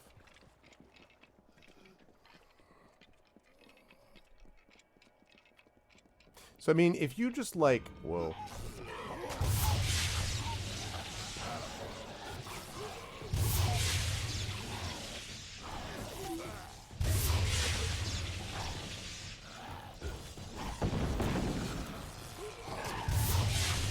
If you like just numbers of quests, just like sheer numbers of quests, I mean, I must have skipped like between all the, you know, various tasks, like probably 30%, I would say, of the quests in here.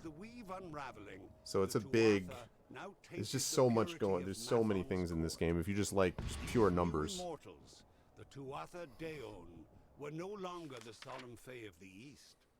Their essence is twisted into a ravenous host, unsettled, unnatured. From the nothing of winter came Godflow's malice. Okay.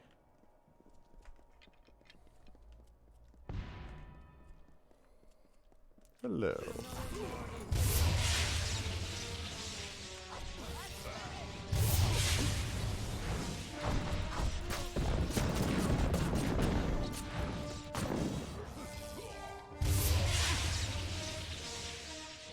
Mage has to die first.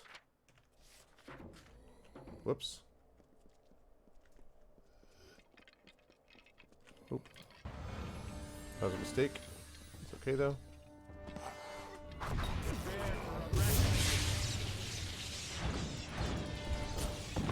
It's an unfortunate time for Reginald to go down.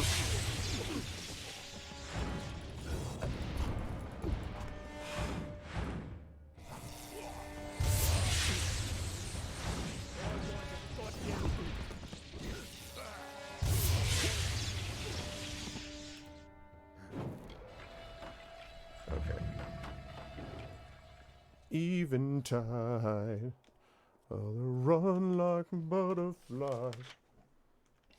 Oh, we don't know. We chases them away.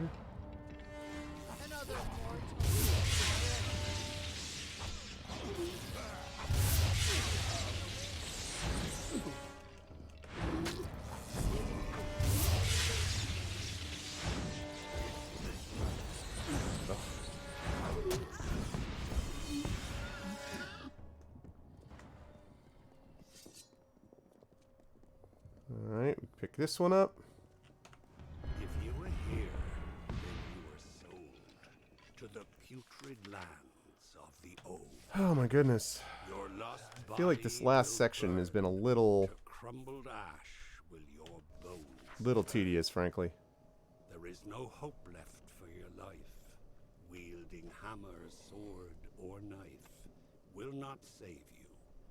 You are the waste of a contempt's malicious taste. And what awaits your untuned mind is what you hope you'll never find. The vilest, darkest... Hey, far neighbor. Yes, it is. The conscience of a reigning king.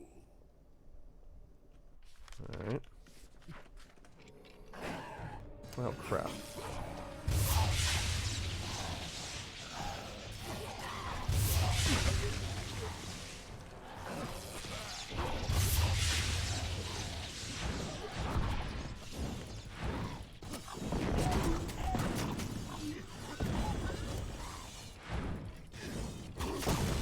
Okay.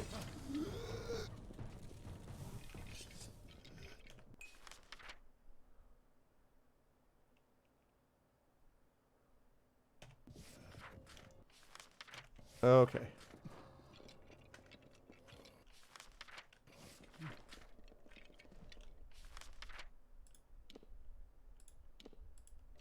Okay. We're getting there. We're getting there. Just jeez.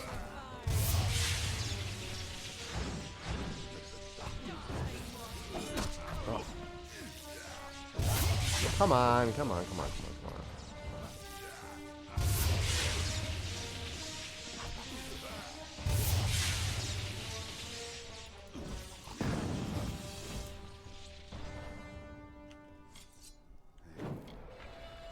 It honestly kind of feels like in this last section they were just kind of like, all right, let's just wrap it up, guys.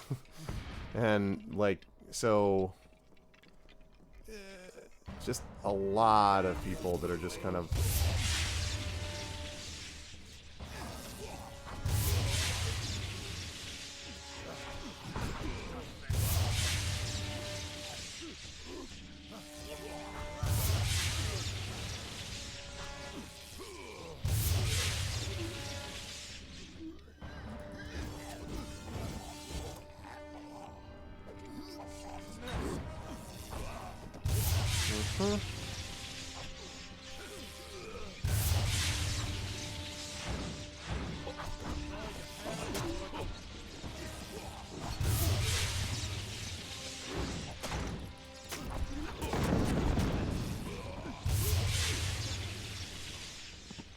Okay, great. Thank you. Sage crafting. Jeez. Okay. Almost there. Good gravy. Right, but like, what I think they end up doing, though, is they make it feel not urgent. I mean, it's just like wave after wave after wave of enemy, you know? And it's the same enemy. It's just Tuatha, Tuatha, Tuatha, Tuatha, like... I don't know.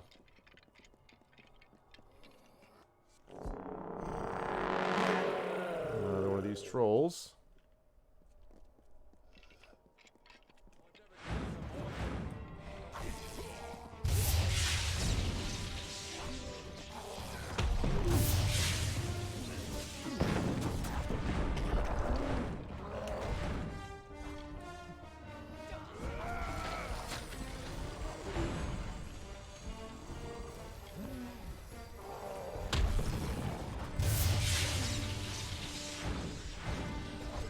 Ow, what the freaking heck, man?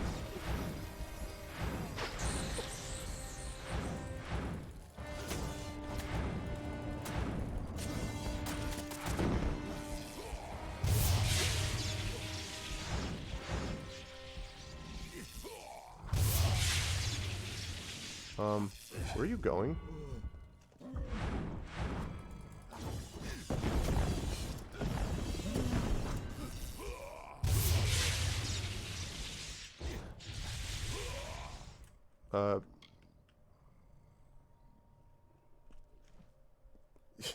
He's just like, I'm done. I don't want to play anymore.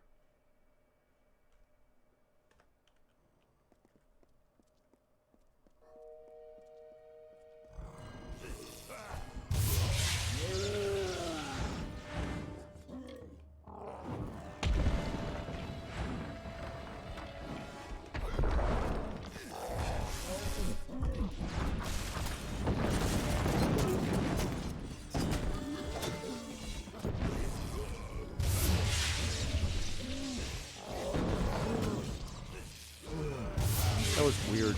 I don't entirely know what happened there.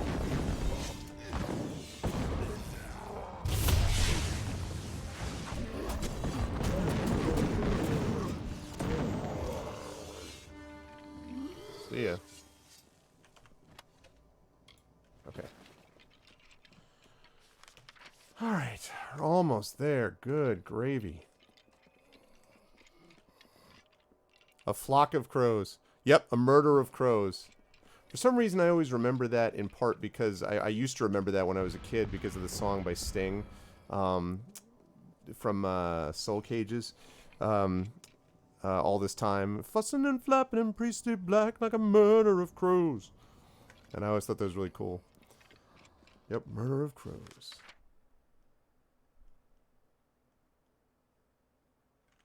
Yeah, it's cool. What's the name of the parrot, by the way? Oh my gosh, we're almost there, chat. We're almost there. We're almost there. Hi.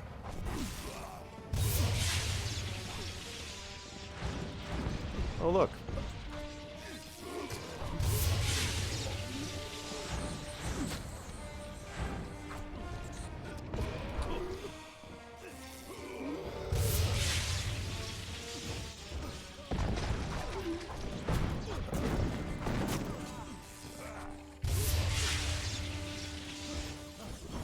Agarth will not be far behind you. Neither of us saw any sign of Ailin Shear or Ventrinia. I saw him. Scout on the ridge above saw the two Arthur mounting for a counterattack. You should hear what he has to say before we move on. Oh, his name is Sonny? That's If cool. you'd rather not wait, talk with Agarth. Time is of the essence. Alright, what do we got going on here? The House of Vengeance was a place of fierce honor and stoic determination that made granite seem soft and fickle. But not anymore. Not anymore. Bad Flow rose up. He unleashed their bottle hatred and turned it against the mortals. Now, they're led by a vicious cur, more beast than fey. Okay. What about the House of Pride? House of Pride, our shining beacon. Now its light is dim and faltering, but it still stands against the darkness, as it always has. Okay. Legend says it was where the first alliance between enemies was formed. And we Fae do so love to repeat legends, don't we? Dren is the defender of the House of Pride. He may help the Tuatha, if he doesn't serve them. Before Gadflow's rise, he was a battered whelp of a Fae. Okay. Now, his suffering has only added to his power. Here he keeps a stable of trolls, but I can't be sure if they're his pets or his lovers. Okay. Bale, the icy heart of my people, with bridges of woven stone and ice. It sickens me to think of what Gadflow's people have done to it. Wow. That's a crazy story. The Pale Country, once the peaceful home to the Winter Court. Now Gadflow squats in her heart like a rat in the flesh. My homeland will not suffer this. That's funny trucking. Together, we must extract the Tuatha, even if it means the end of my people. Agarth, if he tells you he's ready, then my people are as well. Of course, if you wish to proceed with caution, the scout on the ridge will know what we're up against. Alright. Careful. This is worse than I feared. Scout on the ridge. Where are these people?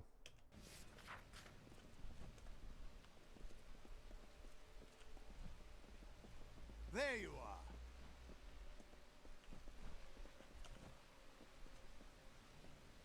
Good to see you here. Ready? The Fae in the House of Vengeance are, bar none, the fiercest, strongest, most downright unstoppable creatures in the land. Not that they have a lot to be vengeful about. After all, Gadflow was the one who started the damned war. Okay. Doesn't look like there was much of the House of Pride left to save. And I can't imagine they were happy about a mortal doing the saving, either. The Cur's the closest thing Vengeance has to a leader anymore. A Fae so I was gonna say, I don't even know where the heck the scout is. beast. If you're going to get into Bale, the Cur has to die. Bale was the seat of the Winter Court. Every bit as cold as Issa is warm. But they're both beautiful in their own ways. You should have seen Alabastra at its prime. Serene and beautiful as a sky full of stars. That's cool. Keep your wits about you. So I don't see this scout. I don't know. I don't know what he's talking about with the scout. Can I just go ahead with this because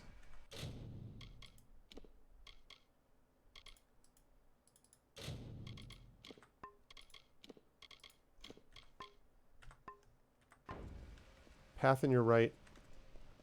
Halfway across the bridge.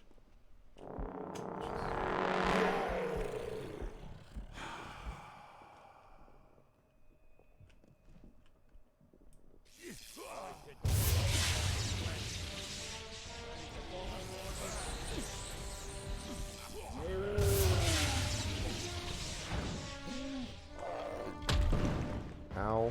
Here, come here. Hey, guys.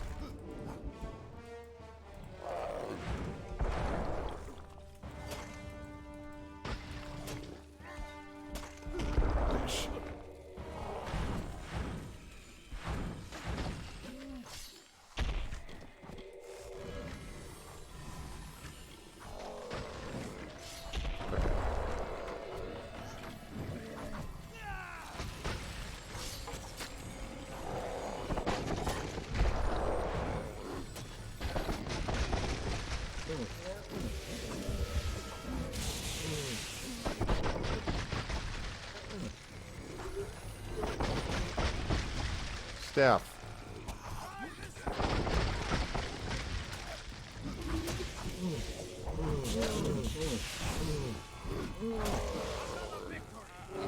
Jeez. Oh, it's not worth it? No, I'm not trying to finish the game today. I just want to get to the door of Bale, basically. Okay, so if it's not worth it, then cool.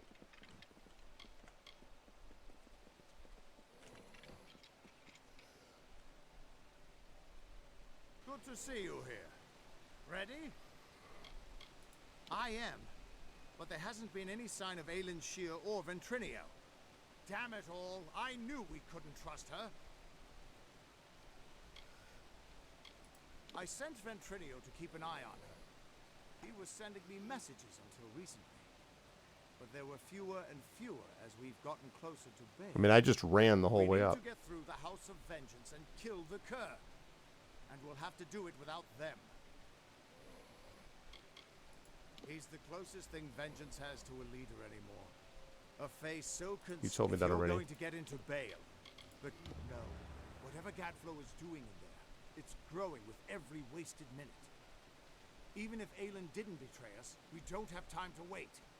Listen, you're more powerful than I ever was. If anyone can stop this, it's you. When you kill Kerr, go into Bale and stop Gadflow. If we get separated, we'll keep fighting to keep an escape route open for you. Now go. Stay on guard.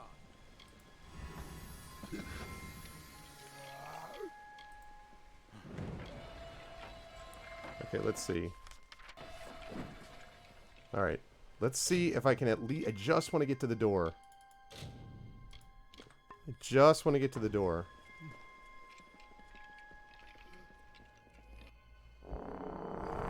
See, this is what I mean. Like 60 million trolls. Like...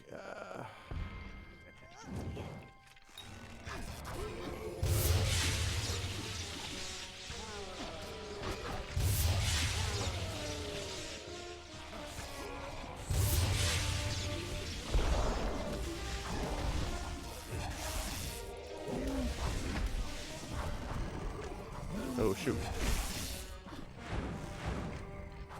God, listen, man.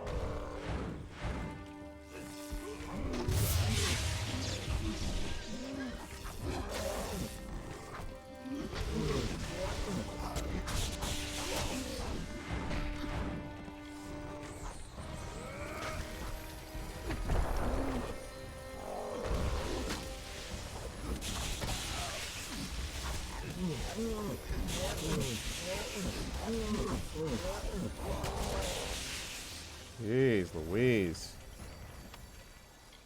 Enough with the freaking trolls already.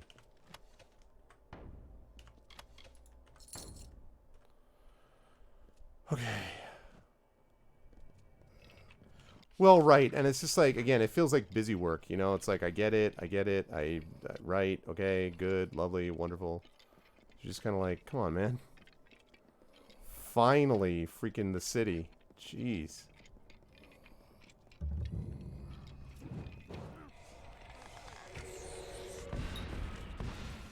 Oh, it can only be opened with the proper cage, right?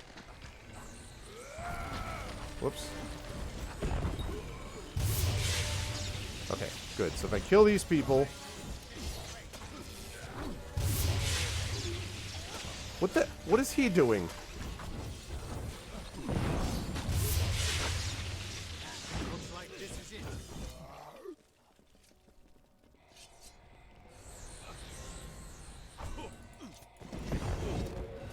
Does look like this is it. And he named it Prismeer. It grows far beneath the amethyst.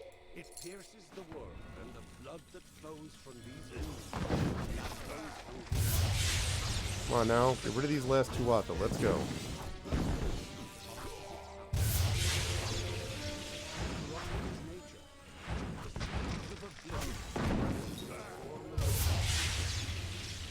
Oh my god, it's another troll again. Ere we knew our doom was at hand. Okay.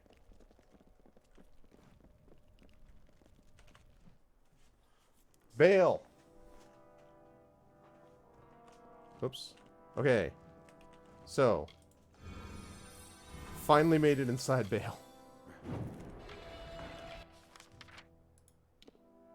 Or I guess the House of Vengeance we made it inside, so... You know, close enough. Alright, folks. So... Whoops, nope, wait a second. Always a good idea to do the two. Woo! Alright. Made it. Oh, is that why? Because of burning damage? I was wondering what was going on with that. Okay. Alright, that was it was a good long session, folks. We got a lot of progress made. We are close, I would say. How people who have played this before, how long do you think we've got left? Like, do you think we're another 4 session away-ish? Something in that ballpark? 4, 5, 6? You don't know?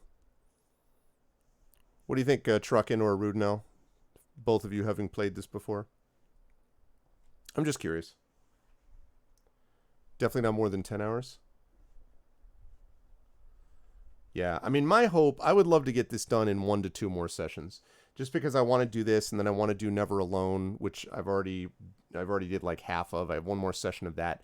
And then I'm going to move into the Final Fantasy VII Remake. So I'd love to be able to hit 1.5 to 3. Okay.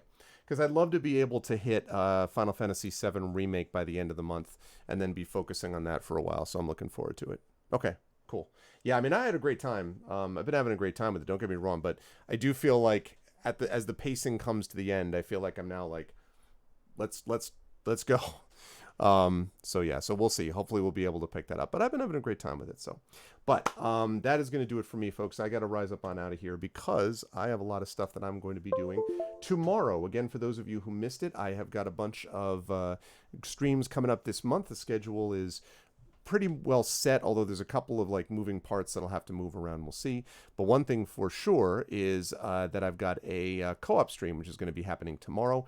We have at 7 p.m. Eastern, Sneaky Teak and I are going to be taking on Vermintide 2.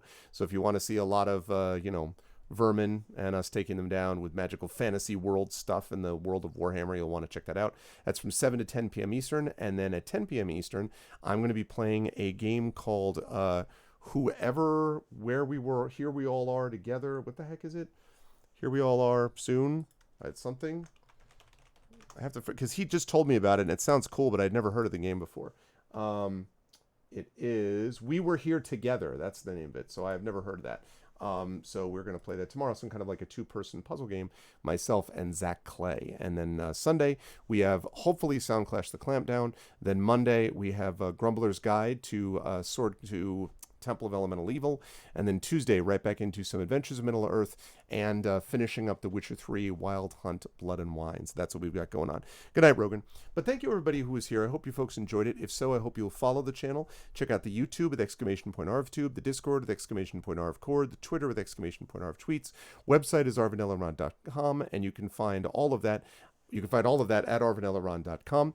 On the financial side, !Arv shop for various things, including the Adventures of Middle-earth stuff that I have, and also the D&D with Infinity and Beyond stuff, which, of course, is wrapping, the Curse of Strahd part anyway, which is wrapping at the end of this month. We hope to have Esper Genesis merchandise up there soon, too, as well.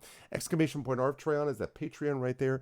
Good stuff for you. Good stuff for this. If you love space opera, Yumi, you're going to want to stop by and check out our Esper Genesis tabletop game in here too, by the way, because that is a space opera game, which is a lot of fun and continues on a week from this Friday. So, or actually, no, a week from today, actually, a week from Friday. So, but yes, so we've got that for the Patreon. Good stuff for you and the channel, and really does help me put stuff back into the channel, including overlays and music and various, accoutrements for the stream and all that kind of good stuff. So that really does help, and also helps my writing as well. So please consider jumping on board with that. Also gets you inspirations to help our players in their tabletop games. And then we've got, of course, that sub button. A couple more people jumped on board today. I think we're sitting at about 52 subs, if I'm not mistaken. So any support that people can give in that regard is always a big help. You can get custom sub badges and emotes and inspirations and stuff like that, all of which you can do by clicking that sub button right there. You can also sub, of course, for free if you have your Twitch Prime sub available to you, and that's appreciated as well. And then we have the publishing stuff, Icarus for my Icarus and Jelenic graphic novels. The retail for those is November 10th, 2020, this year. Then we have got Library for Tales and Tomes from the Forbidden Library. Print edition of that is en route. We should have that within a month or so, which is very exciting because, oh my God, do I want to feel the hardcover of that in my hands.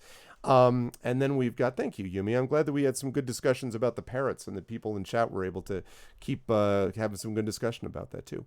And then we've got I said library. Greyshade KS is my Greyshade Kickstarter, which is going to be releasing February 2nd of next year. And that is my set of novels about an assassin in a gray, darkly fantasy city. What if Jason Bourne were trained in 15th century Rome, or Venice, I guess, in the ways of sonic magic is the pitch line. Imagine that setup, I guess. And I'm very proud of those books, and I'm very excited for those to be the centerpiece of a Kickstarter, which will be those, a board game, which is really awesome, and I've played, designed by Dylan Bertolo, who is the designer of the Sprawl Ops Shadowrun game that made over $100,000 on Kickstarter. And then we've also got the RPG by Alligator Alley Entertainment, designed by Aaron Rosenberg, which is going to be coming out as part of this, and an audiobook being done by our very own Trendane Sparks. So and some surprises too. So it's a very big, it's the Greyshade Universe IP launch, I guess you might say, and I'm very excited about it. So that's happening February of next year. And of course, most importantly, BLM, Black Lives Matter, extremely important that we continue to honor and appreciate and support and protect Black lives within this country and elsewhere. So that is a link where you can get resources, information, educational and otherwise, and also places where you can donate to support these causes. And Vote Now, because it's super important that you be voting, especially this year. There's a lot on the line if you're an American citizen. Even if you're not an American citizen, please support us the best you can. Please hang in there. We're trying to restore the country to a path of sanity, and please make sure that you are voting in your own places as well, because that would be much appreciated. And last but certainly not least, I do want to remind everybody that we are going to be back tomorrow with those streams. Again, the co-op streams at 7 p.m. Eastern and at 10 p.m. Eastern. So we got a lot going on. We are going to do a raid today. Hello, Second Ops. Oh man, Second Ops, I'm just leaving. I'm sorry, Second Ops. But we've got this going on. I would love for you folks to raid with me. If you are not a sub, you're going to do this when you are brought over to the channel that we are going to auto-magically raid.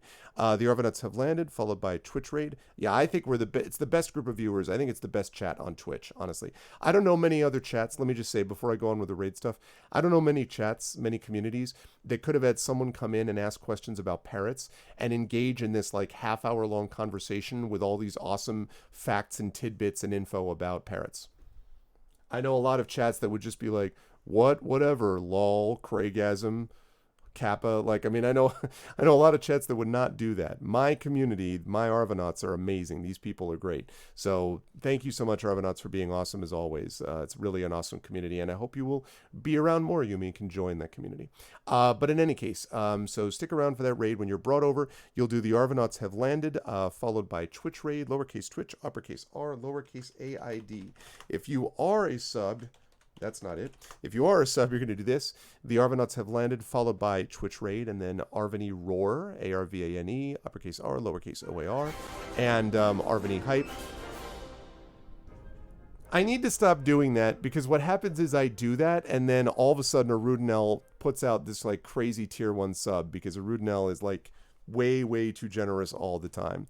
Thank you, Arudinel, very much. I appreciate it. You're way too kind, but thank you. So yeah, so you're a sub now, Yumai. Well, enjoy those emotes. Enjoy all those. And don't forget the Discord as well. Make sure to hang out with us in Discord also. Thank you, Arudinel. Very generous of you. I appreciate it. So yeah, so make sure you stick around and we'll do that raid. And otherwise, I'm going to see you folks on Saturday evening. The new bird lady needs a feather. It's true facts. I want to thank all of my wonderful mods who are really the best, including Arudinel, who, as you already can tell, is the best. That's already clear. Coven Guy, Dragon Spear, Rock God, and Shadowed Mage. I also want to thank all my subs. Arudinel, Coven Guy, Dragon Spear, Rock God, Shadowed Mage, Josiah Firesnake, Mrs. Dunsel, Second Obs, Trishy Metz, and of course, the just added Yumai. Thank you, everyone. You are the best. Thank you to my Patreon supporters in that group as well. Thank you to my viewers. Thank you to Admiral KEX, excuse me. Thank you to Commander Root, Dino, EKAG, Electrical Longboard, First Killer, Idolara, King Jin, Koshiro, Let's Do This Streamer, totally not a bot, Lurks, totally not a bot, PKD Fan, Rake, Remastino, SCOM TV, Stalio, Truckin' Mage, U Christensen, VNK, Virgo Bras, and of course Jedi Burner, who just showed up, who is also an awesome mod and is an awesome dude. So thank you all so very much. Let me just double check and make sure I know who we're going to raid. Let's see who we're going to raid today. I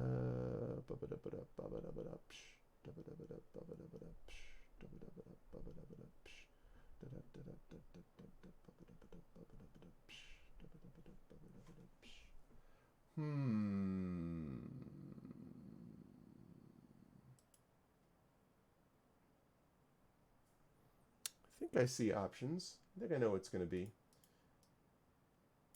Yeah, I know who we're going to raid. I know who we're going to raid, so stick around, and we are going to do that. I know who we're going to raid. It is indeed a Conan shirt, my friend. Yes, it is. It is indeed a Conan shirt. It is... Hold on a second. What is best in life? To crush your enemies, to see them driven before you, to hear the lamentations of the women, or D, all of the above. That is the case. I am indeed. I am a college professor. I'm an author and a college professor, Yumai, is how I classify myself. I guess if I put the whole title, it's author, college professor, game master, like dungeon master, and streamer, and I guess musician as well. Those are the 5 that I would put up there.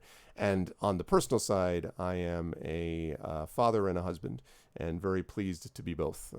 I have amazing, awesome kids, and I love my wife and all that, so it's good. But yes, I am a professor and a podcaster. That's true. But I feel like that's all tied into what I do elsewhere. But yes, I would say I'm a podcaster also. So those are the things. There you go, author, professor, gamers. It feels like I'm just kind of, that sounds like a flex, and it's not meant to be. It's stuff that's all connected together. But one of the things that's true about all of them, which my friend Mike Underwood, who co-hosts Speculate with me, actually said, is really what I am as a storyteller. And I'm a storyteller that focuses on compassion, community, and communication. And those 3 things are basically the underpinning aspects of my values. Those are the things that matter most to me. So I try to put those together, and what we end up with is this channel. And I'm really fortunate that I have gotten a lot of people who are amazing people who all hang out and who all make this place better. So, and have done so for a number of years on our channel that continues to grow and build and, move on and down the line and all that good stuff. So, but anyway, I'm going to get on out of here because it's late. Stick around for the raid, and I'm going to see all of you lovely people Saturday at 7 p.m. Eastern for some co-op with Sneaky Teak and Vermintide 2, and then at 10 p.m. some co-op with Zach Clay and Where We Were Together. Thanks all, much love, and I will see all of you lovely people very soon. Until then, everyone be good to each other. Have a good night.